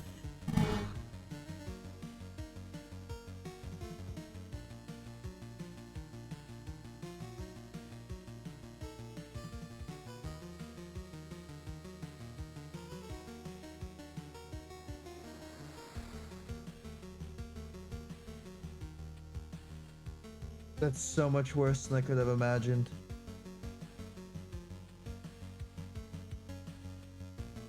We'll be fine. We'll be fine.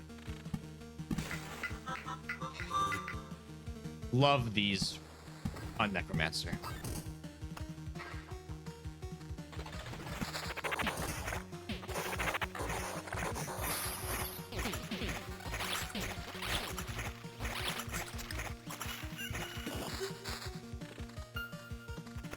Stop moving. Hello?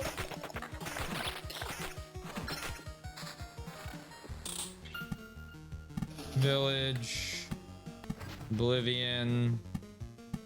Battlefield.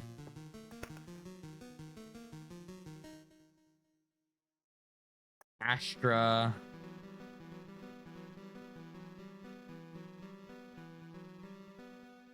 You know what? Give my skeletons a chance to hit Astra.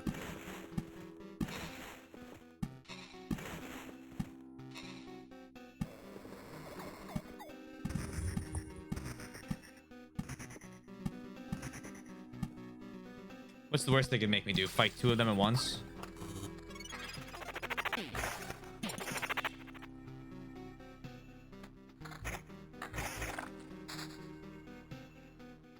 Max skeletons! Ladies and gents, we won.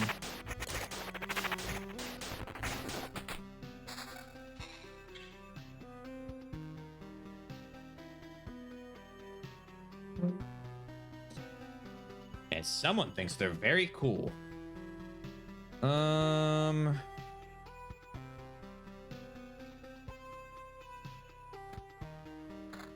Do that.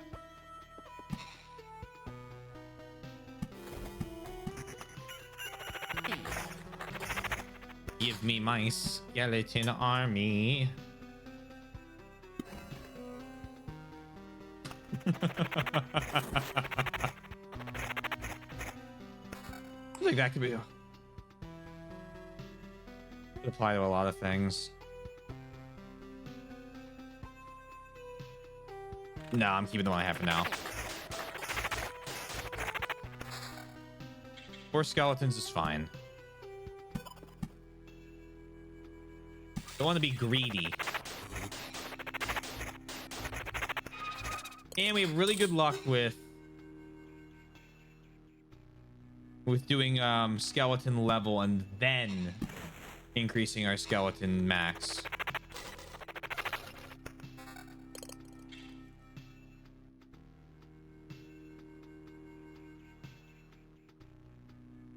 This is better than my left ring for the soul factor that has summon quality on it.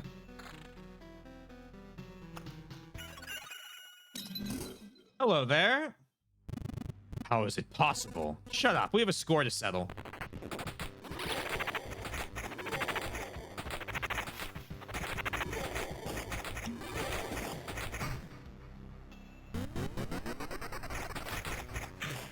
Oh, that's the shitty one?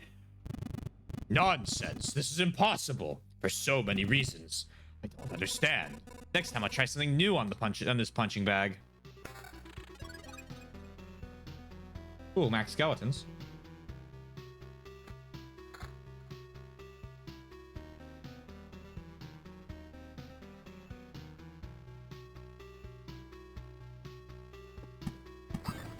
Pop that.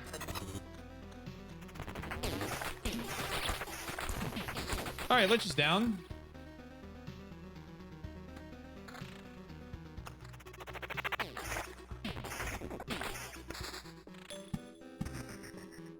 Wild, they're gonna make me do.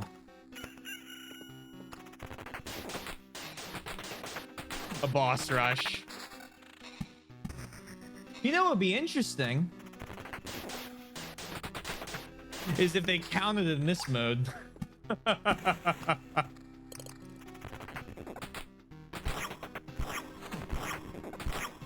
Yeah, that mimic fucking hits.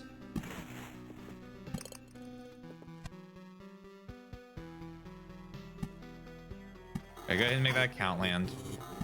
Give me the goblin camp, just do it.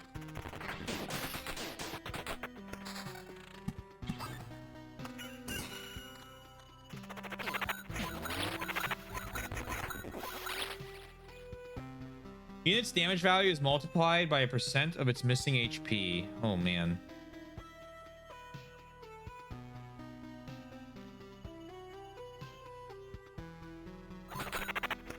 Ow. Gaming does not work on a taxi, Soy. Did you know that? That's something I learned.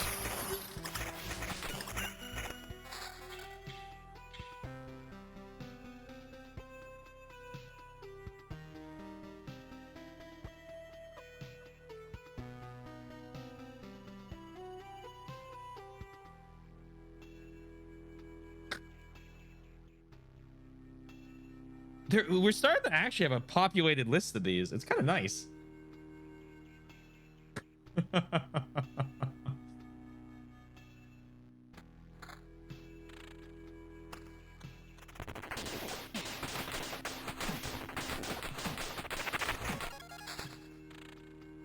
Some of that good. Yeah. Oh, sometimes you just need some good old fashioned ultra violence.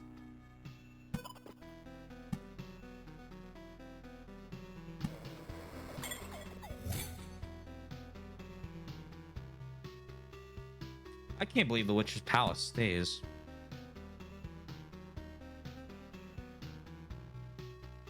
Like, my honest reaction to that information.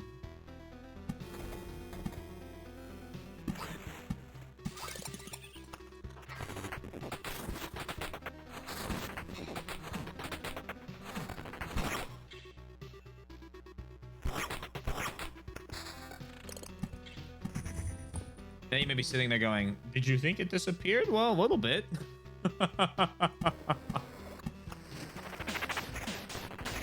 Solid life advice. How about that?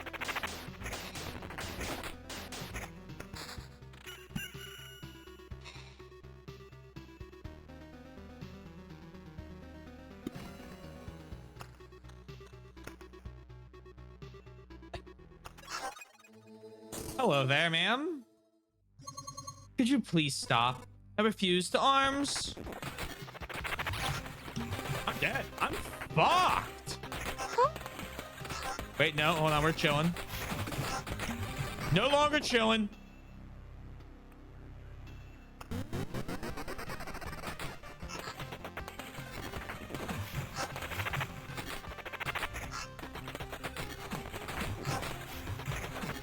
Hit her. And a failure again. Telling me again, zealot. We are scraping by.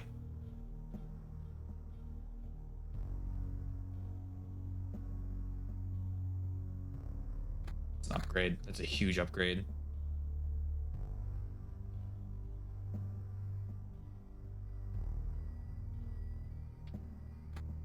Put that on for the regen.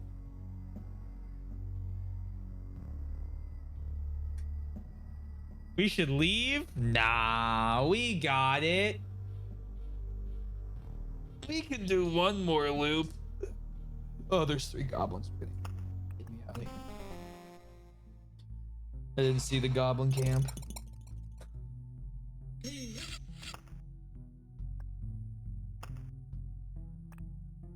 Alchemy, you. Size.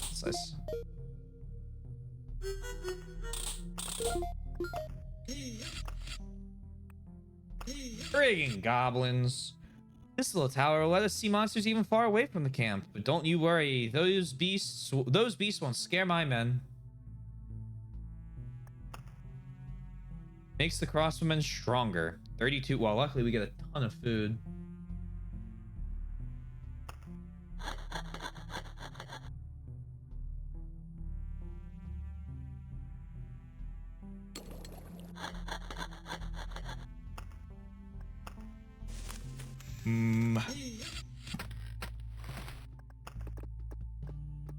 Forest.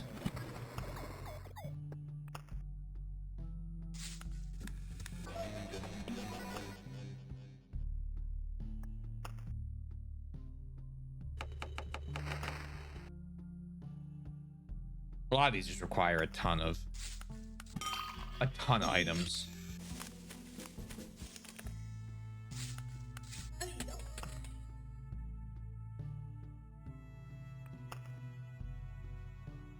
Build more farms under the first farm?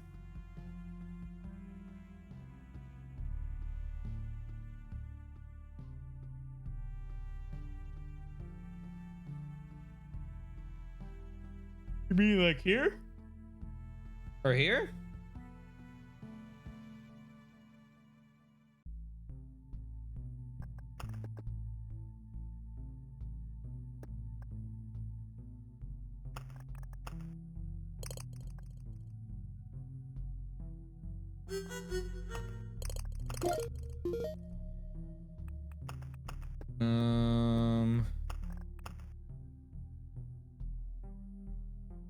I have 7 of these skulls.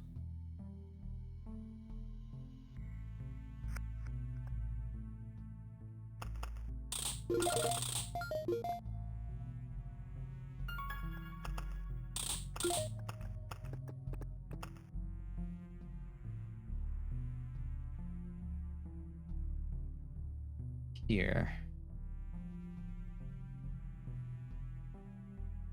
Oh yeah. Huh. 1, 2, 3, 4, 5, 6. 1, 2, 3, 4, 5, 6. Yeah, we make it up considerably.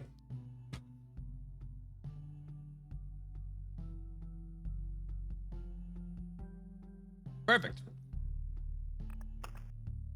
Food's one of those resources we need anyway.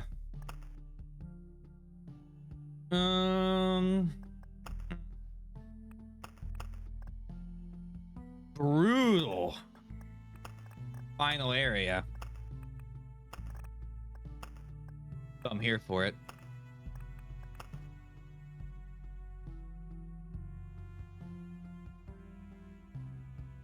Plus 8% HP, plus 3 a loop of the 6 potion.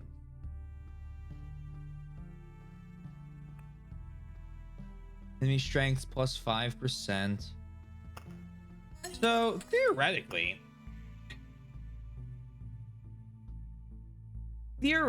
every time I upgrade the war camp, I'm only really 1% behind at start. Okay. So I'm starting out. I don't know if I've upgraded the war camp. I've built it, so that's one. But that would mean, show me your war face. Where's my war camp? Increases the hero strength by 4%. So I don't think I've upgraded it yet. And if I did, that means we're about on par. We're about on par with that. Okay. They still have 2% more of a growth than I have.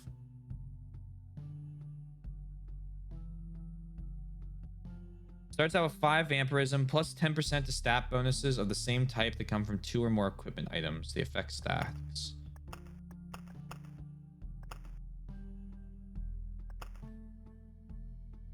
Plus 2% damage for each second of the fight.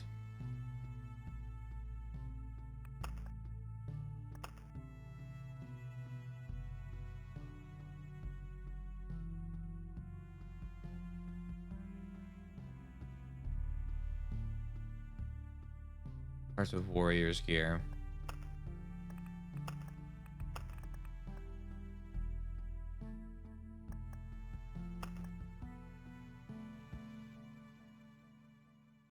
You get all your health back from vampirism, basically, or regen.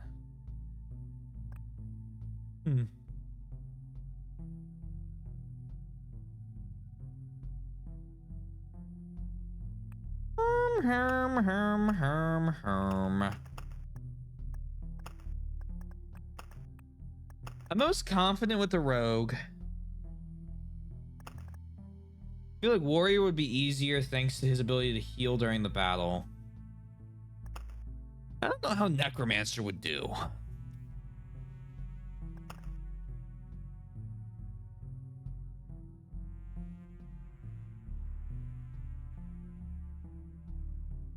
I don't know. Let's just kind of see how it starts. If it's a bad loop, I think I'll just wrap up. Like a bad first couple loops, but if we get onto a roll, I'll see if I can't finish out one more here. You never know. Life is like a box of chocolates. You never know what you're gonna get.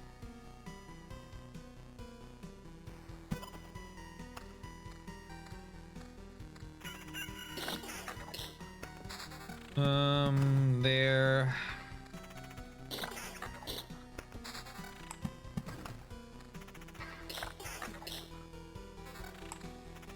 I mean, you know, might as well keep going for one more at least. All I'm gonna do when stream ends is play Helldivers. So.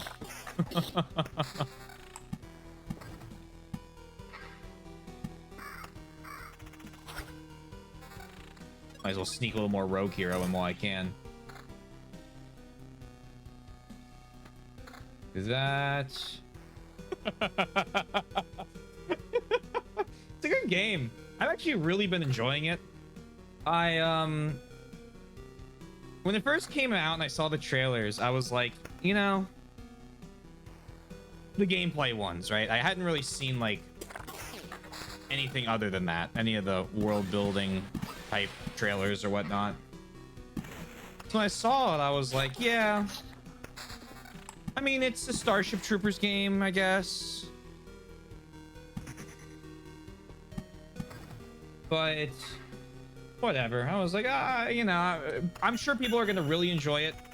So like fucking Pog, right? Like I'm always excited when a game comes out that people enjoy, right? You know me. And then I kept seeing the memes.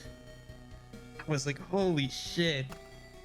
They're not stopping. It's been 2 weeks. And the memes are going so strong. And I'll re-chat in a second. Sorry, I gotta get these thoughts out. And I was like, okay, I will. It's like, I'm like, I don't really know anyone I'm friends with that plays it. And then one of my buddies texts me. He's like, right, we have a group chat of like 3 of us that plays a lot of games together. And he messages, all right, what's up with Helldivers? And I go, huh? He's like, I keep seeing it everywhere. I need to know what's going on. I'm like, oh yeah, it's like some PvE co-op, like I don't even know how to describe it to you. He goes, okay. And so he buys it. He's like, I'm gonna try it out. I'm like, oh yeah, cool. Let us know how it is. And he tries it out, and he's just done. All he's done is the tutorial, and he's like, Taylor, this is the greatest game I've ever played. I was like, huh? He's like, I love every second of playing this. It is so funny. It is just hilarious. I was like, okay, so I bought it because I already had to buy that and Valheim, because I'm doing Valheim in a co-op thing with a couple other people on a stream, and we were playing it yesterday, and it's so fucking funny. My ship's called the Prophet of Independence. My John ship is called what is it? Secretary of Administration. And the last one that we have is Constitution of Freedom, I think it is. And the way that you select the names is like a wheel. You can't type your own names in. You have to pick like a first one and the second one, right? Like it's not like you choose this. And so you get to pick from like all of the fucking, you know, liberty, freedom, all those. And then Constitution, Prophet, all of these fucking things. Just it's like a wheel, and you have to pick like and mix and match the ship name. And it is so good. Like let me read chat real quick. I'm surprised Helldiver's not a free-to-play game. I hope it might go free-to-play. It does look rather fun, but them has to drop more on it than for armor. That's very fair. I will say, we were playing today, and I'm level 6. Okay, no, yes, I'm level 6. Okay, so that's about 6 missions, 7 missions. Like, I haven't played it a lot yet. But so they kind of did the thing with the Halo Battle Pass almost. Well, no, it's not even close to that. You get medals, and you can unlock. Basically, there's 10 pages, and you can unlock anything on that page in any order with the medals you get from just completing missions. And that's the Battle Pass. And then if you complete that, you get enough currency to get the premium Battle Pass for free. Right? Just by playing. And then on top of that, John and I noticed that he and I together have gotten like a combined like $3 or $4 of the premium currency just by doing the missions. Because if you do all of the side objectives, some of them were just reward premium currency, and like a good bit of it. And we were talking about it, and we're like, you know, after like a day of playing, we have earned enough almost, when you combine it, to buy anything in the shop. Just like, you know, like grab an item from the shop in, I think I have like 5 hours in the game, maybe. And I was like, this is like the most player friendly game I've played in a long fucking time. So I'll keep everyone posted. I'll let them know how it goes if it stays like that. I would definitely recommend Armored Core over it. But it's really good, and the server problems are gone. Yeah, give me right pretty much. Bought the game. Not surprised, anything like that. Actual free games are pretty stingy. Oh yeah, free games are pretty stingy. But I mean, like, I feel like I have played too many full price games. You gotta remember, I've played Destiny. I have 400 or 500 hours in the Division. I have 300 hours in Anthem. The Anthem, yes, that one. Like, I have played some games that I have played just because I really, really like looter shooters.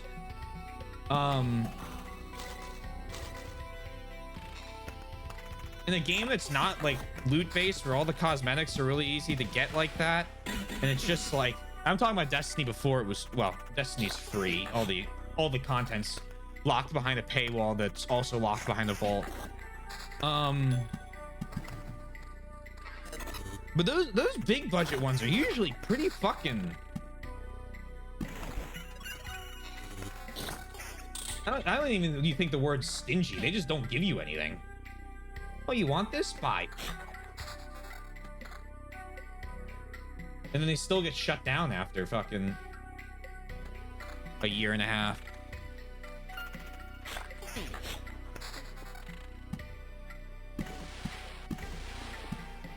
Anyway, a lot of fun. Highly recommend.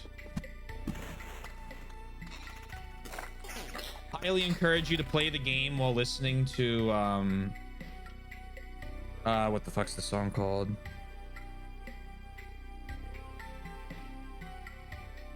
Any sort of like American Vietnam music playlist.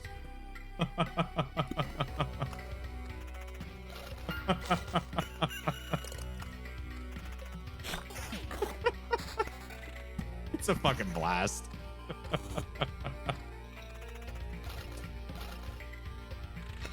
Dropping in the Fortunate Son just to get eaten by bugs is not something I expected 2024 to start out with, but I'm here for it.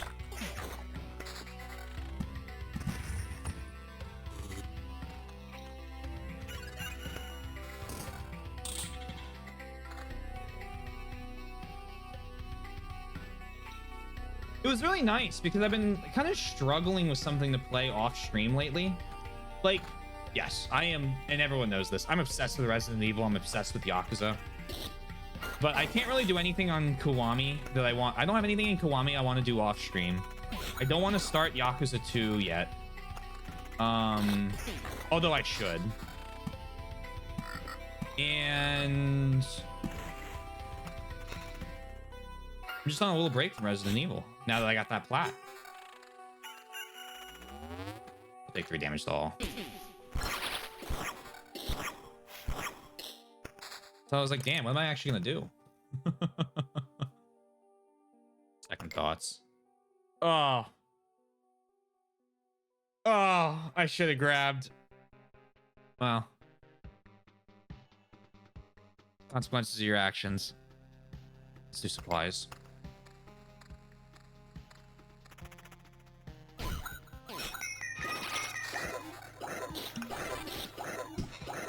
This fucking ghost, man. Don't tease me. Actually make the fucking thing. Dude, go the whole way. Make the weird ghost.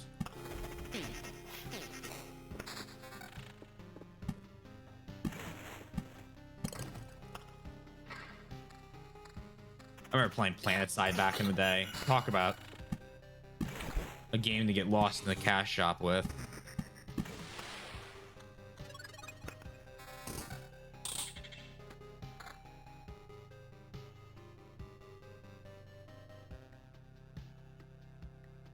the best free-to-play game I ever played was, I think, called Dirty Bomb. It was basically Team Fortress 2, but it wasn't Team Fortress 2.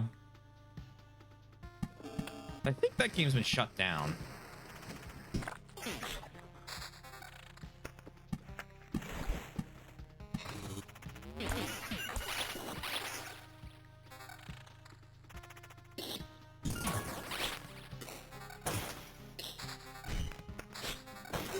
I remember playing that before I finally took the plunge into Counter-Strike. I hate myself sometimes. Little road lantern placement. Oh, man. Oh, man.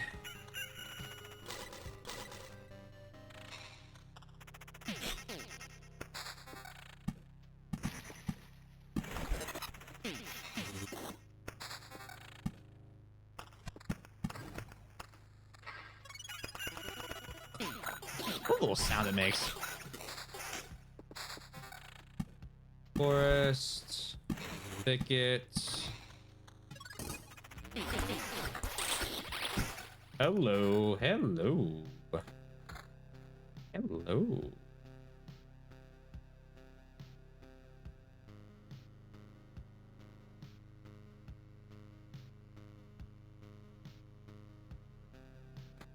That's better. Actually better than that. That damaged all goes hard.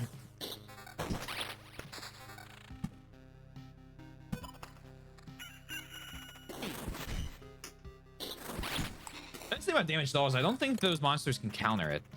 The villagers quote.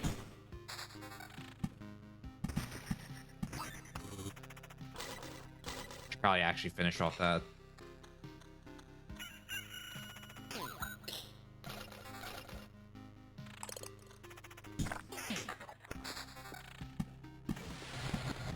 That.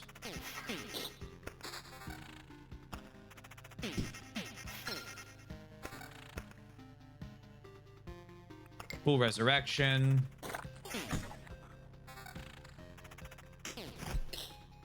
As long as I don't make any sirens, I think I can carry that full resurrection the whole way with me here.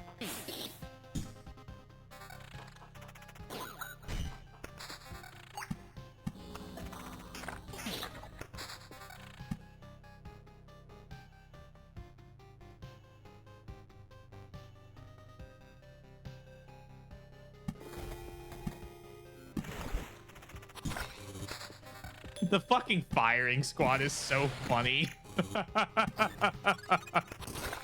Like, oh, sorry, you spawned next to all of these bad boys. Actually gonna replace that for one less damage. But oh man, look at them. What are you supposed to do about that? 25 evasion.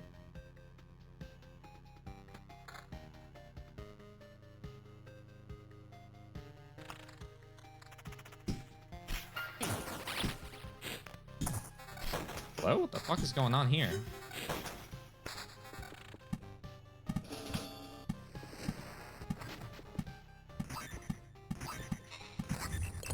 Huge.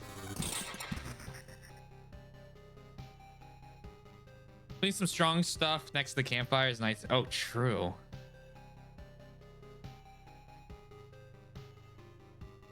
I don't know if I have... What? I can put a village down next to the campfire.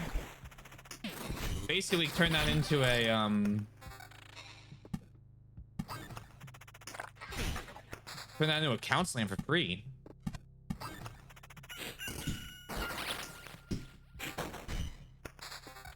Actually, I think we'll do that.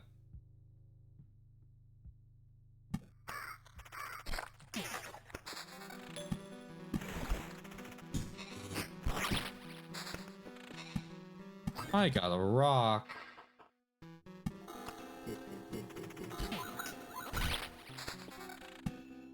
Yup. Goblin camp. Goblin camp. I'm the funniest human being along. Another village. I mean, why only do one? You know? Let's go all fucking out.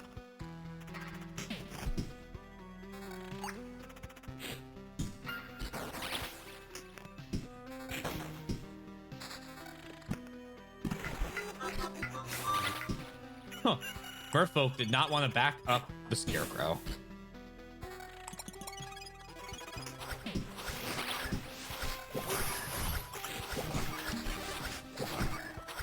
The firing squad.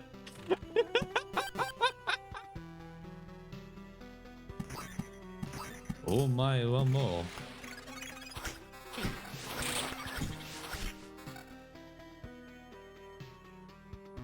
So fucking funny. I thought it said level 18. I'm like, level 18 already? How the fuck did that happen? Huge mace upgrade though.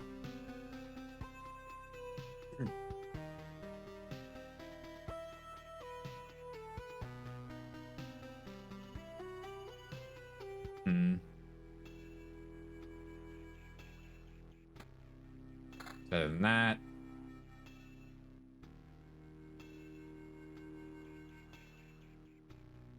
I'll take that actually. And good here. 9 damage. Ooh, ooh, ooh. Okay, hold on.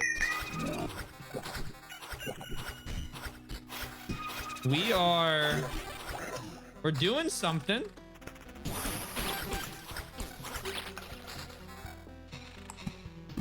Not sure what it is yet, but we're doing it.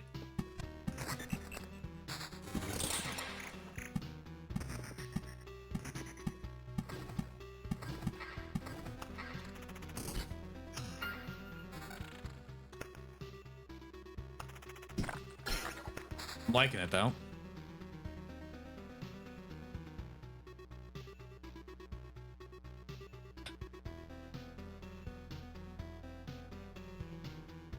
Tenier passes through a tile. He will heal for 0.5 HP for each non-road tile around it.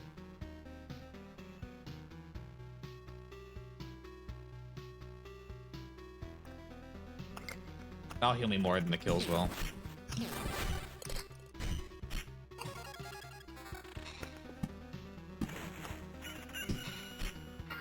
Let me significantly more. Right there. Big. Big. Oh my god. Oh man. Okay, hold on. Keep this up.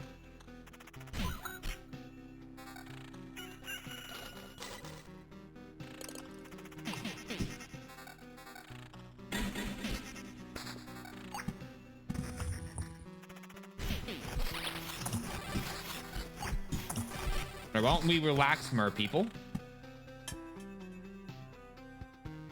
I know to put that there.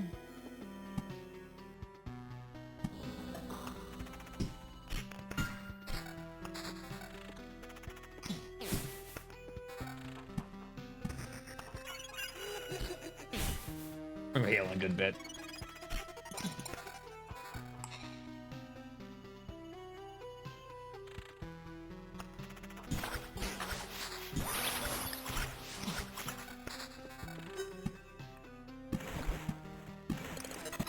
All that.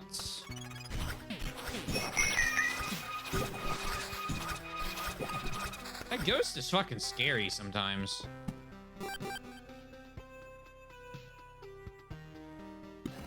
Go and put that there.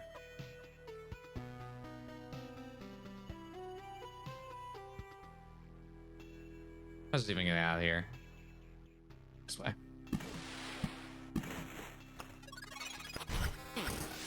Okay, well, we're about to get hurt. Your damage. I am unsurprised the ghost is scared. Well, you know. Yeah, that's fair.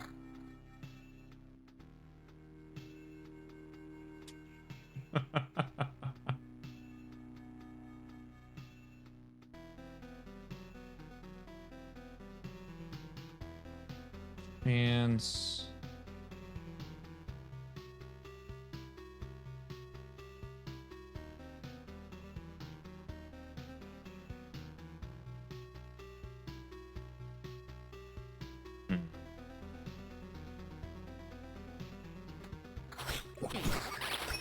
that's level 13 armor I could use.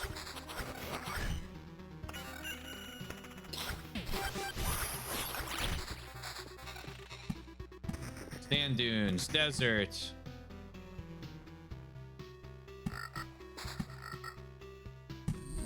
Some aren't, for example, redacted. Babe, I know about Casper. It's in his name. Casper the Friendly Ghost? Come on. I'm sure that's what you're referring to.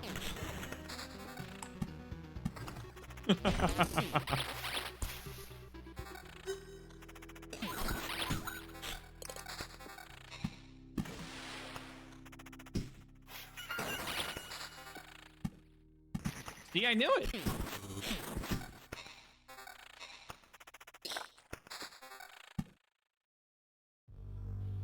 Easy. You got me? What can I say? I'm good at reading you. Which is probably a good thing, honestly. We absolutely slaughter these gargoyles.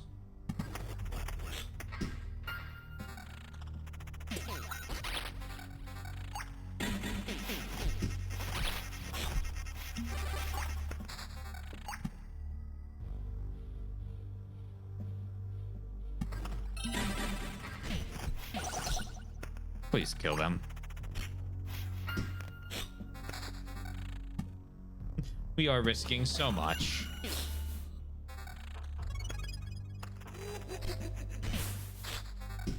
Oblivion card. Where's that camp? Goblin camp? Get him out of here.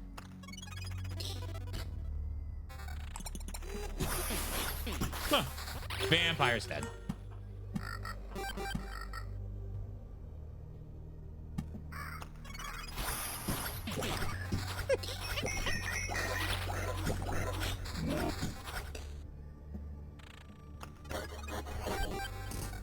Okay. Now those all become count lands.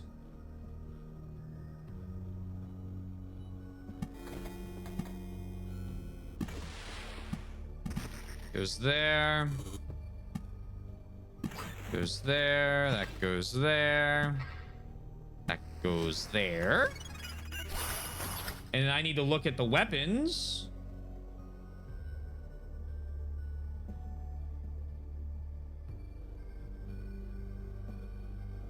A huge upgrade over this thing.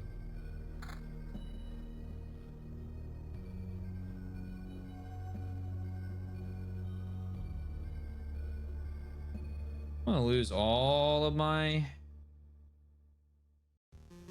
Oh, that's better than that axe.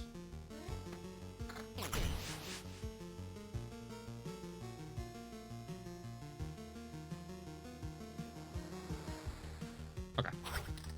Yeah. I think weapons are set. Might be a 12 loop boss. Oh shit, shipwreck.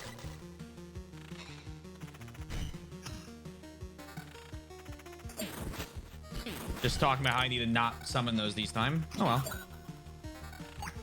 We're stronger. We can do it.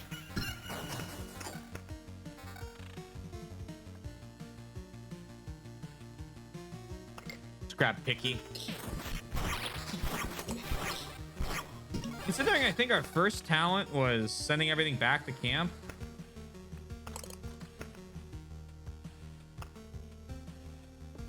We can stay in this map pretty long.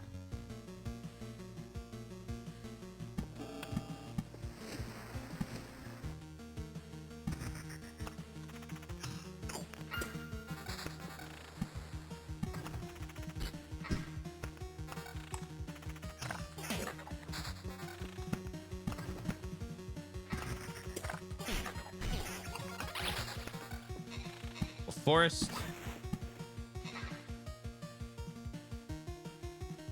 I'll have to get rid of the road lantern. You can't do multiple bridge tiles, it looks like. I figured it was because it was a bend the last time, which is the only reason I tried it again this time on a straightaway. Turn those. Here we go.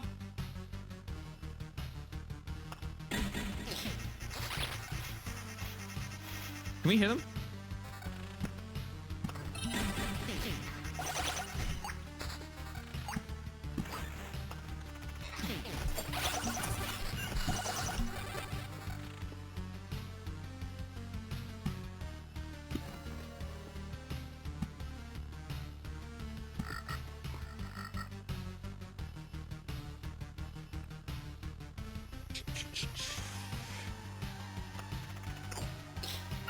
I'm sure he'll be fine, right?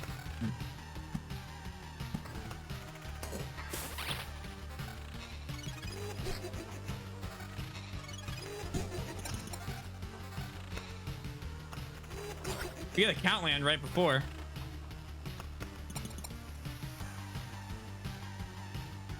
All right. Here we go. I get the final boss kill on this dude. The hunt begins. Sick him. Whoa.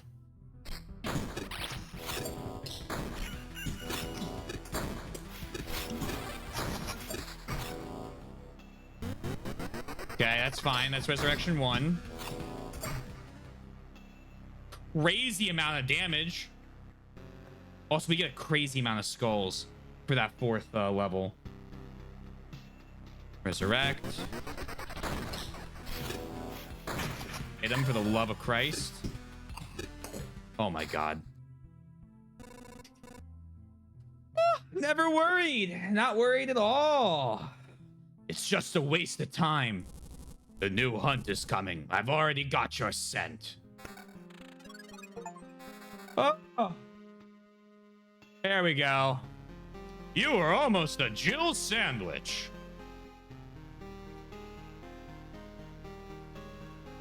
Hero has a 60% chance of reflecting a ranged shot into a random enemy. When the hero's health falls below 20%, he may attack 4 times with 2 times speed. Once per battle.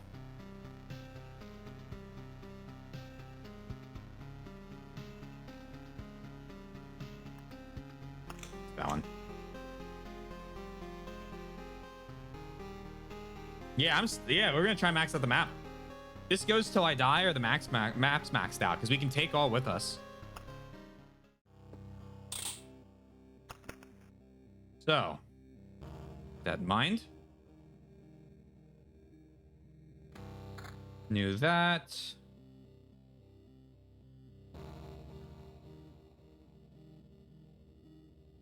Ooh, 14 damage to all.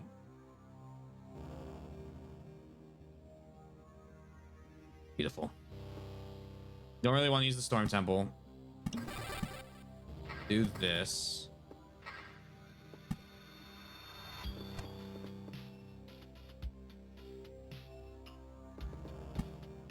I have to put a lot of Vampire Mansions down.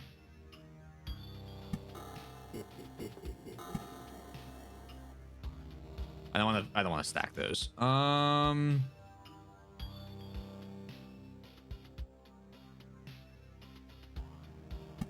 there, that'll be fine. One there, that'll be fine.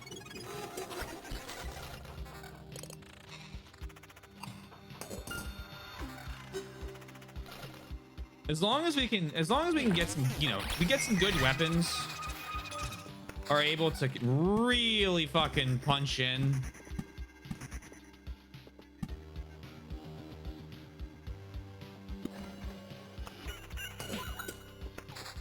Keep our damage really high like this, we should be fine. Did I just make blood paths? Thanks.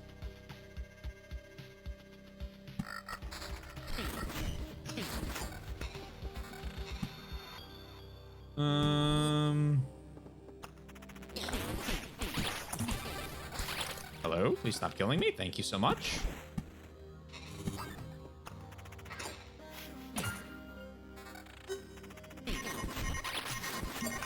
No, Simon's gonna kill me. That's so funny. Didn't even make it the loop. Fine. All good. Yeah, we just gotta avoid those sirens.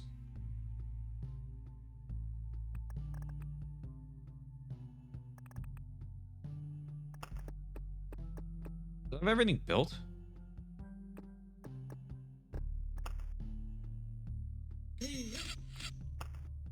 GG's, GG's, GG's. So I only got 11 food. So I think I only got 11 food.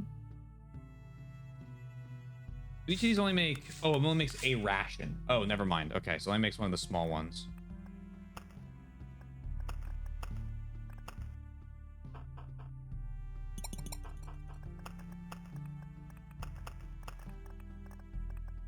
Yeah. Okay. Okay. Never mind then. Cool. Next time, we will start tackling the fourth one because it looks like we are going to get so many resources from that. We should be able to really start maxing out some of these buildings. I think there's 1 or 2 buildings we have that will give cards. Yeah, Smith's Forge, we need 40 stable metal. So we might want to play as Warrior because that should give us more stable metal than the Rogue does. That explains why I'm so low on it all the time. But we build that, we also get Smith's Forge. We should go out to the Lich's Palace at one point and take all of the cards that we haven't used and play them so that we get them in the encyclopedia, because I think there's about... Yeah, I mean, this is something. This must be Smith's Forge. One of these is... what's it called? Suburbs, and then whatever probably the upgrade or change of the suburbs is, and then one of the golden cards I've never played, and then we have this encyclopedia page finished. A couple more enemies we need to make, and then the final boss. Only 4. I mean, got most of them.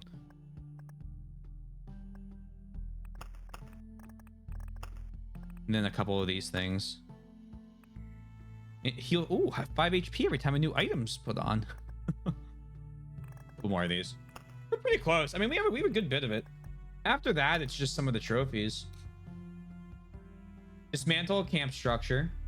Get all the camp items. Craft 25 items. Dismantle 5. Dismantle 10. Synthesize. Oh, I should be dismantling them probably. Synthesize 100 resources. We can't be too far away from that. Unlock all the encyclopedia. Build the whole map. See all the possible tiles. Die outside of battle. I mean, for this one, what? Just storm temples and blood growths and oblivion cards, and we just basically make everything kill us. Oh, and then the Field of Blades. This is the boss, and then the boss 3 times. Die and resurrect 3 times in one expedition. We should be able to do that, but I haven't.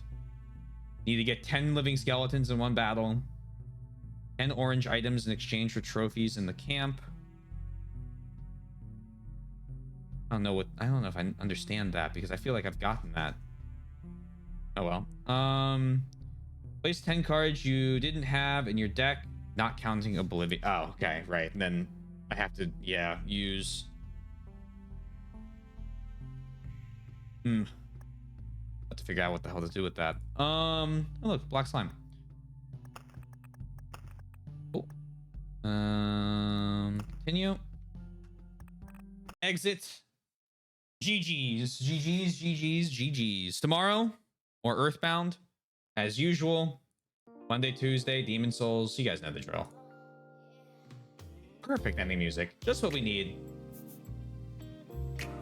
Thank you, everyone. If you haven't already, hey, you want to consider following. Cool thing you can do. A couple links real quick. Discord right there. YouTube for both VODs and edited content. And finally, I'm in the band. Check us out. Thanks, Stream T. Thanks for being here, Crit. Thanks for the raid. Thanks for all of it. Appreciate it. It's always good seeing you. Glad to see you're back. Oh my God.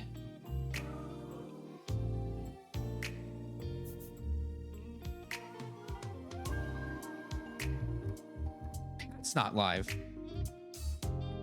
Well, how the hell am I okay, well, we'll rate Aether. Aether's currently playing Genealogy. It's one of the Genealogy crew streams, so no spoilers, please. And they're pretty far on. So if you're playing Genealogy, you should not join this raid. That's all I've got. Thank you, everyone. Hope everyone has a wonderful rest of their night, day, afternoon, evening, morning, whatever it may be. Remember to stay safe, stay healthy. Hope to see you guys again soon. I had a lot of fun tonight, as I always do. I hope you guys did. And yeah, see you tomorrow. Have a lovely time. Peace out.